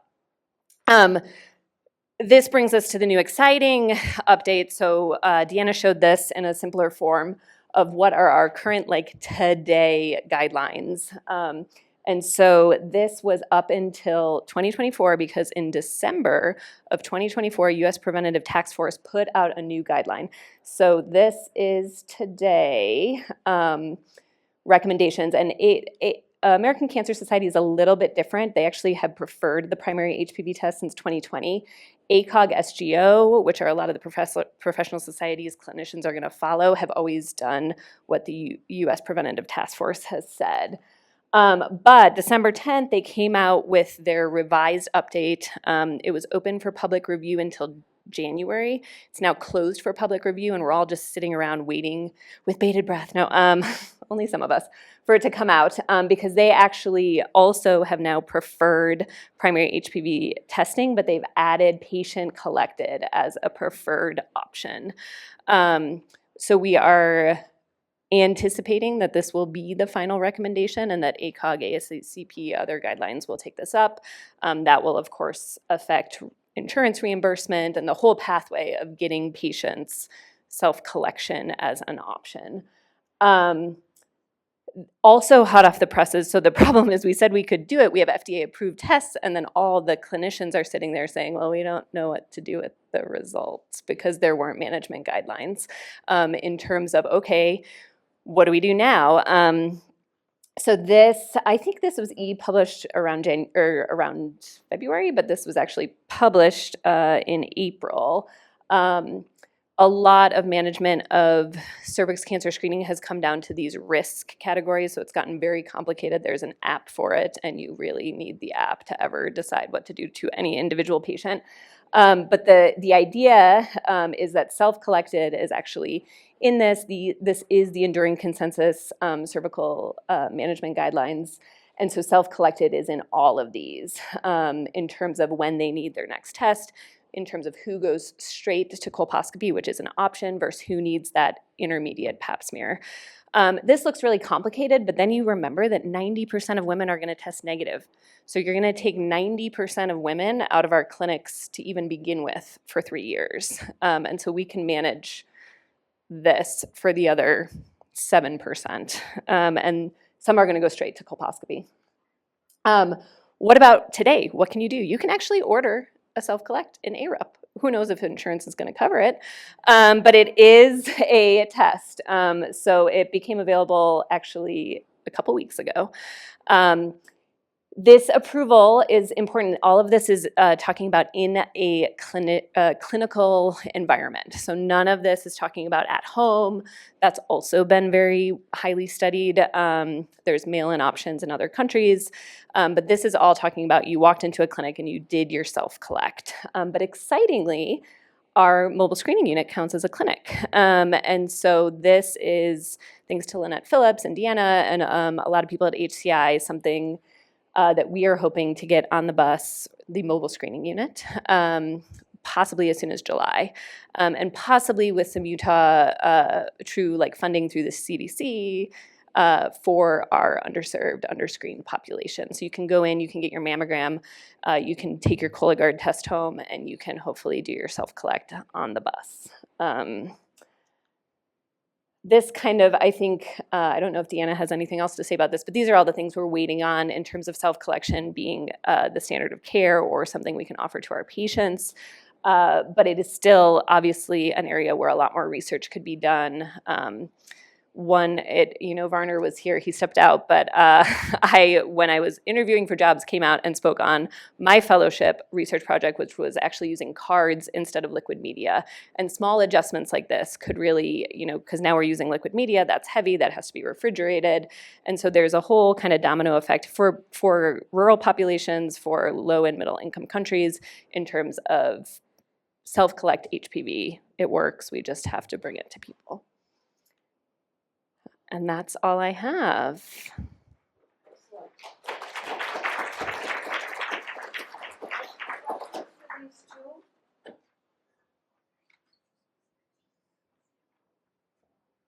Questions? What about, I know this is, maybe I shouldn't mention this word, but what about vaccines?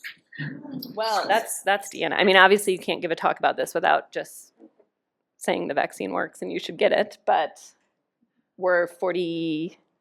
We're doing better. Yeah. We're 35. We're 35. Yeah. Mostly thanks to Deanna. I mean, there's some questions back here. Please. Thank you. Great talk. And I've been in this for a long time, but just can't seem to get our labs anywhere I work signing on to do this. Do you? So the question is, are labs signing on to, okay. That was my line. That was wine. Okay. The question is, my understanding of the self-swab is that then the lab is supposed to do the reflex cytology. No reflex cytology. So that's not FDA approved. And so that's why if we go back a couple slides, so the question was, does the lab then do reflex cytology? And no, so they would have to come, so this middle group is coming in to get their cytology. The top group, which is 16 and 18 positive, are going straight to colpo. It's still recommended that you collect a pap at that time for atypical glandular cells or things that would require different follow-up. Also looking for discordance. So if you have an HSIL pap but your colpo shows low-grade disease, you're discordant and you need closer follow-up. But you cannot reliably send cytology off this swab. And yeah, good question. And there's one way.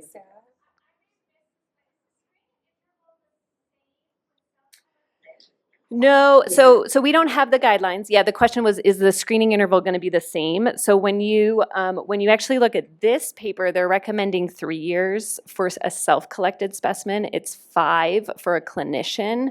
That's controversial. It was due to a few studies showing like 2 to 4 points less sensitivity.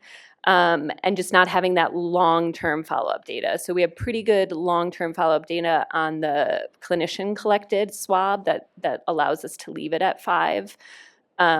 Even though the one-time sensitivity seems to be the same, what this paper is saying, and probably, I don't know what the final guidelines will say, is that we're going to start with 3 and then potentially increase it to 5. So I just want to say a couple things. First, really exciting news. The CDC's breast and cervical cancer screening program is covering self-collect as part of their program. And that was just announced about a month ago. And it's going to really affect opportunities for low-income women, uninsured women all across the United States. So they'll be able to get this as an option and it will be fully covered.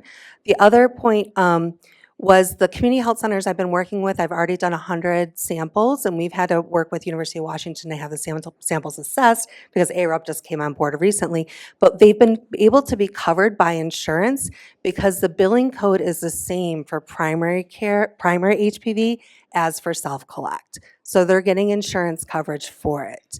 So that's really exciting. But the Medicaid reimbursement is lower in Utah than it is in other states, which is perplexing to me.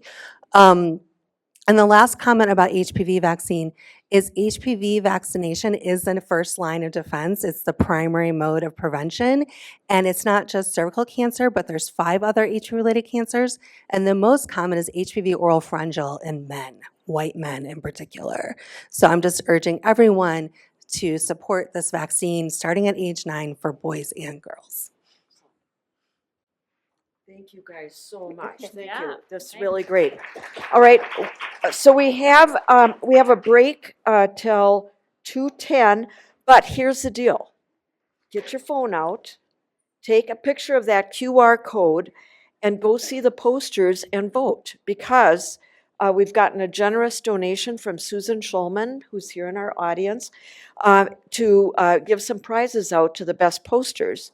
So please go out, look at the posters, vote for your top 3, and it'll be the audience's favorite poster will get the prize. So please get out and vote for your favorite posters. It's very easy. Just go to the QR code and then you just tap the poster you like, and then you can push the arrow up to get to the top.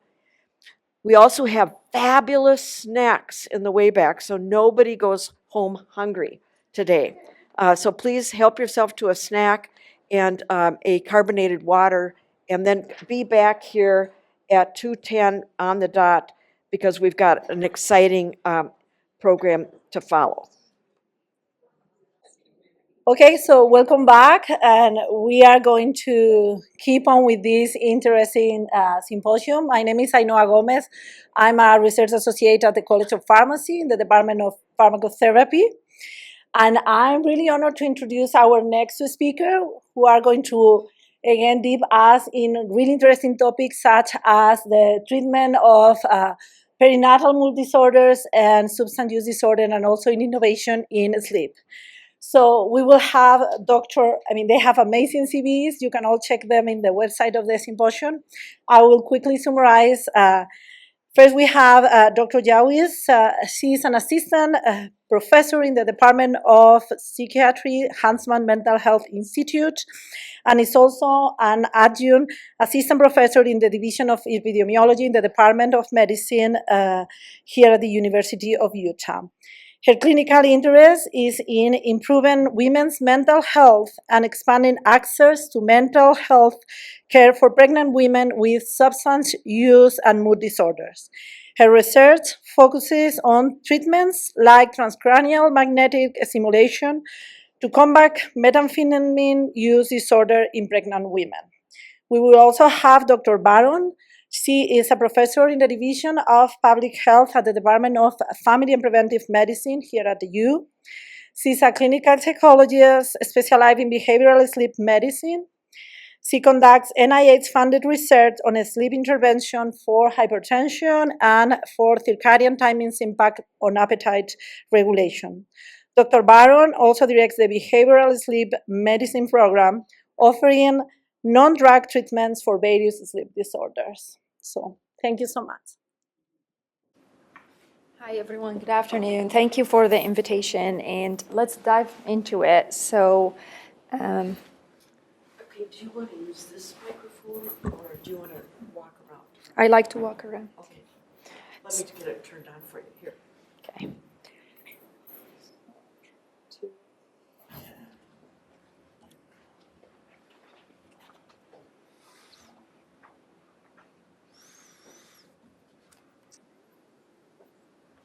With that or a clicker?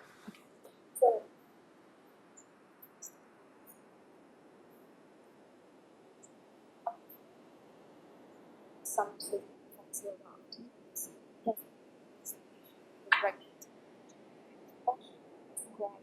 The ongoing research to TMS, potential intervention for pregnancy, some data of my own work treatment. So, what is transcranial magnetic stimulation? I think it's basic scientific.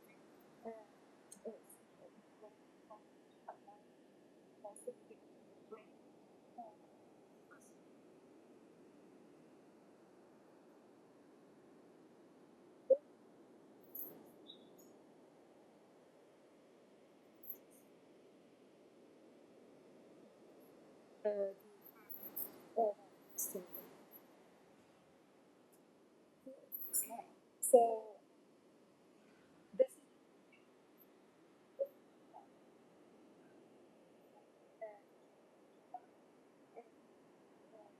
it can depend on daily treatment in office setting. Patient doesn't need to be with the sleep.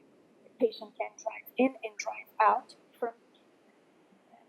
Each treatment session takes about 40 minutes, and that variation in time is based on the TMS techniques and protocols. Some protocols are short, some protocols are updated standards that we use. They call Vertebrate, and most of them are 3 to 5 minutes. So pretty short. So TMS.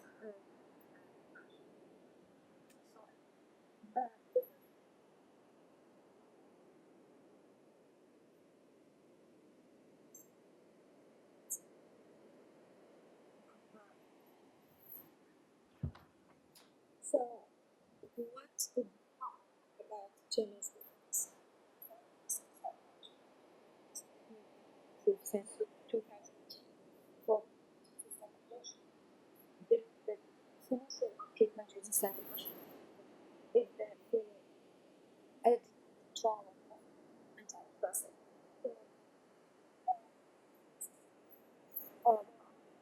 Tons of brands and safety of this treatment. 2018, another breakthrough and a TMS approved for OCD. And 2012, the FDA cleared the first TMS machine for smoking cessation.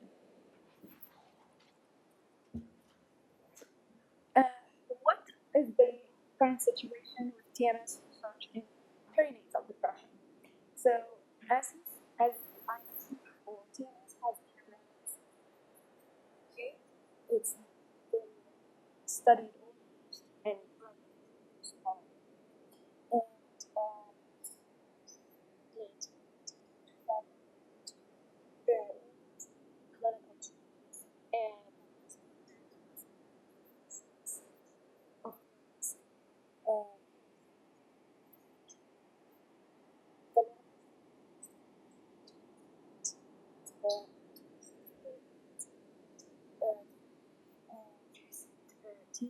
for 4 weeks.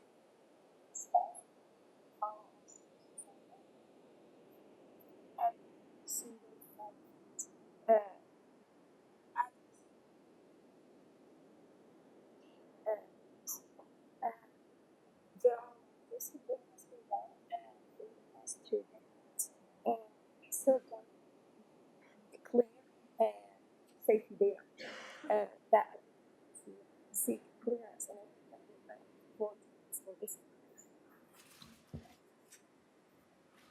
So, to summarize what I said, TMS in perinatal psychiatry is under study, underutilized, by with substance use and mood disorder. There's the urgent life and federal state to and advance in does TMS so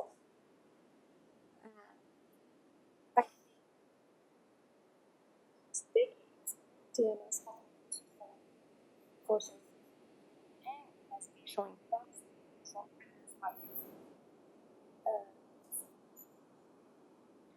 that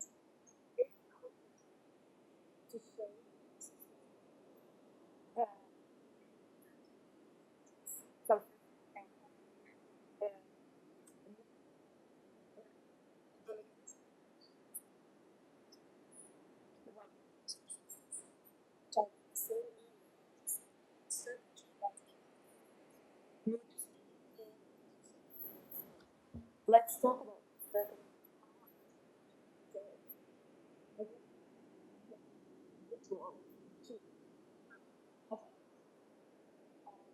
area of the cell.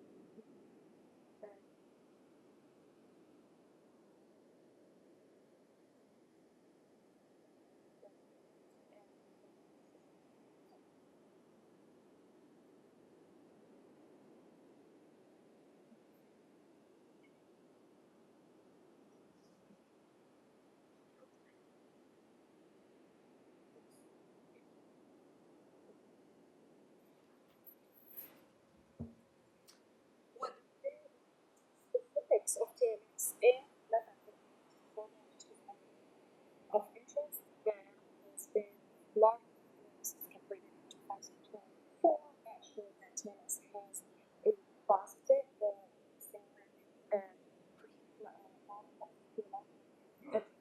the process there is a positive signal reduction in for stimulants cooking.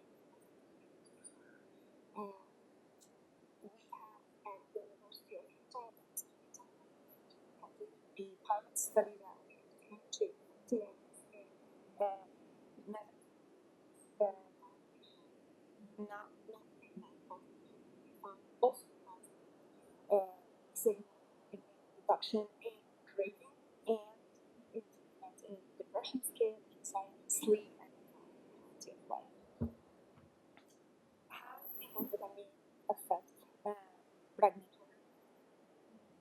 I think there is we know a growing problem with amphetamine, especially in the US, America.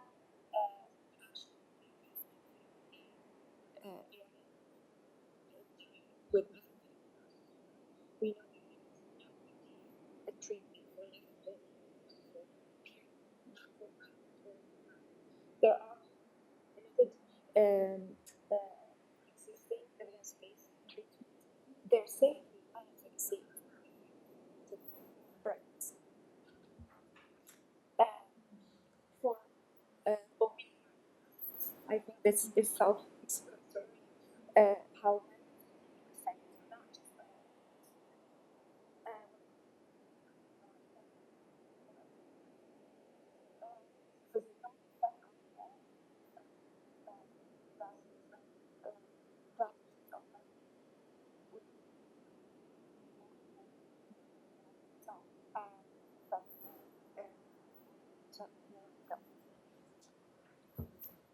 so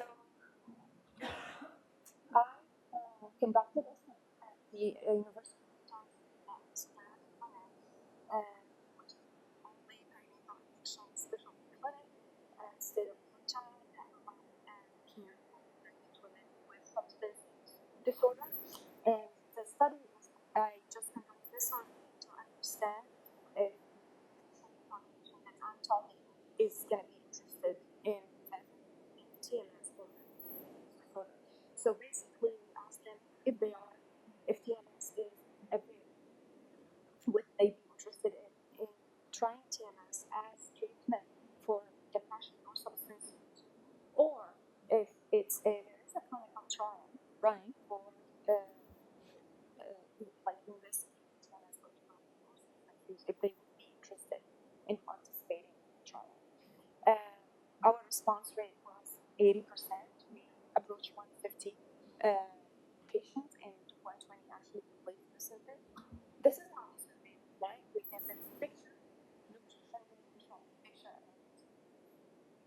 some explanation.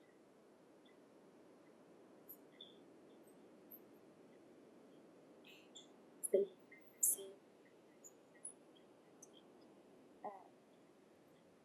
kind of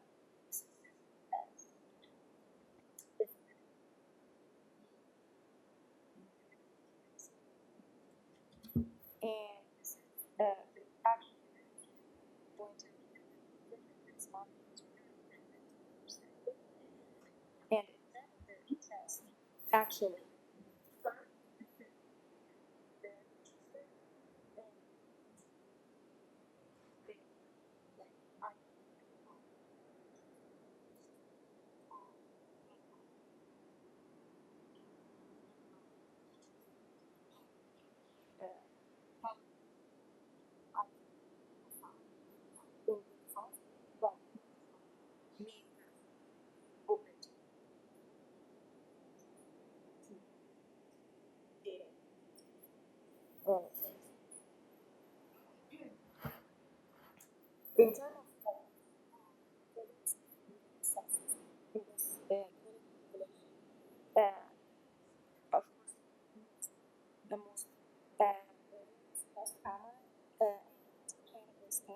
methamphetamine became like very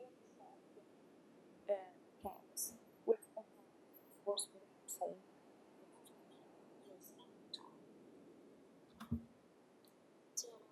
could be acceptable for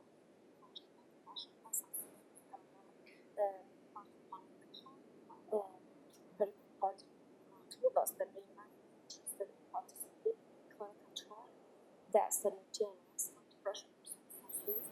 And I asked that question just to highlight like most of the clinical trial in NIH funded by the funding exclude pregnant women.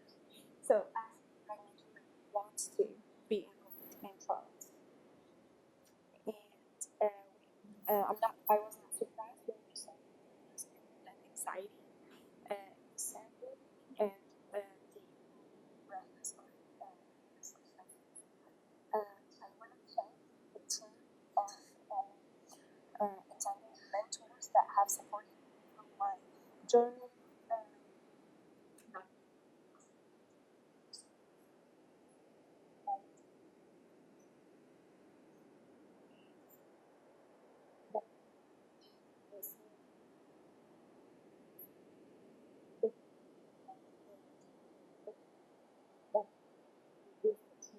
Expert and has been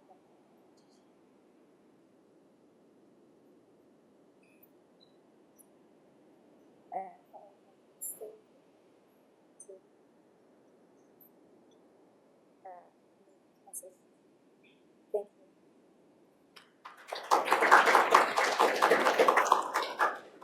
Questions? I have one question. How do we get people in, if we want to refer somebody who's pregnant or not pregnant for TMS, for depression, because go out and look at one of the posters there that tells us how high depression is in Utah. How do we do it? So that's question. Thank you for that, because I was going to bring up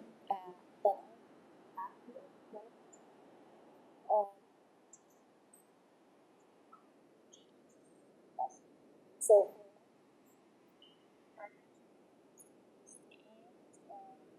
is going to enroll in my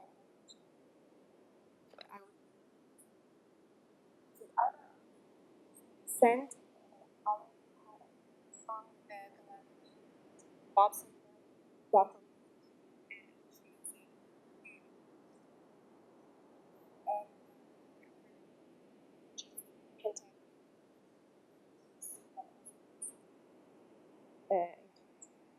So let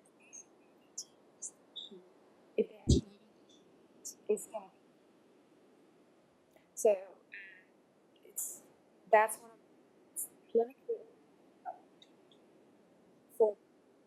for substance it's needed like still investigating which I'm doing for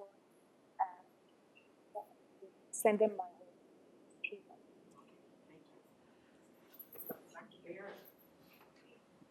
All right. Good to see everybody today, and thanks so much for inviting me to present.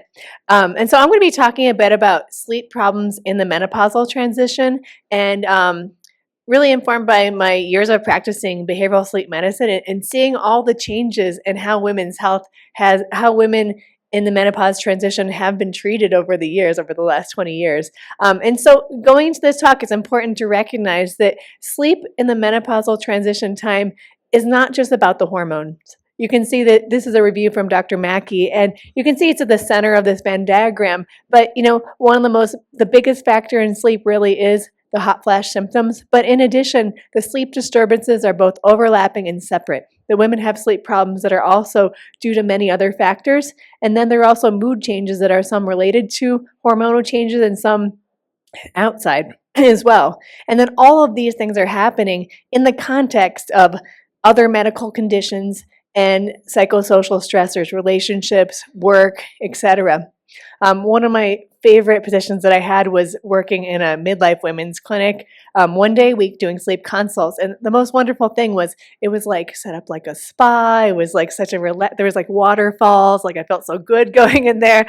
And the OBGYN and nurse practitioner who ran this had physical therapists, psychologists. And when women came to this clinic, they were coming in largely due to their hot flashes, but actually they had so many healthcare needs at that time in their life that had been really gone unnoticed or undiagnosed, untreated. And so they were like, well, while you're here, do you want to talk about your sleep? Do you need some pelvic floor physical therapy? Do you need this? Do you need therapy? Like, it was such a wonderful time to work there because it was really a opportunity to improve women's health and their lives overall. And so, when we talk about sleep in this transition time, it's not just about the hormones. That women are not getting a good night's sleep. 60% of they only get a good night's sleep. 60% say they only get a good night's sleep a few nights a week or less. And maybe you can see yourself in this category. But women are sacrificing their sleep and other things to get things done in their life. So when women were asked in this survey, what do you when you're tired or run out of time in the day, what do you give up? Number one, they said they give up sleep, but they also sacrifice exercise, time with friends, healthy eating, sexual activity. Only 20% said that they sacrifice work. I'm like, did I answer these questions? I think that lineup is pretty accurate. But that women are sacrificing sleep and other wellness activities due to lack of time. And then more specifically to sleep in the menopause transition, let me see if I can move this. But there's been several longitudinal studies looking at how sleep changes across the menopausal transition. And this one in particular, it was really well suited to look. It took women from perimenopausal to postmenopausal. It also had a sample of surgically menopausal women. This was a study of women in midlife, the Swennes study, that studied over 3,000 women at several sites in the United States. And what they found was that sleep problems, as you would expect, increased over the menopausal transition, and the greatest increase was in difficulty maintaining sleep. That the striped bar. But importantly, they increased most sharply from early to late perimenopause, but they also remained relatively elevated even in the postmenopausal period. It's also important to notice that the surgically menopausal women had the greatest sleep problems. And so one of the goals of the study was to look at hormonally, what's the predictor of these sleep changes? And I'd say they didn't find a smoking gun. Probably it wasn't one hormone, it wasn't one thing, but if they had to pin it on anything, it was this rate of decline in estradiols that was the biggest predictor of their change in sleep. And unsurprisingly, hot flashes were quite prominent. There were 80% of women during the menopausal transition, and the hot flashes were the greatest predictor of sleep problems. But it's also important to note that it wasn't the hot flashes as much as it's the hot flash distress. So that there's a difference between the presence of having them and how frequently you have them and how much they bother you. So people who have them frequently and or more bothered are the ones who had the most sleep problems.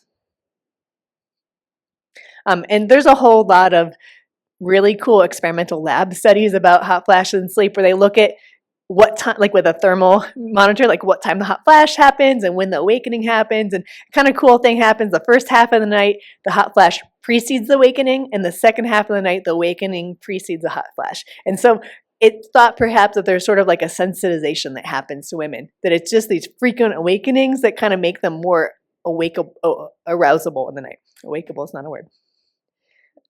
So in terms of treatment recommendations, I want to talk about a couple different areas. First, in terms of the first and foremost goal would be treating the hot flash and hot flash distress, but also assessing for sleep disorders. And again, looking at this in the context of psychosocial stress and other behaviors such as diet and exercise, which you've talked about already today. Okay, this is a really puny slide about hormone replacement therapy and sleep. This has probably been covered at other points today, but the biggest thing is that it's not a panacea in terms of sleep. There's mixed results overall, whether you're looking at does hormone replacement therapy treat sleep apnea or will it treat insomnia? Mixed overall, but it's really thought to be for insomnia most effective in those who are having hot flashes, which would make sense. And this is a good review by Tarian and all. There's probably a more recent one as well. I've been in the field long enough to see in the time when women were afraid to take hormone replacement therapy, and like overnight have women come in and say, I can't sleep, I just need it back, and so really to see the pendulum shift when women were really suddenly taken off their HRT, it caused a lot of sleep difficulties, and a lot of them showed up in my clinic. So in terms of insomnia disorder, it's in the DSM and the ICSD-3, which is the Sleep Disorders Diagnostic Manual. Insomnia is defined as difficulty initiating, maintaining sleep, or early morning awakenings. If it happens 3 times a month for at least 3 months, it's considered chronic insomnia. You also have to have adequate opportunity for sleep. So if you're just not going to bed, that's not insomnia. Cognitive behavioral therapy, CBTI, is the gold standard treatment for insomnia. It's recommended by all major medical and professional organizations as the first-line treatment. It's multi-component, meaning that it involves different techniques that are given week by week, generally by a clinical psychologist, although other professionals have been trained, but it is by a trained mental health practitioner. And not all psychologists are trained to do it. So the biggest challenge I would say with cognitive behavioral therapy or CBTI is that there aren't enough practitioners to do it. Probably 800 worldwide are trained to do this treatment. Now there are books and online programs and all kinds of things, but getting this technique is really difficult, even though it is a gold standard. So CBTI is highly effective at improving time to fall asleep, quality of sleep, reducing awakenings during the night, improving the efficiency of sleep, and increasing the total sleep time. But it's important to know it takes 8 to 12 weeks to go through a program like this. So not everybody's got the time. Remember, I just said women don't have enough time. It also, it's not a quick fix. They have to come week after week, and you have to intentionally do things that make your sleep a little worse to make it better. Like, don't get up at the same time even if you didn't sleep, or get up in the middle of the night. If you wake up, get up and read. And then also, it does often, it's not intuitive. So it's hard for people to do this on their own. If they read a book, they really need a therapist. They need me to look at their log after a week or two and say, I know you're more tired, but things are changing in the right direction. Hang in there. So CBTI for menopause-related insomnia has been studied in several studies. This is a study by Sue McCurry and colleagues that was published in 2016, and they compared 8 weeks of CBTI to menopause education sessions. And what they found was that there was a significant improvement in sleep in the menopause, in the insomnia CBTI group. And in fact, it was about 80%, and you can see that bar there at week 24, 80% of women in the insomnia group, in the CBTI group, did not have insomnia anymore, compared to only about 40% in the menopause education group. But what is the coolest thing is that in the CBTI group, they actually had a decrease in their hot flash distress. And so it wasn't just an improvement in their sleep, it was an improvement in their menopause-related symptoms, whereas they didn't see the same improvement in the menopause education. And in fact, the groups had an equal number of hot flashes. The frequency of hot flashes was the same, but the stress over it improved, which is very cool. So less interference from hot flashes in their life. And then this is a very busy slide, but it was a secondary analysis of all these studies in the Ms. Flash trial, where they looked at all these different treatments' effect on menopause-related quality of life. And so if you can look for the kind of magenta bar, that CBTI performed as well as estradiol, which is it's the turquoise bar, in their menopause-related quality of life. And then which also, there were improvement in all the groups, but you can see that it outperformed antidepressants, exercise, and omega-3. So, so CBTI addressing the sleep symptom itself improves people's menopause-related quality of life if they're having insomnia symptoms. So in terms of what's new, CBTI has been out for 30 years, but I still talk about it every talk because it's the #1 gold standard treatment, and it's the most effective. Now, in terms of what's new in women's health, the newest thing I'd say for insomnia would be the approval of a new class of medication for insomnia. So these are the FDA-approved medications for insomnia. At the top, you have the benzodiazepines. Second group is a non-benzodiazepine receptor agonist. There's melatonin receptor agonist, tricyclic antidepressants. And then the last one is the newest approved, which is the dual orexin receptor agonist. Now, those three medications, suvorexant, lemborexant, and diurexant, have recently been approved. In terms of, they have efficacy data to show that they improve sleep. And there is some talk that perhaps they might be unscheduled at some point, which would be an advantage. Now, an important thing while we're talking about FDA-approved medications is that zolpidem was actually the first medication that had a sex-based prescribing. So that they originally approved it for up to 10 milligrams for zolpidem. And then they said in 2006, I believe, oh, women should be on 5 milligrams. And again, my doors were flooded in with women saying, my doctor cut my medication dose in half and now I can't sleep. And so it's really interesting. It was in their original FDA application that women processed and they metabolized the medication slower. And then they came back and said, we're changing the dosing, which is very interesting.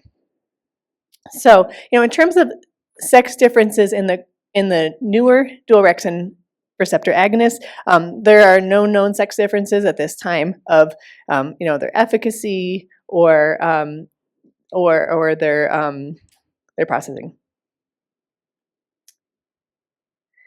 So, other disorder I want to talk about today is sleep apnea.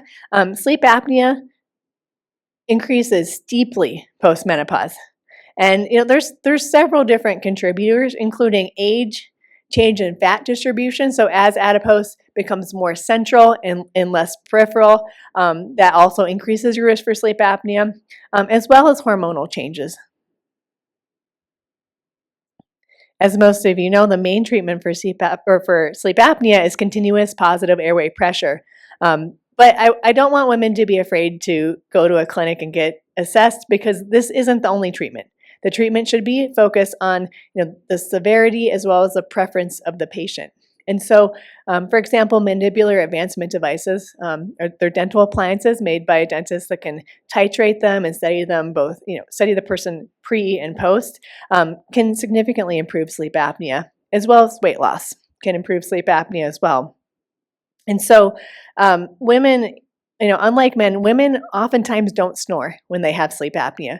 They say things like, I feel tired, and they often feel depressed or maybe feel like their sleep quality is poor. What does that sound like to you? That sounds like a lot of things. And so women often go misdiagnosed for a long time, and their sleep apnea doesn't get diagnosed for a long time until they finally find their way into a sleep clinic. So in terms of new treatment options, first of all, I want to talk about the hypoglossal nerve simulator. It's an implantable device, and before somebody has this treatment, they have to show that they failed CPAP. So this is for people who can't tolerate CPAP only, and they have a sleep endoscopy to look at the place where their airway closes. And so basically, it just makes them stick out their tongue and open up their airway. And this treatment has long-term, now 10-year efficacy data.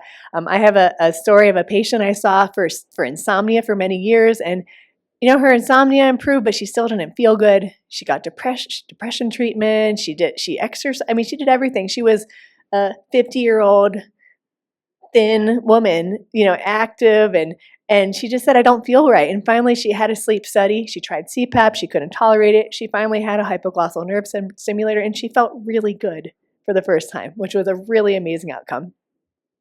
The other thing recently improved are weight loss medications. Tirzepatide is now approved for the treatment of sleep apnea. And again, there's no known sex differences there's sex differences in sleep apnea severity, but there's no sex differences in the outcomes of the data to this point. And then last, I never want to finish up a lecture without just giving out some sleep advice. I can't help myself. But, if you're having trouble sleeping, you do need to think about making sleep a priority in your life, making enough time in your schedule to have at least 8 hours in bed so you can get at least 7 hours of sleep. If you're having trouble sleeping, though, you should wait until you feel drowsy to get into bed. You should get out of bed and read for a few minutes if you're not falling asleep. Get up at the same time each morning, 7 days a week. Of course, manage stress, exercise, and then seek treatment for sleep disorders. And there's all kinds of self-help guides. This is one I particularly like called Quiet Your Mind and Get to Sleep, because, wouldn't we all like to do that? And then we have an upcoming study I just want to give a shout out to. This was recently funded by the Patient-Centered Outcomes Research Institute, or PCORI. It's a multi-site study of 5 sites in the U.S. It will be recruiting 891 women that are perimenopausal to 5 years postmenopausal with insomnia symptoms. And they'll have a 12-month follow-up. And so there'll be 3 in-person visits, I believe, and they'll be randomized to either a digital CBTI, trazodone, which you notice is not in the FDA-approved list, although it is very commonly used, and then diurexant, which is one of the newer approved medications that perhaps could have a better safety profile. And so we will be enrolling for this, and I will get the word out once we start recruiting. But if it's any indication based on people I talk to in my daily life about this study, I think that a lot of women are going to be interested in getting treatment for their sleep problems. So in summary, I hope I've convinced you that sleep problems in the menopause transition are multifactorial. It's important to address hot flashes, mood disorders, and behavioral contributors. And then in your patients, whatever clinic you are, don't forget to screen and treat sleep disorders, because they can have they can make a difference in quality of life down the road. So thank you very much.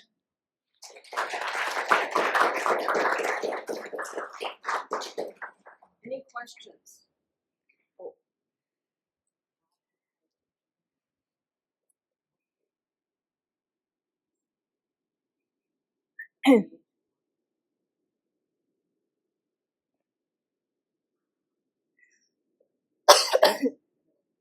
Yes, I mean, restless legs. First of all, women have much more frequent restless legs than men across the lifespan. I actually don't know whether it increases with age. I did a quick search on it for this. Certainly I know in pregnancy, restless legs increases quite substantially. What do you know about restless legs? Do you know? Yeah, is that going to be the next one? Yeah.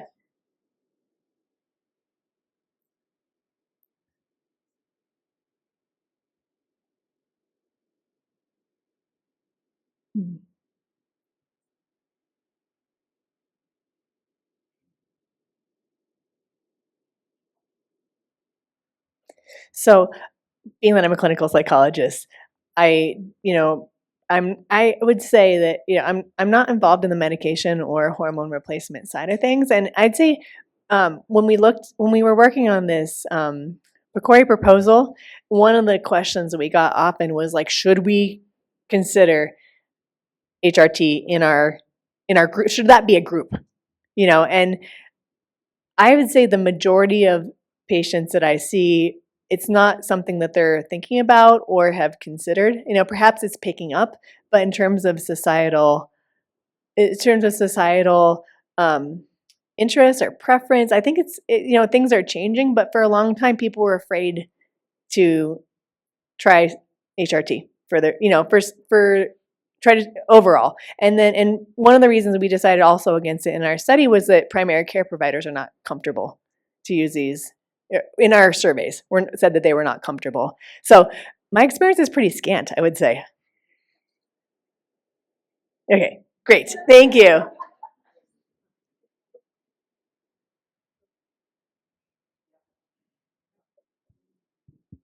Dr. Barron, I do have a question about magnesium. What are your thoughts about magnesium supplements that people are taking for sleep specifically? So, I mean, it's one of those things that almost everybody has tried before they come to see me. Kind of like melatonin. They've always tried that before they come to see me. The data on magnesium for restless legs are not great. It's not super strong, in my opinion, in my read of the data.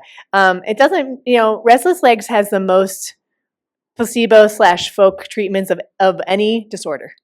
The ivory soap underneath the sheet. Like there is a strong psychological component to the feeling that your legs are twitching and that sort of thing.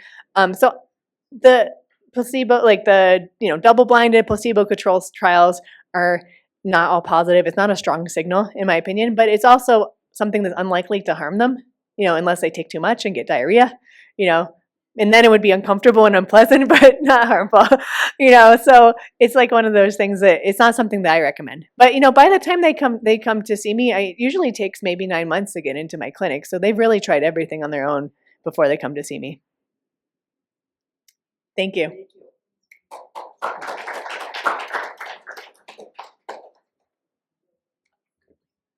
So our whole next section is going to be dealing with hormonal replacement and hormonal care. And there is no one better than Dr. Kirtley Parker-Jones, who's a professor emerita here at the University of Utah, who spent most of your career studying women and hormones. So I'm going to turn it over to you. Thank you. And I'd like to give a shout out to our podcast on women's health, the 7 Domains of Women's Health. If you haven't heard about it already, we've done with the most wonderful Katie Ward. Dr. Katie Ward is my co-host now, and Katie is a women's health nurse practitioner and knows more about progesterone than anybody probably now in the Intermountain West, given it's her focus of her PhD thesis. So please check in the 7 Domains of Women's Health anywhere you get your podcasts, 7 Domains of Women's Health. I want to give a shout out also to Germans. And the reason I want to give a shout out to Germans is Germans had the best organic chemists in the 1800s. And they were looking for a way to make cortisol. So cortisol was the most amazing miracle drug of the late 1800s. And they knew, and the shout out to Germans because they like sausage. And sausage is usually made from pigs. There were lots of pigs, and they found that they could get cholesterol out of the gallbladders of pigs, and then they could start the long and very tortuous process of making cortisol from pig cholesterol. Along the way, they noticed in the ovaries of these pigs that there was this yellow stuff and these little yellow bodies in the pig's ovaries that exactly correlated with the number of piglets that they had. So they said these little yellow bodies, which was the follicle that was making progesterone, and they called them luteotropin or luteosterone, light body. And then they discovered progesterone. So in the late 1800s, progesterone structure was discovered, although the production of progesterone and then also estradiol, it was so hard. So they had to try to get it from animals until another great German went traipsing around into the middle American jungles and found a very large yam. It's not edible, and had a precursor that took out a whole lot of steps in the production of cortisol and estrogen and progesterone and testosterone. And he used the marker synthesis to make the steroids that we use every day. But now we have many different kinds of steroids, thanks to this, many different ways of delivering these steroids, and that's going to be the topic of our conversations today. Individualizing therapy, new drugs that might be available. Do you put it on your skin? Do you stuff it up your nose? Do you put it in your vagina? Where do you put it? And just to help us start with this is Dr. Camille Moreno. And we are so fortunate to have Camille here with us at the University of Utah. She is the director of the Women's Menopause and Midlife Health Clinic. She did her training at the Cleveland Clinic and then went on to be faculty at Duke before she came here. And she has really helped focus our focus on midlife women's health and on hormone replacement. So welcome, Camille.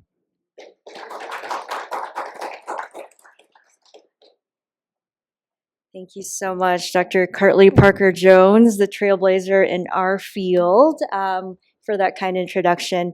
So we're going to continue our menopause talk because it is an exciting time to be in the menopause space this year and in the last year, as you all have heard in the news and social media. And hopefully I can advance my slides. I have one disclosure to share. So I would like to provide a brief overview of the FDA-approved indications for the management of menopausal hormone therapy. So as you all know, it is still the first-line therapy option for hot flashes and night sweats for individuals who are overall good candidates for menopausal hormone therapy. Mackenzie, who is the speaker coming up after me, will be discussing those contraindications as well as medical conditions that will be at high risk for hormone therapy use. So we also know that menopausal hormone therapy, it does reduce bone loss and reduces fracture risk among postmenopausal women. We know that based on the Women's Health Initiative data, and it is FDA approved for the treatment, the prevention, not the treatment of osteoporosis. And in the setting of premature hypoestrogenism, so this is premature ovarian insufficiency, premature menopause, so when menopause happens before the age of 40, or when a woman undergoes removal of both ovaries surgically at surgical menopause, it is detrimental to replace women's estrogen. And we do use, lastly, menopausal hormone therapy as FDA-approved indication for the management of genitourinary syndrome of menopause, which is a mouthful. We call this GSM for short, previously known as vulvovaginal atrophy. And this encompasses basically anything that involves the genitourinary tract, including pain with intercourse, vaginal dryness, UTI-like symptoms, and the risk for recurrent UTIs also increase at menopause. So this is a slide of all the types of estrogen therapy that are FDA approved here in the US. So you all may be familiar with conjugated equine estrogen, also known as Premarin in the market, which is the most widely studied estrogen type in randomized controlled trials, and it's been available since the 1940s. It is purified from the urine of pregnant mares, hence the name Premarin, and it consists of a mixture of 20 estrogens, including estrone and 17-beta estradiol. It does have both FDA approval for all these indications that you see here: vasomotor symptoms, GSM, and prevention of osteoporosis. So micronized 17-beta estradiol is another type of estrogen, estrase in the market, and this is widely used not just in the US, but also among European countries.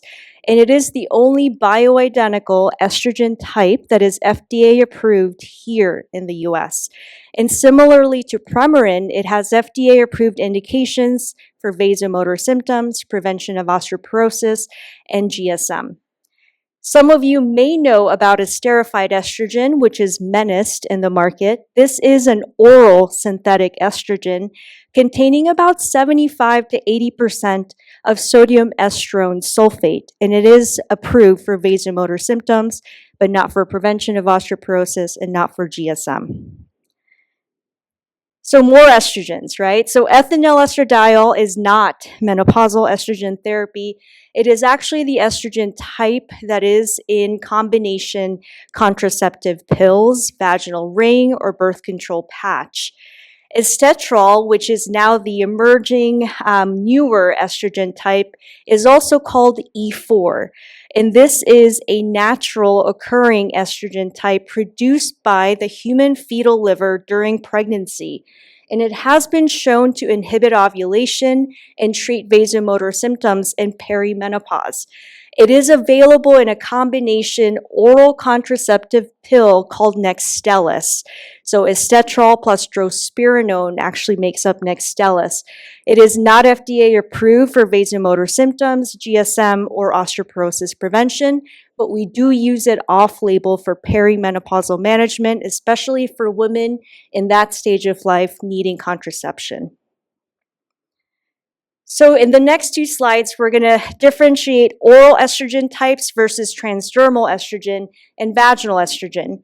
So historically, oral estrogen, again, like what I mentioned earlier, has been widely studied. And it does go through the liver and also the GI tract or the gut. It can increase the high-density lipoprotein cholesterol or HDL cholesterol because it goes through the liver, and it can also increase triglyceride levels by 25%. Since it goes through the liver, it can stimulate the production of those clotting factors, inflammatory markers, liver enzymes, liver proteins, and also keep in mind that it can also increase sex hormone binding globulin, or SHBG, which is a protein that binds to free testosterone in the bloodstream, and it can have a negative effect on sexual functioning and can lower libido. Versus transdermal. Transdermal is available in many different formulations, including the patch, the gel, spray, emulsion, and a vaginal ring. And unlike oral estrogens, the patch or transdermal options are not subjected to first-pass hepatic metabolism, so they bypass the liver. And it can lead to steadier state of estrogen levels in the bloodstream. And most transdermal formulations, as we've heard today, are estradiol, so bioidentical type of estrogen. And it has no effect, or I guess it doesn't negatively affect sexual function because it doesn't increase sex hormone binding globulin. Moving on to progesterones and progestins. So we've heard about micronized progesterone being asked earlier. And so based on data, micronized progesterone actually has not been effective in sleep, although anecdotally, I do mention to patients that if you take it with food at bedtime, you will benefit, hopefully, from the sedating side effects. So for perimenopausal and menopausal women who have nighttime symptoms, including hot flashes at night, night sweats, sleep interruptions, micronized progesterone is a good option. It is contraindicated in women with peanut allergy because it is mixed in peanut oil. And also keep in mind that this is the only bioidentical progesterone that is available here in the US and approved by the FDA. Synthetic progestins come in many different formulations. Oral is what we use to protect the lining of the uterus. There is no vaginal progesterone that protects the lining of the uterus. We do use that off-label, but mostly used in infertility treatments. So the different synthetic progestins available include norethindrone, norethindrone acetate, drospirenone, as well as medroxyprogesterone acetate, or Provera, which was studied in the WHI. So what about alternatives to uterine protection? So we do use off-label levonorgestrel containing IUDs at 52 milligrams to protect the uterus against the unopposed effects of menopausal estrogen therapy. So we use Mirena or Liletta. Duave. So some of you are also familiar with this oral TSEC, which stands for tissue selective estrogen complex. And what that means is it includes both Premarin plus beta-doxyphene. But beta-doxyphene is not a progestin. It's actually an estrogen receptor antagonist that provides the protection at the level of the uterus from Premarin. And this is an FDA-approved oral menopausal hormone therapy for prevention of osteoporosis as well as treatment of vasomotor symptoms. And currently, actually, Duave is being studied in DCIS patients in a study called PROMISE. And so we also are learning that beta-doxyphene may also have antagonistic effects at the level of the breast tissue. So what does it mean when we say bioidentical? And actually, Mackenzie will be explaining this in more detail, and Cash as well, who follows Mackenzie after this. But basically, these are hormones that have the same chemical structure to the hormones produced by your ovaries during your reproductive years. Bioidentical is actually a marketing term. It is not recognized by the FDA, and it is often misused by many anti-aging clinics here in Utah and beyond.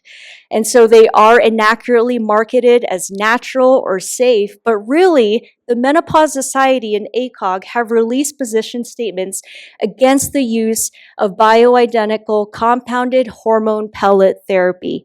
They lead to supraphysiologic levels of hormones, including testosterone, more than a biological male. They are not FDA approved. They are not regulated or monitored for purity or safety. So when do we replace women's testosterone? I mentioned this earlier.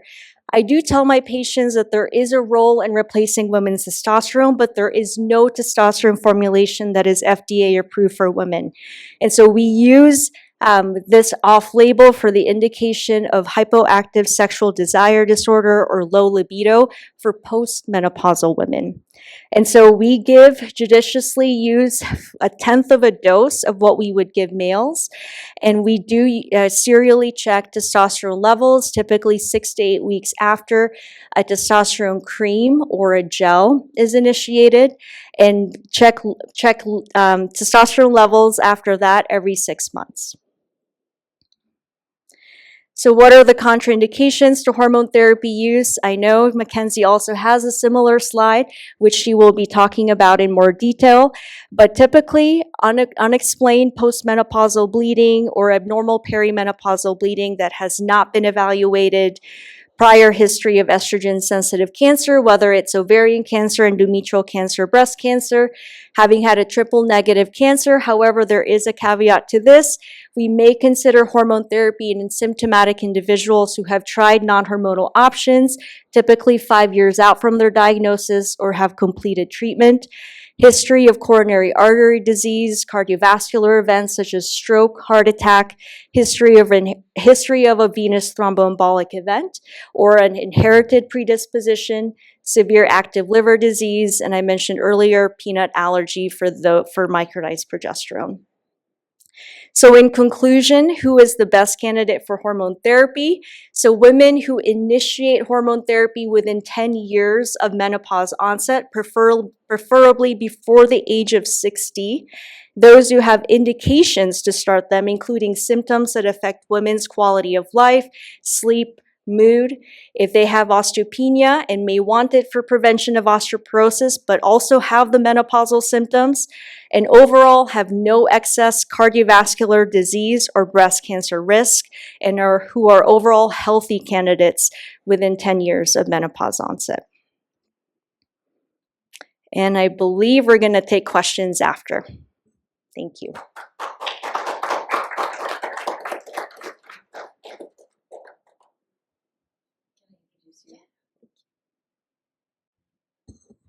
I think it's nice to be introduced by somebody else. So I'm going to introduce Mackenzie. And she's, Mackenzie Daniels is a doctorate in pharmacology, and she's also now a second-year resident in outpatient care. And she's going to combine her background as a pharmacologist with her goals in providing outpatient care in her own example. And many of us, when we didn't have enough time or we forgot whatever our clinician told us, hold our pharmacist hostage with questions. So we're going to hold her hostage with your questions. So go ahead, Mackenzie. Awesome. Thank you so much, you guys, for having me today. I'm honored to be a part of this panel. My portion of the presentation is going to be focusing on those specific risks and benefits of hormonal therapy and really diving into that individualizing it to the patient component. This slide just highlights those risks and benefits, and I put it on a scale here because it really is a scale that can be tipped in one way or the other, depending on patient-specific factors. And I just want to highlight that it's crucial that we are implementing shared clinical decision-making with our patients in this setting, especially where it's an area that women have been unheard over time, felt that their concerns aren't adequately listened to by their providers. So really emphasizing that shared clinical decision-making, understanding the risks and benefits so that we can educate our patients and make a shared decision with them. And I'll be diving into all of these risks and benefits throughout. So I wanted to kind of go through a mental framework of how we can think through this with a patient, starting with asking ourselves about that age component. Kind of as Dr. Moreno had mentioned, those patients who are less than 60 years of age or within 10 years of menopausal onset are going to be in a lower risk bucket. This doesn't mean that older women outside of this cannot use hormonal therapy, but it means that their risk is going to be much higher for things like VTE, cardiovascular disease, cancer, and dementia. So making sure that we are incorporating that in our decisions. This slide goes through those contraindications. I won't reread them as Dr. Moreno had a thorough list of these contraindications to hormonal therapy, but we definitely want to start by screening our patients for these before we would further that conversation. But I'm going to focus more on those kind of gray areas, so more of the precautions for use, where it's not specifically clear whether or not we should be using this therapy in a patient. This could include gallbladder disease, patients who are at a higher risk for cancer or heart disease at baseline, those with diabetes because of the associated cardiovascular risk, and also those who have migraine with aura, as estrogens can worsen migraines. We'll start, the first risk that I wanted to talk through is endometrial cancer risk, because this one is really the most straightforward. We need to ask ourselves a very black and white question of, does the patient have an intact uterus? If the patient does have an intact uterus, we need to be adding a progestin for that protection against endometrial hyperplasia. Dr. Moreno went through the various progestin products available, but I wanted to highlight that not only is it important that they're on a progestin, but they're on an adequate dose of progestin as the pharmacist on your team, making sure that they're on, if it's micronized progesterone, which is the most common, at least 100 milligrams a day, or if we're doing that more cyclic dosing, the 200 milligrams a day for at least 10 days of the month. So making sure we're not just on it, but at an adequate dose. And as Dr. Moreno mentioned, this could be those oral therapies or that off-label use of the IUDs as well. And then breast cancer risk is a little bit more nuanced. We need to be asking ourselves if our patient has an elevated risk of breast cancer. Guidelines recommend very careful consideration if we consider our patient in that intermediate or high risk category for breast cancer. And this is because in that Women's Health Initiative, the very large randomized control trial of women, we saw that there was an increased risk in patients taking estrogen and progestin therapy, and actually a decreased incidence with the estrogen therapies alone. I also want to highlight that the Women's Health Initiative, while it was a very large randomized controlled trial that gave us lots of good data, there are some limitations to it, including that the average age of the patient in that study was 63 years of age. So noting that we normally treat patients now at a lower age for the hormonal therapies that we're using, and that attributable risk is lower in that age group. So keeping that in mind when interpreting these findings. And doing what we can in terms of appropriate screening to help mitigate this risk. So regular mammogram monitoring. I particularly like this table from the Endocrine Society Clinical Practice Guidelines because it really helps kind of further define those categories of risk, using patient-specific factors like prior results of biopsies and mammograms, family history, also genetics, to really characterize their individual risk and then make an informed decision about their hormonal therapy. So you can see that based on these risk calculators, if they're considered in that low risk bucket, we can feel good about hormonal therapy. If they're in the moderate risk category, this is going to be more of a shared clinical decision making, informing their patient of their risk and really considering it with a bit more thought in these patients. And then in our high risk patients, these would be patients who we may want to lean more towards those non-hormonal therapies for management of their symptoms.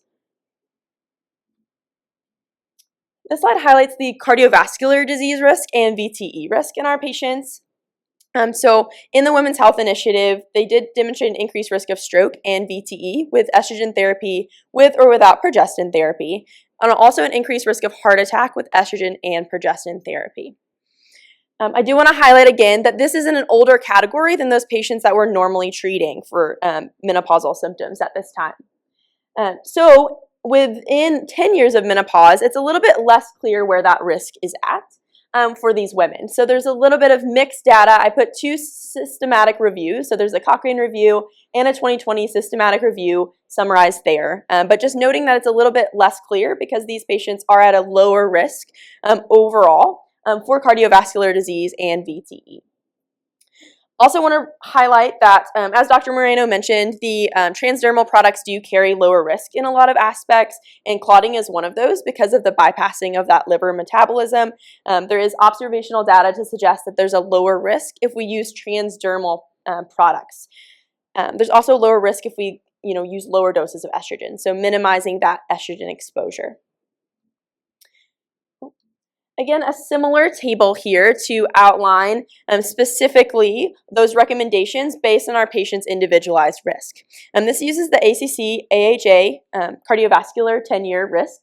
And you can see that it also further categorizes it based on years out from menopausal onset because that differs. That's going to impact their cardiovascular risk. So you can see, if they're within 10 years of menopause and they're at a low risk, we can feel good about the hormonal therapy. If they're at a moderate risk, this might be a patient that we reach for those transdermal products to help mitigate some of that risk in that patient. And then if they're a high risk, regardless of age, we would likely want to avoid hormonal therapy to not further that risk above that 10% risk. I want to highlight too that in the over 10 years since menopause, menopausal onset group, that overall in most of these patients, the risks outweigh the benefits. However, if they're at a very low risk, this could possibly be a shared decision making. The slide reviews the risk of gallbladder disease. If you'll remember, this was on kind of that precaution side of things. If a patient has active gallbladder disease, this is not a contraindication to hormonal therapy use. However, we should be cautious and can be using transdermal products to further decrease this risk, similar to that clotting risk. The logic behind this is that women in the Women's Health Initiative did have an increased risk of cholecystitis and cholecystectomy if they were receiving estrogen therapy with or without progestins. So that's why we want to be cautious. Oops. In terms of dementia and cognitive function, there was a Women's Health Initiative memory study, so WIMS. This specifically was in women over 65 years of age who were dementia-free at baseline, and they did demonstrate that an estrogen and progestin therapy combination, this doubled the risk of all-cause dementia. This was not seen with estrogen therapy alone, but as I've said before, this is in an older category than the patients that we're normally using hormonal therapy in, and it's much less clear in that younger category. There have been some studies that have demonstrated a neutral effect, such as the KEEP study. And then there's some hypothesis that there could be a possible benefit if used closer to the onset of menopause, but still a lot to learn in that younger patient group. I wanted to pull out this warning from the FDA that says estrogens with or without progestin should be prescribed at the lowest effective dose and for the shortest duration, consistent with treatment goals and risks. And because as we went through all of these risks, it's important that this is not a standalone conversation in time. This should be an ongoing conversation with our patients to continuously reassess their risks and their treatment goals. And because the longer they're exposed to the hormonal therapy and the higher doses, we're increasing that risk across the spectrum.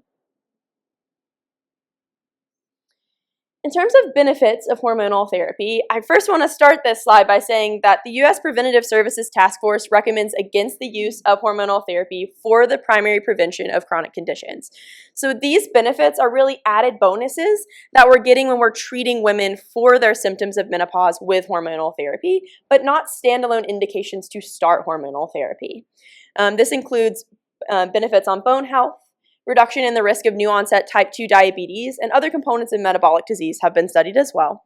Reduction in colorectal cancer with estrogen progestin therapy in the Women's Health Initiative, and then also possible signal for improved all-cause mortality in that younger age group that still needs to be investigated further. And then I wanted to specifically talk about bone health, as this is the benefit that has the most data to support its use. As Dr. Moreno had mentioned, is an actual FDA indication for prevention of postmenopausal osteoporosis. But as I mentioned, other therapies would be preferred if patients are not symptomatic and have that alternative indication for hormonal therapy. But we do know from the Women's Health Initiative that hormonal therapy can reduce the risk of hip fractures in patients receiving estrogen with or without progestin. And I also wanted to highlight that while there is benefit on hip fracture risk, it's not a preferred treatment for diagnosed clinical osteoporosis, so only for prevention. Well, there are many ways to get steroids into your body. Steroids are lipophilic. Most of the ones we get can be conjugated, meaning you can stick something on your estrogen so it's absorbed orally, and that's what conjugated estrogens like Premarin. But we can put it across mucous membranes, we can put it across our skin, and indeed there are some people who don't tolerate one kind or another. And certainly there are uses for bioidentical, quote-unquote, formulations that are made by pharmacies, particularly for people with special needs. So we have the opportunity to have an expert pharmacologist, and this is Kash, And I'm sorry if I'm going to say this, Yellow Patty, but it's, gosh, is going to talk to us. He's a pharmacologist with many, many years in formulating steroid hormones that are appropriate for people in other ways, and lots of research in that area. And he is an associate professor in clinical pharmacology in the Department of Pediatrics. So he's going to help us understand all the ways that a pharmacologist might be thinking about in providing hormones and what we can do about them. Thank you very much, Kash. Thanks for the kind introduction. And also thanks for calling me an expert. I don't think I am, but thank you. I'll try.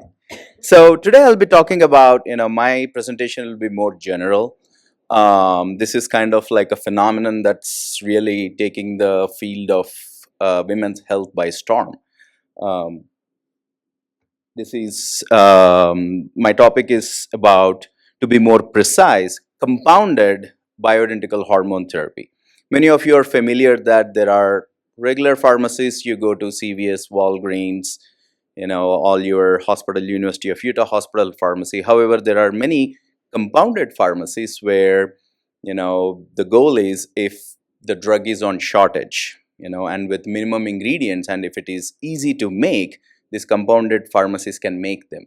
Or, if there is a serious adverse event for an excipient that a patient cannot take in the marketed formulation, then a physician can use a compounding pharmacy and ask them to prepare in a similar way. So these compounding pharmacies are FDA recognized and FDA monitored.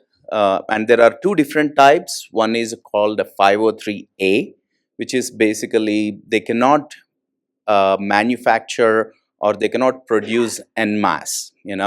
It should be like a patient specific, and they cannot really transport any product across the state lines. So in Utah, in Florida.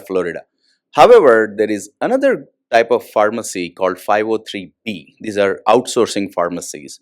And this is basically, FDA started approving these mainly because of severe drug shortages we have all of a sudden. And, to help them with these 503B compounding pharmacies to kind of like to be able to make some of these IV parenteral drugs and any drugs that are in shortage.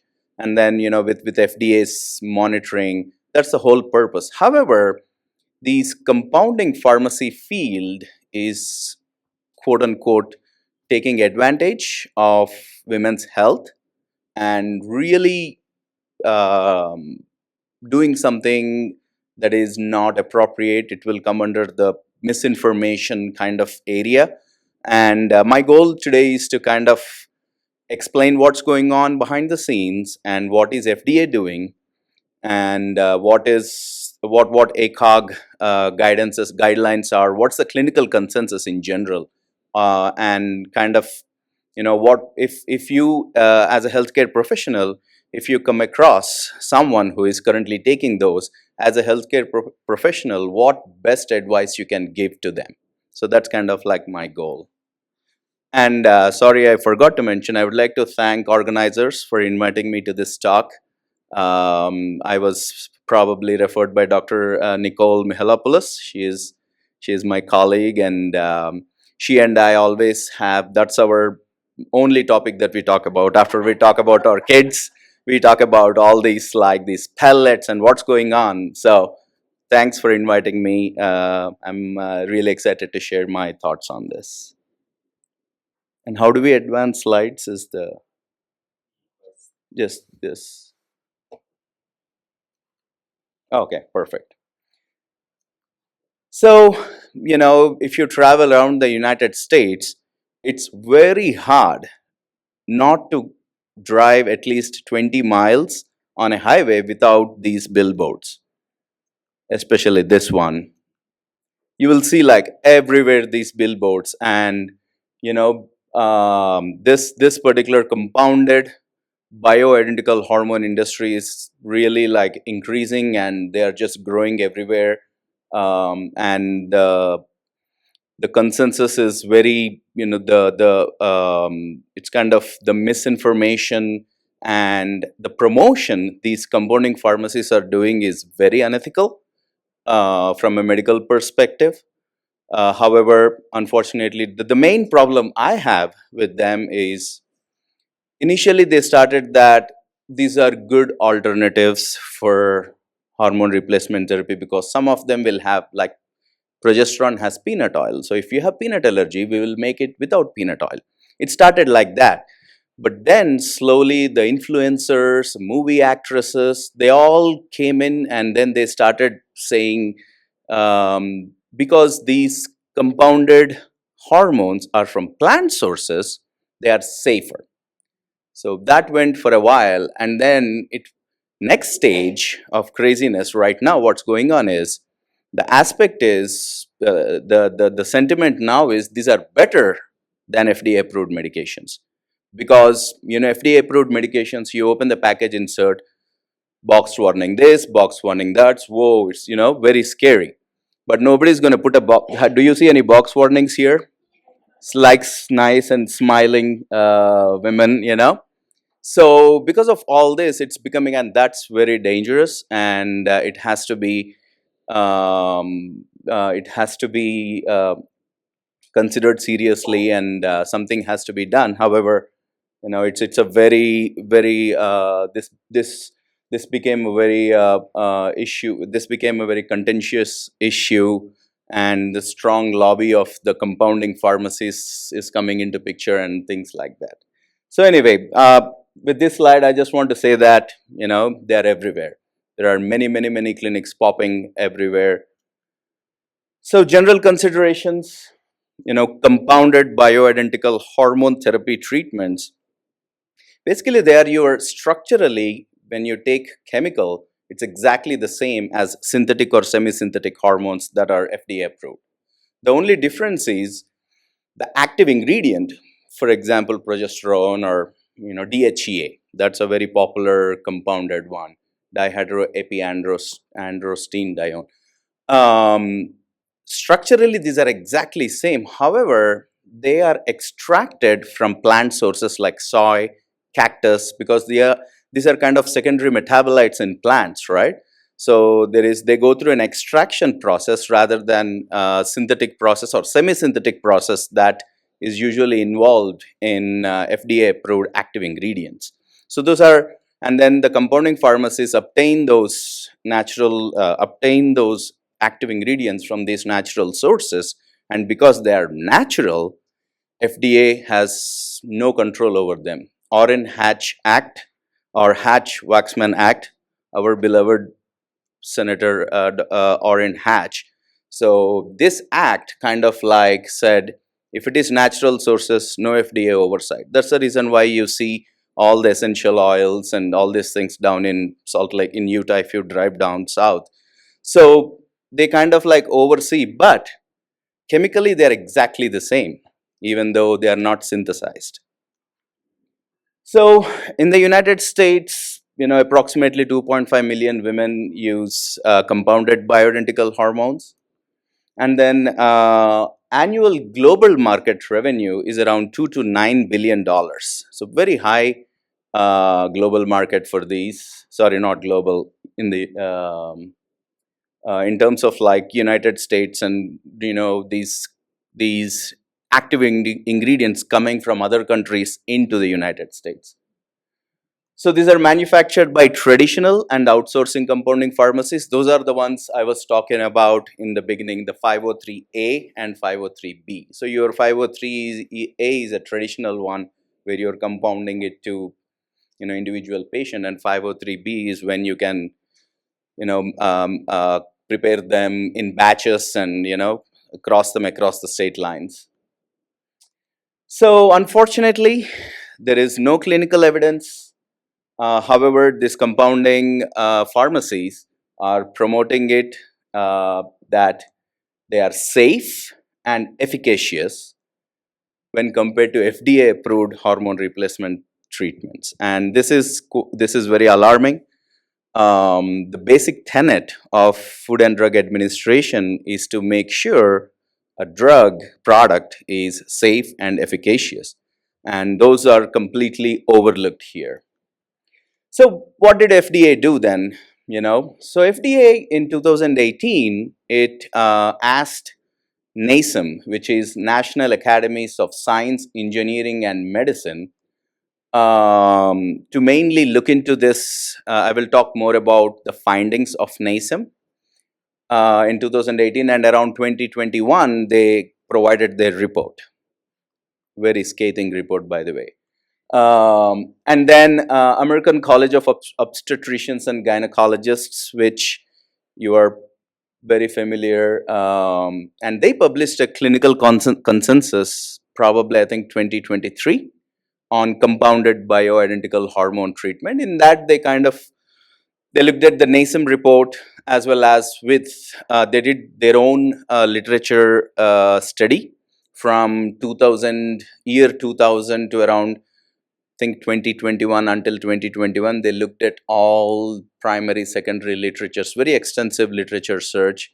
I'll be happy to forward both reports if you're interested. So what did those two major agencies recommended? So first of all, I want to talk about what NASEM did. So they basically, what they did was they gathered approximately 15 to 20 experts in women health and drug product formulators and chemists, and they had a wide variety of experts from all over the world. In fact, in that committee, there were a couple from Australia, a couple from UK. So it's best experts you can find, Germany, best experts you can find on hormones and drug product formulations and compounding and women's health in general.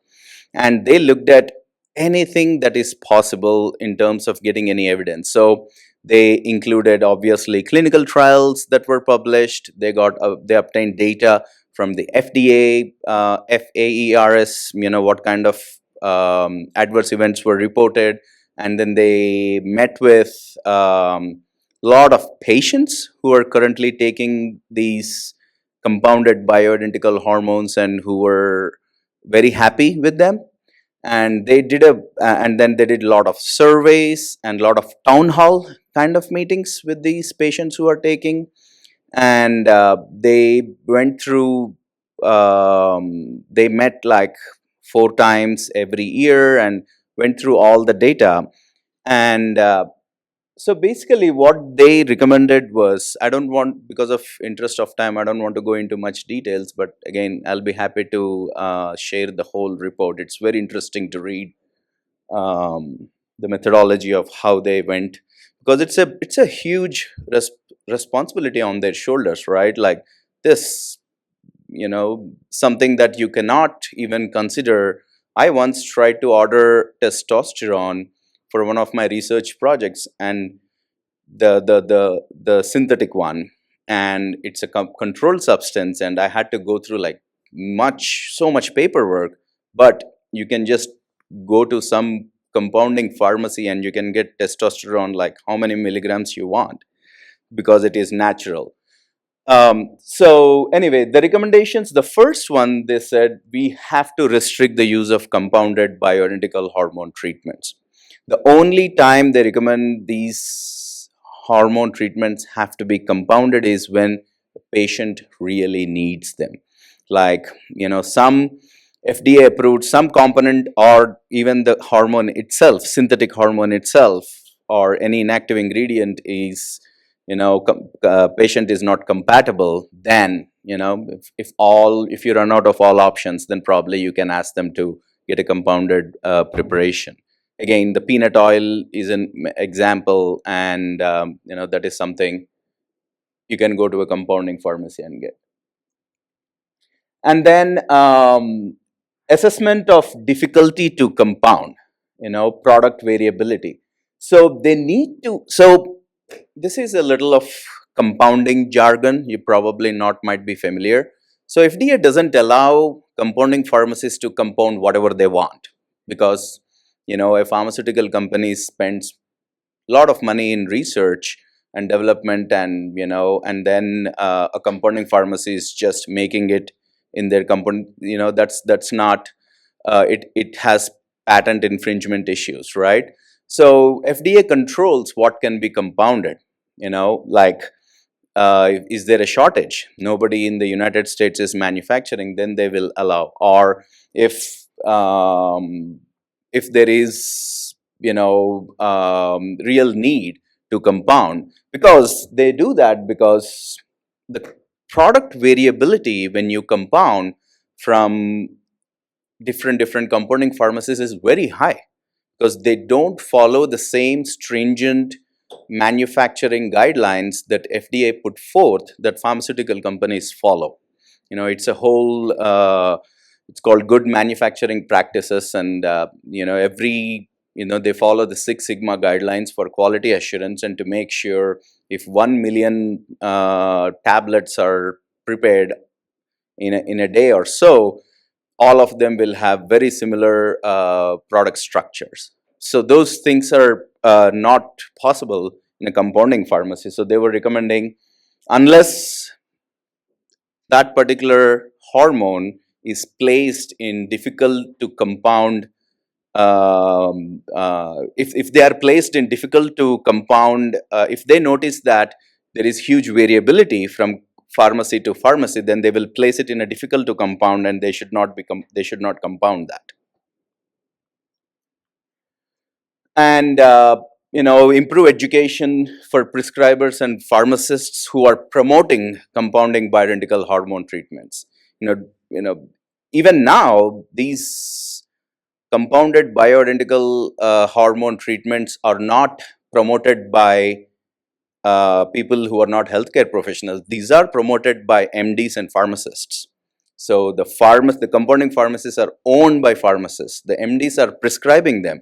It's kind of like more of a designer type situation, where you walk into these clinics, they will take a sample and they will say, okay, your testosterone is low. And then they will put in, they will say, okay, go to the pharmacist, and the pharmacist will do some calculations and say, this is the dose will be good for you. And if this is exactly how they tell you. If you go to your testosterone, if you go to a doctor, and get the FDA approved testosterone, you cannot change the dose. This way, we are personalizing all these things, which is absolutely, there is no basis to prove those things. So I think the committee was very angry that these MDs and pharmacists, who are supposed to be healthcare professionals, who are supposed to be telling the right thing, are not saying the right thing to the patients. And they felt like there has to be a lot of educational programs to educate them, to make sure they are doing the right thing when it comes to health of women. So in addition to those three main recommendations, the committee has a lot of other secondary recommendations, like, we need to know the pharmacokinetics of the drug product that they are compounding, which we have no idea.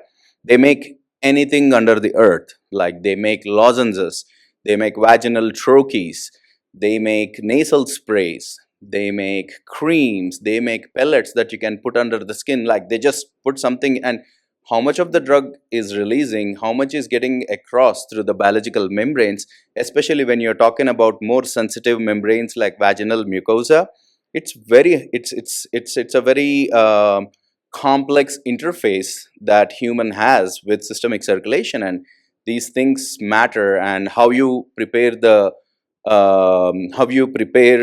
product has a lot of influence on it, and all those things. They're recommending that there has to be some information on that. And then coming to ACOG clinical consensus. So ACOG was more in terms of from what clinical evidence is out there. So ACOG flatly said that no evidence to support marketing claims of safe and effectiveness. So all the marketing claims that these compounding pharmacies are saying that this is safe, then FDA approved formulation, there is no evidence whatsoever. They says compounding bioidentical hormone treatment should not be prescribed when FDA-approved formulation exists. And then patients must be counseled on the lack of FDA approval of compounded bioidentical hormone treatments. I'm 100% sure that many of patients who are currently taking these compounded bioidentical hormone treatments don't realize that these are not FDA approved, because an MD is prescribing it and a pharmacist is making it. So they are like, oh, looks like I'm in good hands. It's not some, some multi-level marketing person from your church is asking you to do it, right? So these are you're basically going to an actual facility, and none of this counseling is taking place. Some of them are doing, but not all, and it has to be mandated in terms of like it's not FDA controlled. And one more thing that ACOG recommended is high quality placebo controlled randomized trials for these compounded medications are needed to support those claims, those exorbitant claims that they are making that these are best and lifesavers and will increase your life. Initially, it started with smaller women-based symptoms and, in terms of like postmenopausal issues and vaginal atrophy and things like that. But now it went into a cosmetic type, oh, your hair will be better, your teeth will look better, your libido will increase, these kind of things. It became more of a lifestyle medication, and it's going into these hands of life coaches, and they are kind of like getting it. It's becoming very dangerous. Oh.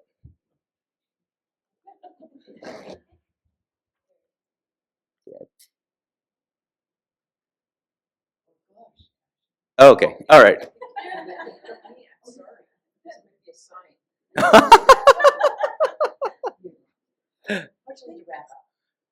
Yeah. What's that? Oh yeah, I thought my conclusion slide was, I could not see it. Anyway, so in conclusion, basically, they are the use of compounded bioidentical hormone treatment is rapidly increasing, and there are a lot of reports on adverse events and all the issues that these hormones can cause, like Mackenzie and Camille talked about. There are a lot of reports. However, because of lack of control on these compounded pharmacies and this blowing of the use, and unfortunately there is lack of trust in authority that we have seen. So I was reading a very interesting article published by Columbia University on this topic, and they coined a term, pharmaceutical messianism. So this is when word of mouth or some influential person says that some drug is an elixir to treat everything, and it just snowballs. And unfortunately, they were saying that this compounded bioidentical hormone treatment sucked into that cycle of pharmaceutical messianism, and it's blown out of proportion because of the influencers, and a lot of celebrities are endorsing it, social media influencers and things like that. So I think as healthcare professionals, the only thing we can do is, if somebody is taking it, educate them that you don't know where it is coming from, because I try to trace the sources of the active ingredient. When they say they have estradiol, when they say they have progesterone, when they say they have testosterone, where is it coming from? What plant? It's coming from plant source, from soybean, but where it is being manufactured? Are they manufacturing according to good manufacturing practices? Things like that. Or with these chemical substances, hormones especially, there are a lot of physicochemical characteristics that has to be followed throughout the life cycle of the production. Like, for example, polymorphism. All these chemical substances exist in different polymorphic structures, and they have to follow So again, I think one thing we can do is, having at least some kind of bioavailability based studies. They compound so many testosterone capsules for menopause women. That's a huge market, giving testosterone as a capsule form, and you take it orally. How much is going into blood circulation, nobody knows. There is not at least efficacy studies, they are very complicated, very expensive. At least proof of concept that the bioavailability, whatever, they are saying that this vaginal troche will release X amount of drug, but we don't know. So at least some kind of assessment of, that's what they do for generic drugs. So for generic drugs, you don't have to reinvent the wheel. To get an approval for generic drug, all you need to do is take 20 human beings, give them your drug, and then take the pharmacokinetics, and then give them the branded drug and get the pharmacokinetics. And if pharmacokinetics match, you're good. So at least some kind of bioavailability studies or some kind of control needs to be, some kind of evidence needs to be there. Thank you.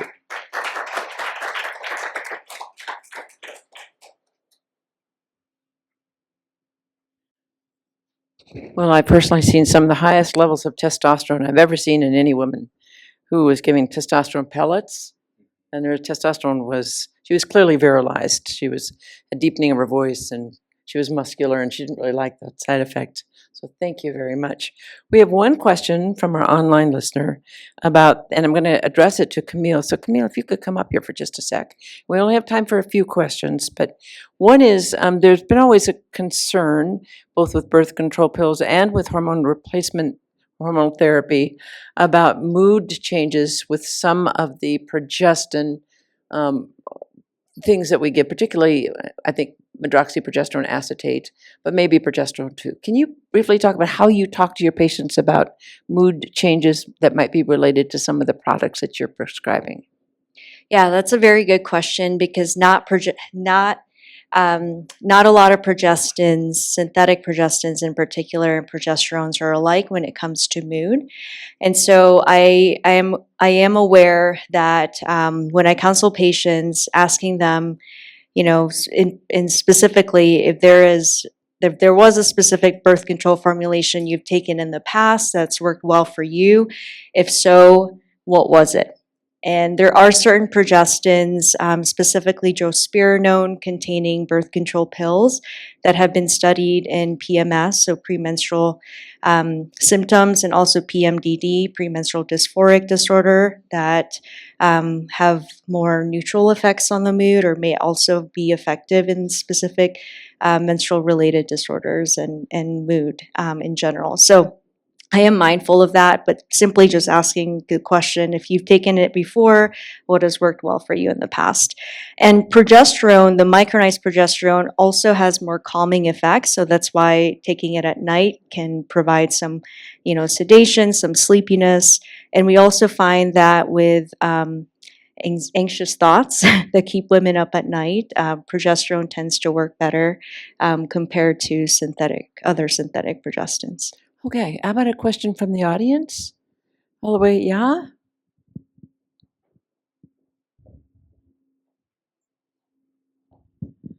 Given that women of the age who are taking menopausal hormone therapy are often on other medications like statins, are there other things you have to consider in terms of prescribing? Camille, or it's actually, yeah, Mackenzie, why don't you use this one?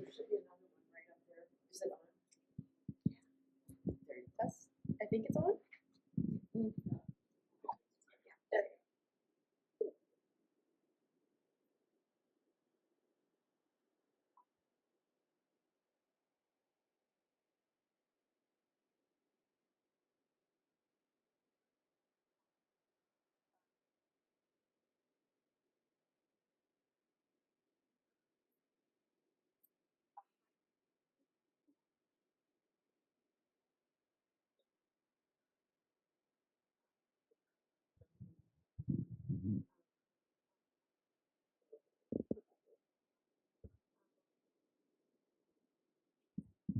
The Yeah. good thing is our EHR is supposed to tell us Right. if there's a significant interaction when we prescribe it. And luckily for statins and hormone replacement therapy, there isn't, as you said. One more question, maybe? I do want to add one more thing for interaction. So if a patient is taking a thyroid replacement, typically you don't want to take oral estrogen with an oral synthroid or levothyroxine because those could potentially interact. So taking them separately, at least 30 minutes to an hour apart from each other, would make the most sense. But usually transdermal options should not interact with oral estrogen formulations.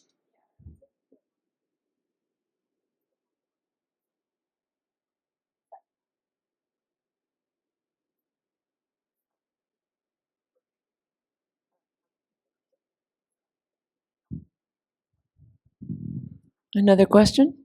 Yes, sir.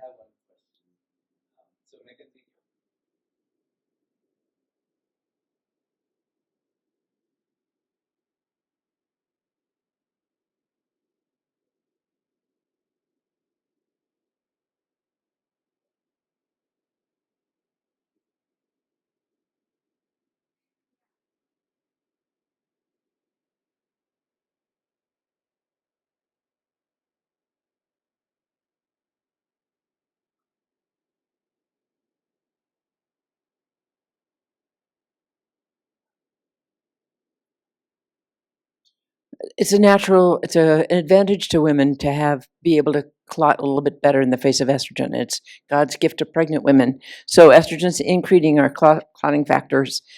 So when you take it orally, it goes to the liver and cranks up those levels of clotting factors, much like a pregnancy does with high levels of estrogen, because the liver is seeing it first, whereas transdermal, you're seeing it systemically first, with only a little bit going to the liver. Okay, well, I want to thank everybody, and especially I want to thank our speakers. And I've learned a bunch, and I really appreciate all of that. And for all of you, there's a little break now. Thank you. Great session. Yes, we have a short break. Remember to go and look at the posters and vote for your favorite poster. And then make sure you're back here at 4:10 because we have our keynote speaker in women's health, Missy McNeil, and you don't want to miss her today.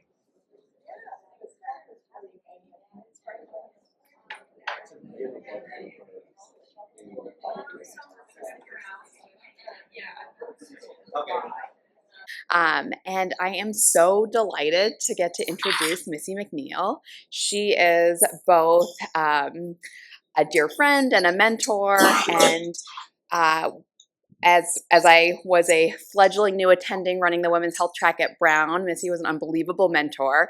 She brings with her the experience of starting a women's health track, the largest women's health fellowship at the University of Pittsburgh, and she's a master clinician educator and has received many awards for both all of her work in women's health and all of her work as an educator. To give you a little bit of her official bio, she did her undergraduate degree at Princeton. She has a master's in public health in addition to her MD from the University of Pittsburgh, and she worked there for more than 4 decades, just building a master's in medical education, the Women's Health Fellowship, and has served many leadership roles at Pittsburgh. Her daughter is an OBGYN at MGH, and so she was drawn further into New England, and so we got her at Brown, where she gets to do tons of mentoring, med ed for mostly faculty, and lots of time on teaching wards. She's had a role at the VA for women's health education for a very long time, and she has received the Society for General Internal Medicine's Distinguished Professor of Women's Health Award in 2014 and a Career Achievement Award in Medical Education in 2016. Having spent the day wandering Salt Lake City with her yesterday, she got 2 phone calls from senior attendings for some on-the-spot mentoring. So she's a fount of information and wonderful advice. And I'm excited to present Dr. McNeil.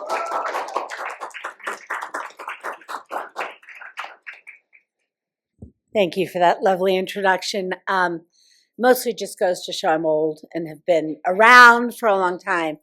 And like Vidya, I would define myself as a women's health internist.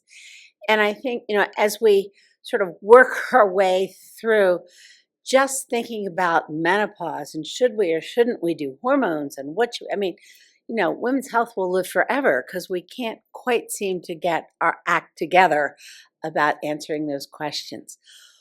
What I have been asked to do and would like to do today is do what I put together pretty much every year is a women's health update. And what we're going to do here, at first, no disclosures, but my objective today is to identify practice-changing studies that have the potential to change our management of women immediately. So this is a more comprehensive review. This year, the stuff that I thought was most important is more about older women, midlife and older women, so it will fit right in with the theme of this. I will say to our OBGYN colleagues, you know, I actually didn't quite realize this was also OBGYN Grand Rounds, so I was thinking about it. I don't think I have anything that y'all are going to object to, but by all means, let me know if I say something that you feel differently about. So we're going to begin with a case. We have Anna. She's a 60-year-old woman, and you're seeing her in the office for a well woman visit. She's been on hormone therapy since the onset of menopause at 52. She's on estradiol patches and micronized progesterone. Her provider listened to what's recommended for 8 years, and she really likes it, and she wants to continue, but's worried about the long-term effects of hormone therapy. What do you tell her? Now, the talk we had a little bit earlier was, you know, cited the guidelines of the lowest dose for the shortest possible time. But certainly the Menopause Society and other societies have taken away any mandatory limit on how long you can keep women on. But the safety of it's been somewhat an object of discussion. So the study I want to talk about first is the use of menopausal hormone therapy beyond age 65 and its effects on outcomes. This was from Menopause 2024. So what do we know? The background going in. In 2002, the Women's Health Initiative reported that combination estrogen-progestin therapy, combination therapy, increased breast cancer, stroke, and coronary artery disease.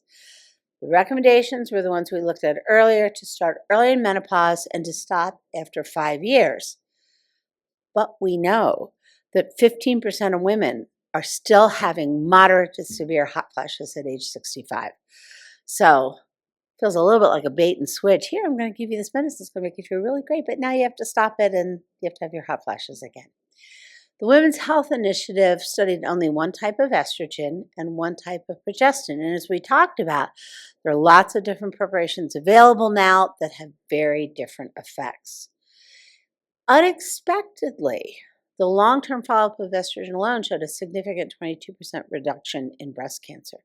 So I have to say, prior to this study, in my practice, I made a good faith effort at 5 years because of increased breast cancer risk in combination therapy to at least take you off the hormones, see how you felt, and then we would have a discussion about whether you would continue or not.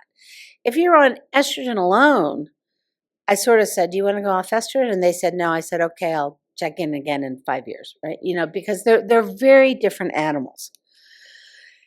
In response to some of the newer data coming out of the Women's Health Initiative, the North American Menopause Society in 2022 stated no general rule for stopping hormone therapy in a woman age 65. Now, I want to be clear, we're talking about stopping, not starting.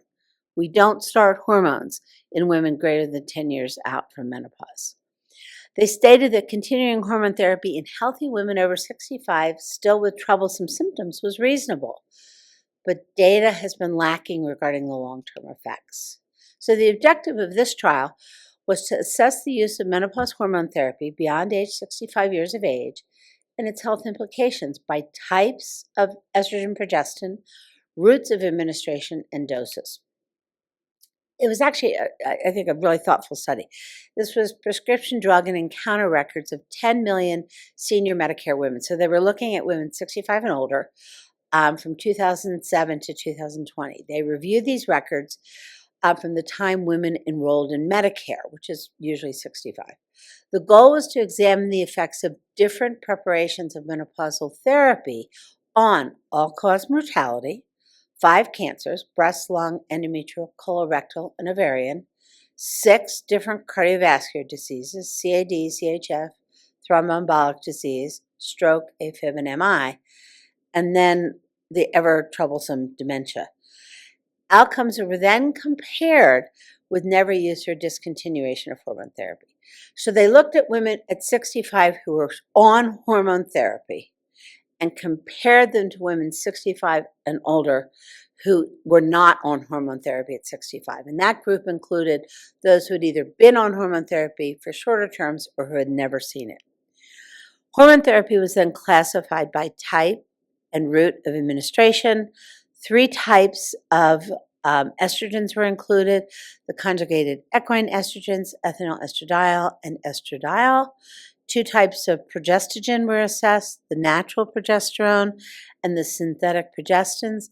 And there were 9 different combinations mixing and matching these agents. More than 19 million women met selection criteria initially. Initially, 11.4% of women were taking any hormone therapy at age 65 in 2007 when the study rolled out. This proportion dropped to 5.5% over 11 years of follow-up, sort of in keeping with post-Women's Health Initiative. You know, hormones might be bad for long term. Combination therapy started at 1.4% and dropped to 0.2%, and estrogen therapy was 10 times greater than that of combination. So this is what we see, right? These are our current prescribing guidelines, right?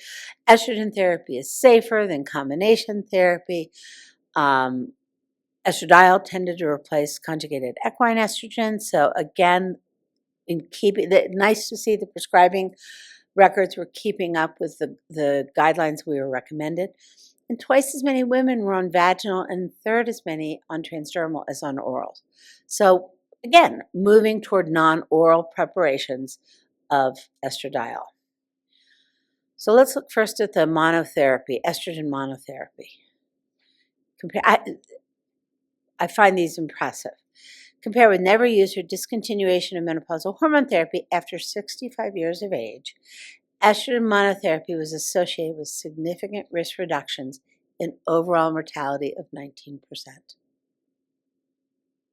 19% reduction in overall mortality, statistically significant. And it's kind of across the board. If we look at cancers, breast cancer goes down by 15%, lung cancer 13%, colorectal cancer 12%. Cardiovascular disease, heart failure, VTE, AFib, and acute myocardial infarction go down. And actually, dementia is down. This is in keeping what we know. Estrogen alone, you know, and when I counsel women, I don't tell them that it's going to make them live longer, but data like this just makes me feel comfortable keeping them on it, right? And I kind of hope that maybe I'm doing them a favor by keeping them on it, but I'm not worried about keeping them on it. The combination therapy is a little more complicated. Both estrogen progestin and the estrogen progesterone were associated with an increased risk of breast cancer, and we know that. But that risk is mitigated using transdermal or vaginal estrogens. But it's not just breast cancer we care about, right? Combination therapy showed risk reductions in endometrial cancer, ovarian cancer, and ischemic heart disease. So it's complicated. The summary impact: the implications of menopausal hormone therapy used beyond 65 vary by types and routes of administration. In general, the safest preparations are vaginal or transdermal rather than oral, which we talked about earlier, and with estrogen alone, compared to either conjugated estrogen or combination therapy. The study suggests the possibility of important health benefits in the use of menopausal hormone therapy beyond 65 years of age, especially with estradiol alone, and includes reductions in all-cause mortality, multiple cancers, cardiovascular outcomes. Estrogen and progestin therapy a little bit less clear because of the breast cancer impact, but no increase in mortality in those long-term users. All right, osteoporosis. Ms. B, 55-year-old patient who presents for follow-up in your primary care clinic. Her past medical history includes prediabetes, obesity, well-controlled hypertension. She purchased both a calcium and a vitamin D supplement online after her friend recommended it. But even though she already has it and has started taking it, she would like to know your thoughts. She asks, should we check my vitamin D levels? And do you think it's a good idea for me to take this supplement? Well, having been in practice for a long time, as Vidya pointed out, over 4 decades, you would think we would understand calcium by now, but no, we don't. This was actually a really interesting study. What we know is that the impact on bone health with calcium and vitamin D supplementation, prevention in community-dwelling women is becoming more and more clear with regard to bone health, with little evidence it matters. I mean, when I started practice, right, if you turned 50, you went on your calcium, you went on your vitamin D, then we went through a whole time period where we were checking everybody's vitamin D levels, and it was all about bone health.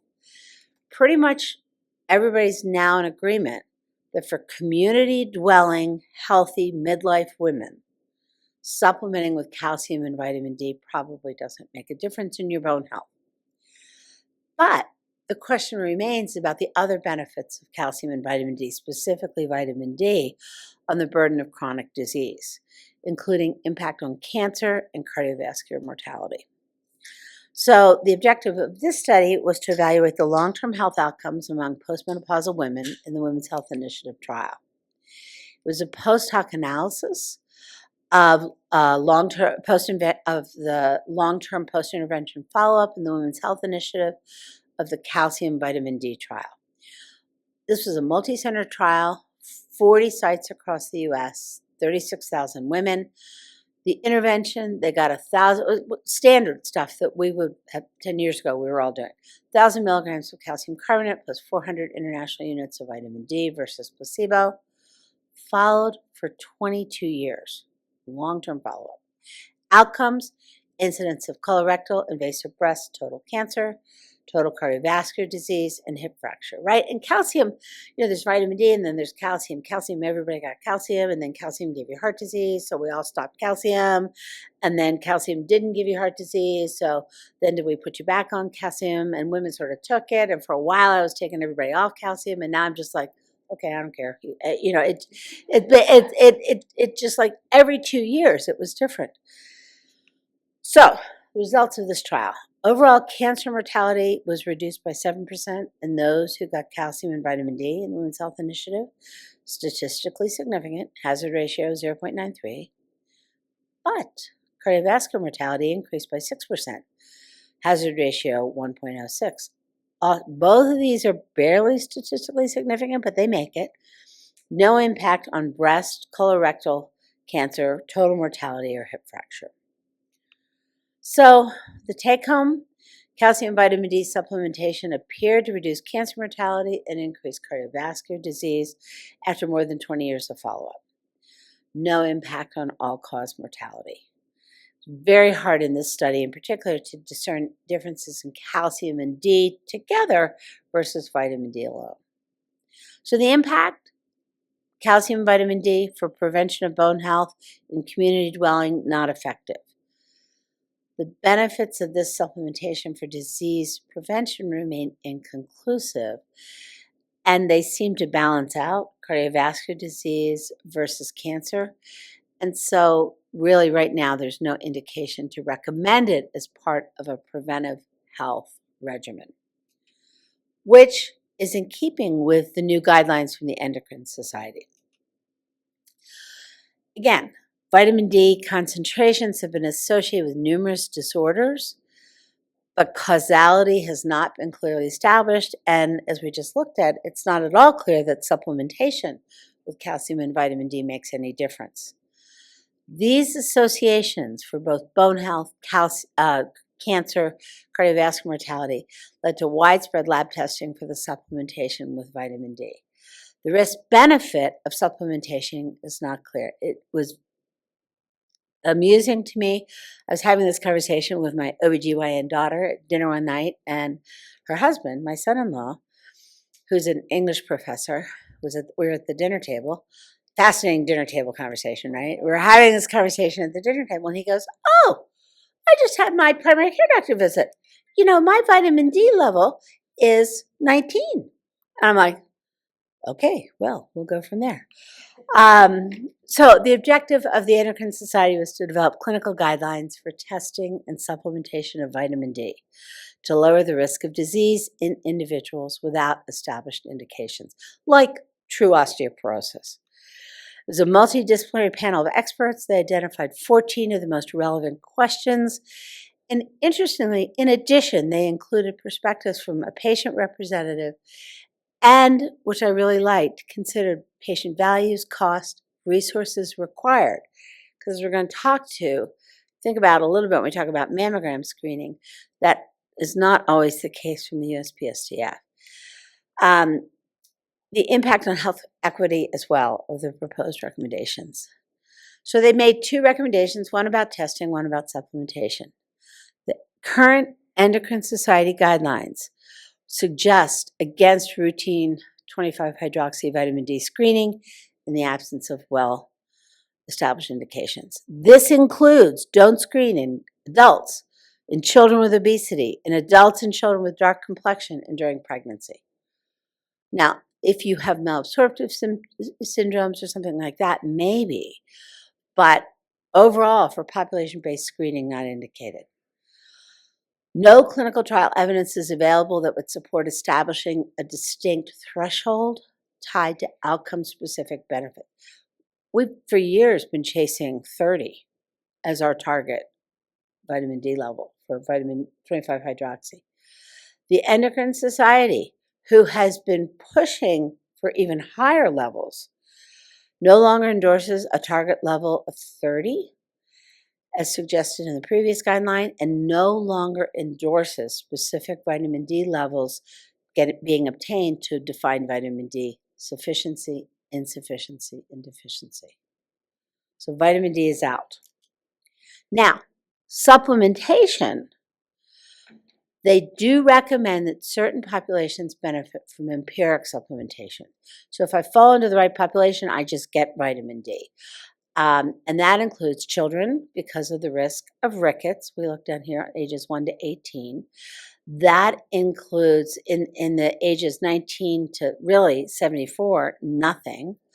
Above 75, they do recommend supplementation to lower the risk of mortality, presumably from bone disease.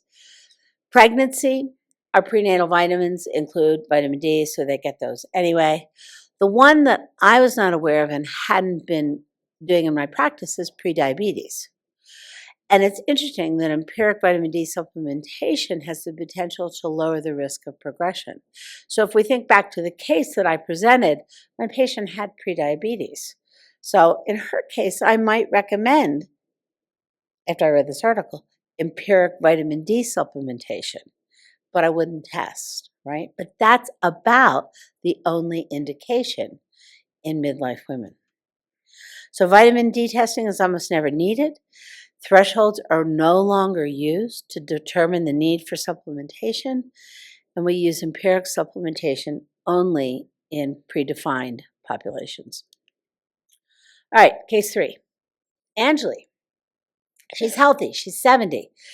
You saw her in the hospital. She tripped on a curb. She had a hip fracture. Now is getting ready for discharge to rehab. She wants to know what she can do to prevent future fractures. So this is a study that looked at the risk of non-union with the starting of bisphosphonates shortly after the fracture. What we know prior to this study is that osteoporosis fragility fractures are an important cause of morbidity and mortality. We know Angeli has clinical osteoporosis, right? She fell from a standing height, broke a bone. So this lady, well, I don't need a DEXA to tell me that she has osteoporosis. The data tells us that starting bisphosphonate therapy can reduce subsequent fractures by 50%. And yet, only 30% of hip fractures receive treatment for osteoporosis meds. One reason postulated is that we don't start them in the hospital. You know, they go off to rehab, they get back to the PCP, the orthopod doesn't think about it, just gets lost in the shuffle.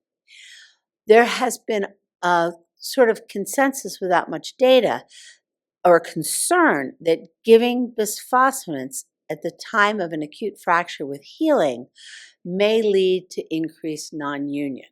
So as a result, we have not been starting treatment in the hospital setting.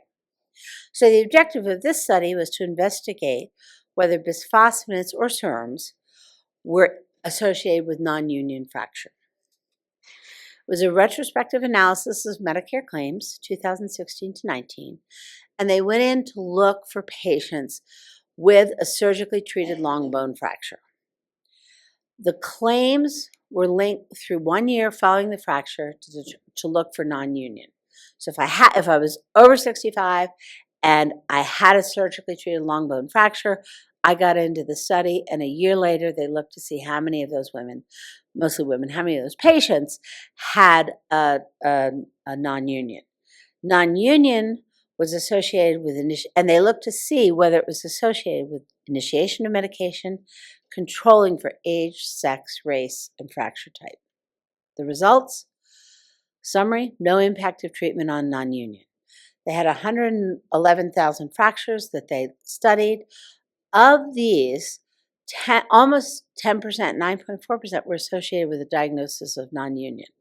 Non-union is common. Non-union is common.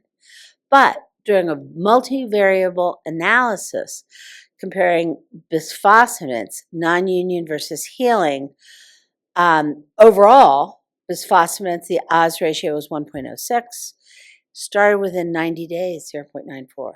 So no increase in non-union if we started the bisphosphonates within the first 90 days. Same with SERMs or hormone therapy. Again, folks on those treatment modalities had a significant risk of non-union, but it was not increased if started within 90 days. So, the summary impact, non-union after long bone fracture is not uncommon with rates of 9.4%, but the rate is not different. So for me, this has been practice changing. I do inpatient medicine. I see a lot of hip fractures on my service. I start them either on zoledronic acid, I give them their first dose in the hospital, or send them home on an alendronate prescription. Because only 30% of people with these fractures get started. So if I get it in the medical record, I get some into them, I at least get the ball rolling. And so that, again, these folks get their calcium and vitamin D, right? They have clinical indications. All right. We'll talk a little bit about cardiovascular disease because we know that that is the leading cause of death in women. Whoops. So we have Sylvia. She's 60. We're seeing a lot of people for well women visits. She has well-treated hypertension, a family history of CAD. Her LDL is 140. Should she get a statin?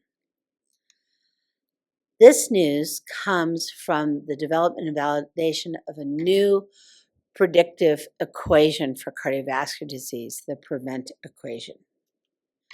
So what we know, in 2013, the American Heart Association and the American College of Cardiology developed the pooled cohort equations to evaluate the 10-year risk of atherosclerotic cardiovascular disease, the ASCVD score, which I think most of us use pretty commonly to determine when statins should be initiated. The pooled cohort equations generate sex and race-specific risks for cardiovascular disease for adults between the ages of 40 and 75 and have been widely adopted. And they're in all the guidelines. But concerns have been raised. These data were driven from the Framingham data cohort, and the concern is that the cohorts lack diversity, that they widely overestimate risk, and that they don't include the total burden of cardiovascular disease, specifically heart failure, which we know is increasing.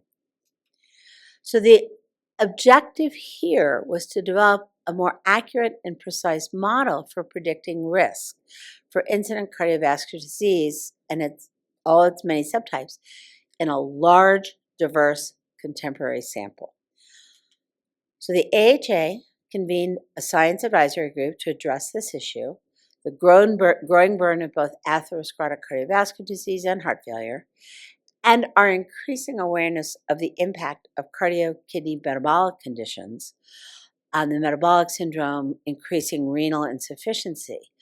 And so obesity, diabetes, chronic kidney disease. And the goal here was to develop a new risk calculator, which would include the full burden of cardiovascular disease, integrate population-based changes in risk factors that we're seeing now compared to 10 plus years ago, and address exposure to preventive treatments. The goal was to develop optimal risk prediction. So they developed a derivation sample and a validation sample. The derivation sample on an individual level had over 3 million patients from 25 data sets. To get into the data set for the derivation sample, the data had to include the traditional risk factors. We think about lipids, hypertension, diabetes, smoking, an estimated GFR. It was sex-specific but race-free in our increasing awareness that race is a social construct. And then there were optional risk factors, which included urine albumin to creatinine ratio, hemoglobin A1C, and they did include a social deprivation index, basically your zip code, with the idea that most of these kind of things were really socioeconomic that caused the disparities.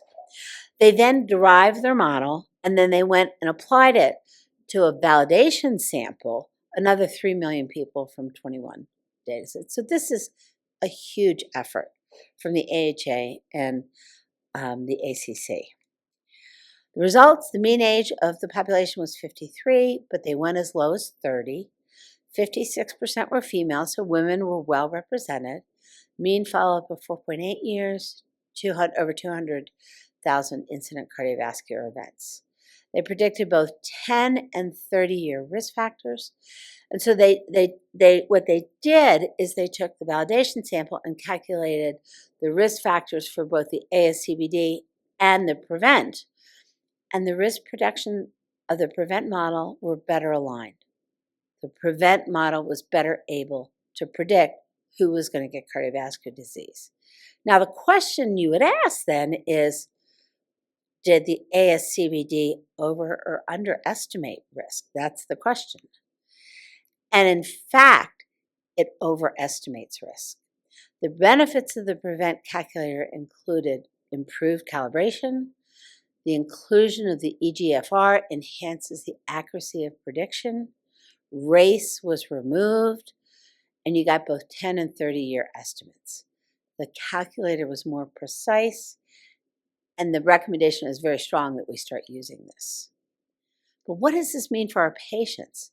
This is a great follow-up study which actually looked at a population of patients to see who would get statins and who wouldn't, based on guidelines. So the ASCVD calculator, again, widely used. Concerns were raised, leading to the development of the PREVENT calculator.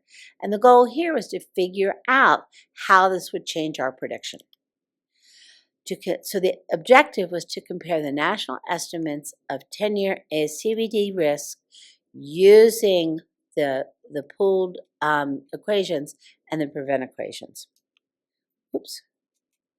It's a cross-sectional study, included adults 30 to 75, defined as eligible for primary prevention with statin-based use based on the 2019 AHA-ACA guidelines. And you will remember that's if you're anywhere in there between 7.5 and 19%, you're intermediate. Above 19.9%, you got statins, and below the lower limit, you didn't. So they accepted those guidelines of when treatment should be initiated. Data were weighted to be nationally representative, and again, the main outcome was to compare risk prediction. 3,700 adults, mean age 57, again, more than half were women, a very mixed group of patients. So the summary of results, in comparing these, what you want to look at on the far right-hand side when you look at these graphs, The beige is the risk that's predicted, risk of cardiovascular disease predicted by the ASCVD score.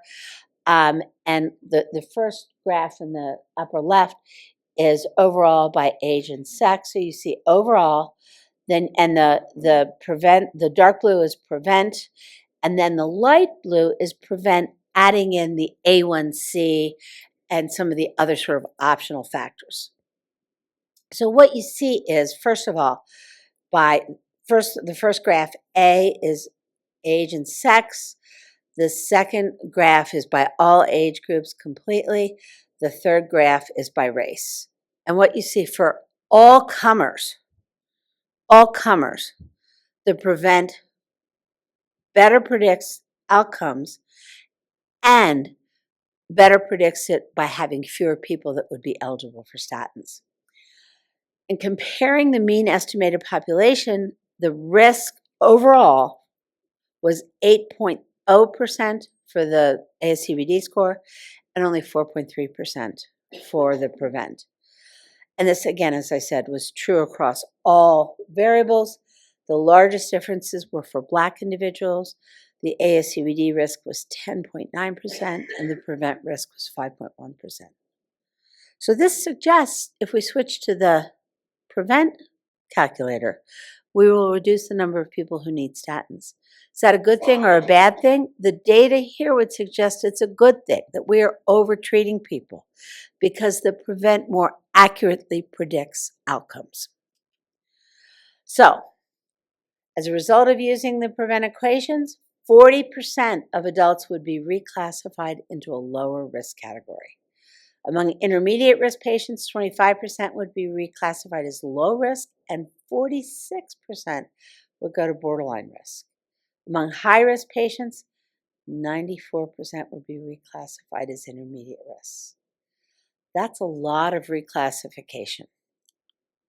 So the impact, if we use the ASCVD, 45 million people would be recommended for statins. Using the prevent, that number falls to 28 million people.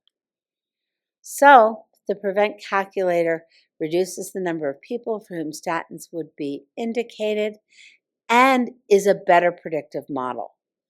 So we should really be switching to it. Now, it doesn't have an app that you can put on your phone yet, but it's available in MD Calc. So you can just go to, if you have the MD Calc calculator on your phone, you can just use it there. All right, breast cancer screening. You're busy. You're seeing Meredith. She's a 42-year-old woman with average breast cancer risk that just last year you recommended that she begin her mammography at age 45 in keeping with the American Cancer Society guidelines. She asked you about the new recommendations, which have been all over the news, to start at 40. What do you tell her? After first gnashing your teeth, because for years you've been trying to implement the USPSTF guidelines to have shared decision-making between 40 and 50, now you go, JK, just kidding, now we have to start at 40. Okay, but let's look at where those come from. These are the recommendations. We're going to talk about the recommendations, and I want to actually just share with you what I thought was a really thoughtful opinion piece that presented a dissenting view. So what we know, unlike cervical cancer screening, which is pretty consistent across guidelines, there remains little consensus in mammography screening recommendations across societies, with the most controversy being in the women in the 40 to 50 age group. So if we look at this, and you go down the different guidelines, you know, the ACS actually was the one that I found the most reasonable, start at 45, sort of split the difference between 40 and 50. USPSTF was very much, you know, shared decision-making between 40 and 50. The radiology folks, you know, start at birth and get it every year and until you die. But it was very hard to sort it out. Prior to the recent recommendations, again, the USPSTF recommended shared decision-making in that 40 to 50 group. In 2023, they reversed course and recommended starting every 2-year screening at age 40 as a grade B recommendation. Now remember, the ACS had said start at 45, but they're every year from 45 to 55. So these guidelines are all over the place. Why the change? Well, the USPSTF cites the following rationale: new and more inclusive science about the increasing incidence of breast cancer in young people suggests that because the disease is getting more common, screening would be more effective if we start earlier, and that they recommend starting every other year to reduce the burden of false positives. They also cite that Black women are 40% more likely to die from breast cancer than white women and more likely to get aggressive cancers. So starting at 40 is important to ensure that Black women start screening is an important first step to improve these inequities. Now, you know, most of us follow the USPSTF guidelines when we screen, or certainly those of us in internal medicine, for sure. Given the prominence of USPSTF recommendations, it's pretty clear that these will pretty soon become health system recommendations that we will be held accountable for quality of care. But I would ask you, where is the data? And Voloshin and his colleagues were extremely thoughtful. So they point out the following: there's no new evidence that mortality from breast cancer is increasing. In contrast, there's been a steady decrease of breast cancer mortality across all ages. So if we look at these two charts here, the women greater than age 50, and what you see by country, the mortality from breast cancer has been plummeting from 1960 up to 2020. And in fact, in women between 40 and 49, it's actually an even stronger fall in mortality. So we kind of have two things going on. We're finding more cancers in this age group, but our treatment is so good now. So good now. It's unclear that it matters when we find it. This is also true. They point out that this is also true. This decrease in mortality is also true in countries like Denmark and the UK, which you see in the red and the sort of green line here, where they screen way less frequently than we do. So screening is not impacting mortality, is the argument that they will make. So is the benefit of mammography increased? Well, the USPSTF based recommendations on modeling, assuming that breast cancer reduces mortality by 25% at all ages. Actually, since the last recommendation, no new randomized trials of screening mammography for women in this age group, 40 to 50, have been published. And in fact, there are 8 randomized trials for women 40 to 50 which failed to show a mortality benefit. Death related to breast cancer in this age group is rare. And when it occurs, it's more likely to be because of triple negatives that are very aggressive that get missed by mammography, that are actually interval cancers between screening mammographies. So, do the benefits outweigh the risk? For overall mortality in the US, for women in their 40s, death from any cause is about 3% with no screening. With screening, there's a difference of 0.1% in breast cancer deaths over 10 years for every 1,000 women screened. Pretty small risk, pretty small benefit for these women. The harms, the model estimates that 36% of women in this age range will have a false alarm at least once in that 10-year period. All will require more testing. 6.6% of women will need a biopsy. And probably most concerning to me is that 0.2% will be overdiagnosed and treated for a cancer that does not cause harm. So, again, some of what gets us into trouble, in my opinion, when we look at mammography screening, it depends what your endpoint is. For me, the endpoint I care about is actually deaths from breast cancer. It's not that I can find more breast cancers at earlier ages, because finding more breast cancers at earlier ages, that if I just began my screening a little bit later, I would find anyway and treat, that's not a win for me. The Editor Woloshyn and his colleagues also point out that this is a huge increase in cost for a very minimal benefit.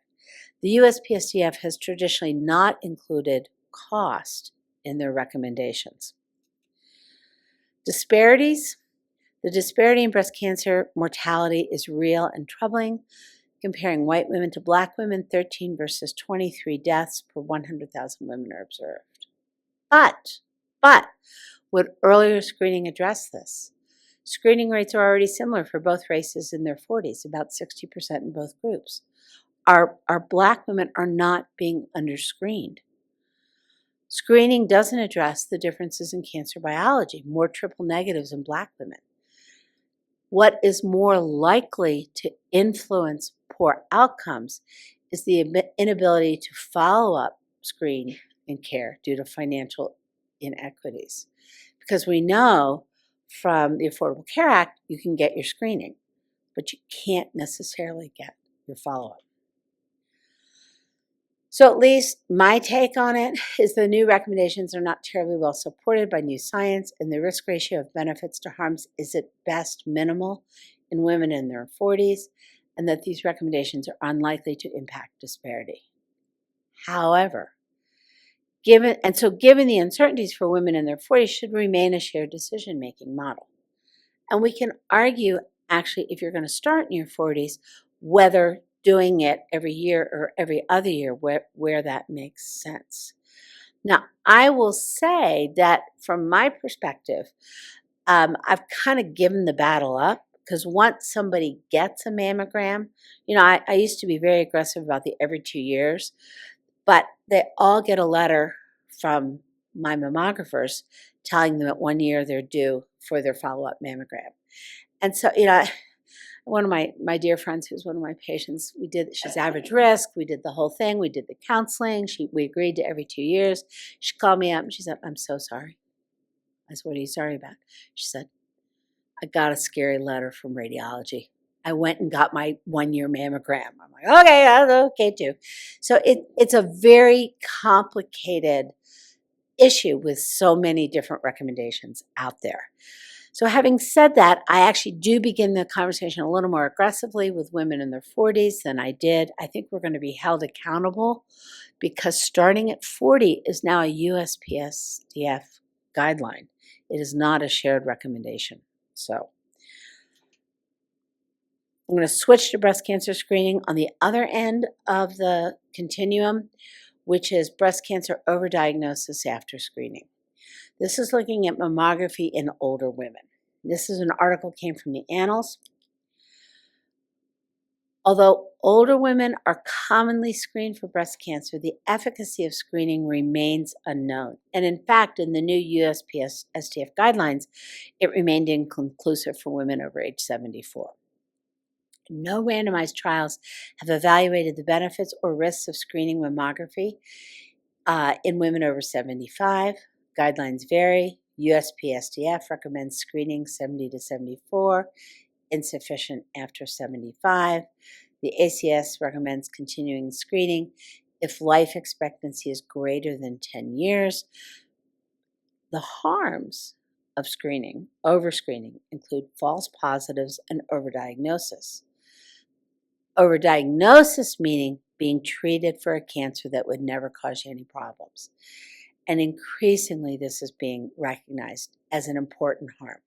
Getting a callback is anxiety-producing, scary. Women don't like it, causes resources. But being treated for a cancer that's not going to cause you any problems is a significant harm. So the objective of this study was to determine the estimated rate of overdiagnosis for mammography screening in women over 70. The methods, it was a retrospective cohort, almost 55,000 patients age 70 with no breast cancer history prior to 2002, who had screening mammography in 2002 and Medicare fee-for-service insurance, so they could track the mammogram screening. They compared patients who had that initial screen over age 70 and had a secondary screen 1 to 3 years later, compared to patients who had the initial screen and did not have any follow-up screening. The outcome was breast cancer diagnoses and breast cancer death after 15 years of follow-up. So they had a long-term follow-up of a lot of women. The data comes from the Serum Medicare linked registry, 15 years of follow-up. And as I said, they assign a date somewhere between 1 and 3 years when the second mammogram was expected. So the results. If you were 70 to 74 in 2002, and then were screened between 2003 to 2005, the cases of breast cancer that they found was 6.1, compared to that same age range of women who got no screening, the cases of breast cancer was 4.2.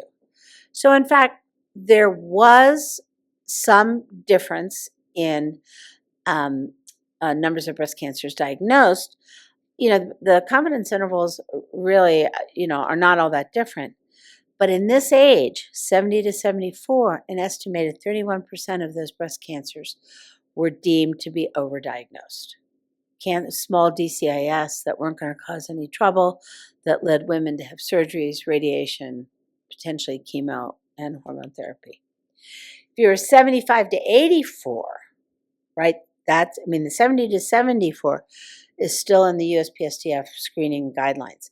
75 to 84, if you were screened, had a follow-up screen, the number of breast cancer cases found per 100 women, 4.9 versus 2.6 in women with no screening. But an estimated 47% of these were potentially overdiagnosed. And if you were 85 or older, and we certainly have perky 85-year-olds in our clinics who get letters from radiology and who expect to get their mammogram, 2.8 cases of breast cancer in women who got follow-up screening versus 1.3, but over half of these breast cancers were potentially overdiagnosed. That's pretty significant harm. And the results, so the likelihood of overdiagnosis of breast cancer in older women undergoing mammography is high and gets higher as women age. And in none of those age groups, screened versus not screened, was there a statistically significant in breast cancer associated death. So even though I found some more legitimate cancers, 50% of them being non-significant, even the cancers I found, I didn't impact mortality. So is it a win to screen those women? Unclear. So the summary impact, breast cancer screening above 70 was associated with greater incidence of breast cancer, but no decrease in mortality, suggesting overdiagnosis is common. So again, this needs to factor into our counseling. These are hard statistical epidemiologic constructs to get across to medical students, let alone our patients, right? But overdiagnosis, so for me, as I start to integrate these kind of data, if I screen you now, I may find a breast cancer, but depending on your age, half of those breast cancers would never cause you any trouble. And even if I found one, I'm not going to change your mortality. Now, for some women, they want to know and they want to treat it and they feel better. But it's a complicated decision making. So that's the last year. That's what I thought was the most important. What are my take-home messages? The data suggests the possibility of important health benefits for the use of menopausal hormone therapy beyond age 65, especially with estradiol alone. And while I don't tell patients they'll live longer if I give them long-term hormones, I'm very comfortable telling them I'm not going to hurt them. The exception, of course, being breast cancer risk with combination hormone therapy. Again, the benefits of calcium and vitamin D supplementation for disease prevention remain inconclusive, so we shouldn't be screening for it. We shouldn't be doing empiric supplementation, and the new guidelines say don't screen for it and only treat empirically in certain high-risk groups, such as pregnant people, prediabetes, elderly adults greater than 75. and of course, people with known osteoporosis or osteopenia. Consider initiating osteoporosis treatment in the hospital setting after a long bone fracture. The treatment of patients' status post-fracture is extremely low. And remember, starting bisphosphonates cuts your risk of a subsequent fracture by 50%. The prevent calculator seems to be more precise. We need to move to it because it gives our statins to the right people at the right time. And we know there are risks to statins, right?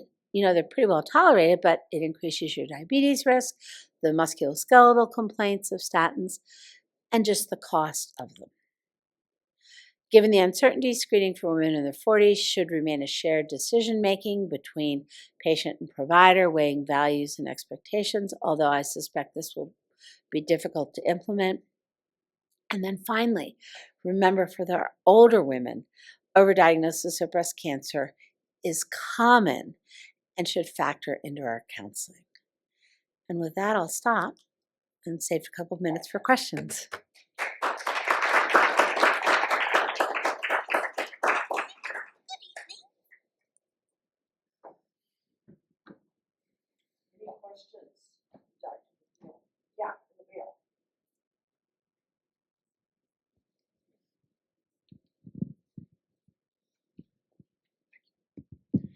Hi, thank you. That was just fantastic. That's one of the best talks I've seen. That was amazing. Thank you so much. I'm a Okay, human. I'm going home now. No more questions. That's it. Doesn't get better than this. But I'm actually a computing researcher, and I work in human-centered computing, intersection of digital health, and so on. I'm curious about, you know, the mammogram study and evidence that you talked about. That was great. And you kind of paused or ended at the note of it becomes a shared decision making between patients and providers. And I'm curious to hear a bit more on that point with you, because I am imagining someone who's possibly hearing from their doctor that, you know, you could do this, you could not do this, blah, blah, what would you want to do? And why would someone not go ahead and get that mammogram? Because they're going to probably live in fear that what if, you know, they miss something important. So even though it's a shared decision making thing, do you really expect people to like split both ways into doing and not doing the mammogram? Well, not after they get the radiology letter. So my answer to you is I actually hate shared decision making as we implement it. It has sort of become what you described. You could do this, you could do that. What would you like to do? It needs to be you could do this, you could do that. Here are the risks and benefits of this. Here are the risks and benefits of that. And at least when I conceptualize shared decision making, for me, I think that means I get to offer my opinion. So I say, so when I think about the risks and benefits for you, it seems to me that this might be a better decision, but how do you feel? And you're right. Some, it's really interesting. Some women are very risk averse. They don't care. They want that mammogram, their anxiety, and that's fine. I'm not going to argue that point. But on the other hand, especially in women in their 40s, if we talk about it, I talk about it I say, okay, but you know, you're really likely to get a call back. So I just need you to know that. And I need you not to lose your mind when you get that call back. You know, so I set the stage for what the results are likely to be. I think shared decision making is a bit of a cop-out from the medical community, because if we can't decide, it feels really unfair to ask our patients to decide. Our ethicists would tell you that there are different values in different patients and they should weigh in. So I share your struggles with it. Any other questions from our audience?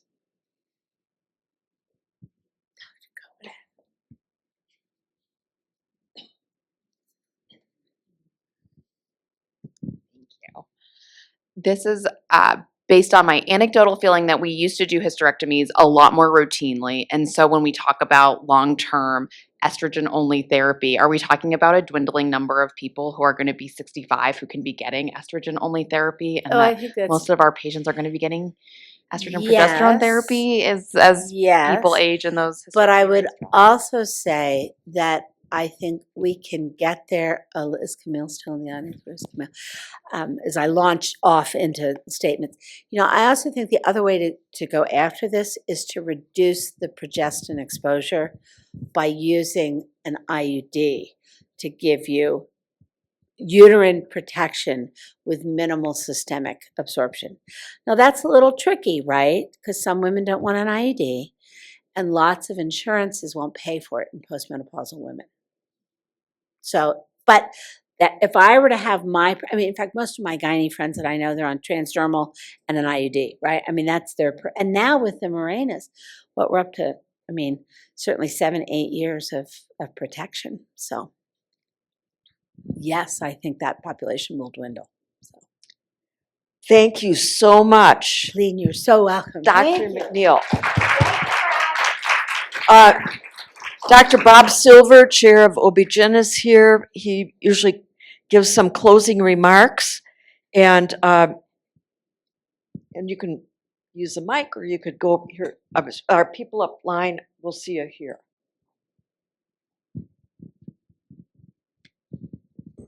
Anyway, very little to add, but thank you all. That was great. That was a great talk, and thank you and you're a repeat speaker, so thank you. But really great. Kathleen, thank you, and Camille and Leanne. Everybody thank Leanne. Clap for Leanne. But absolutely terrific session, really cutting edge, clinically really important stuff, as important today as it's ever been. So I appreciate everything that you guys do, and wonderful to see another year of the conference. Thanks.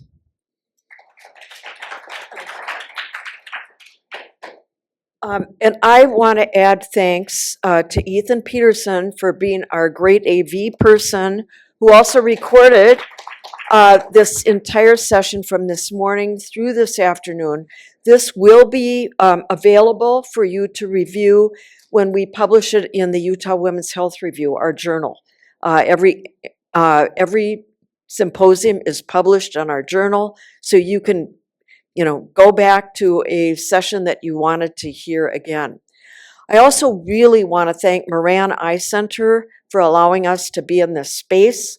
And I kind of think it's cool because the eye really is kind of a window to all of our health, and all the conditions that we've talked about today can have an effect in the eye. So in a way, this is an ophthalmic problem as well.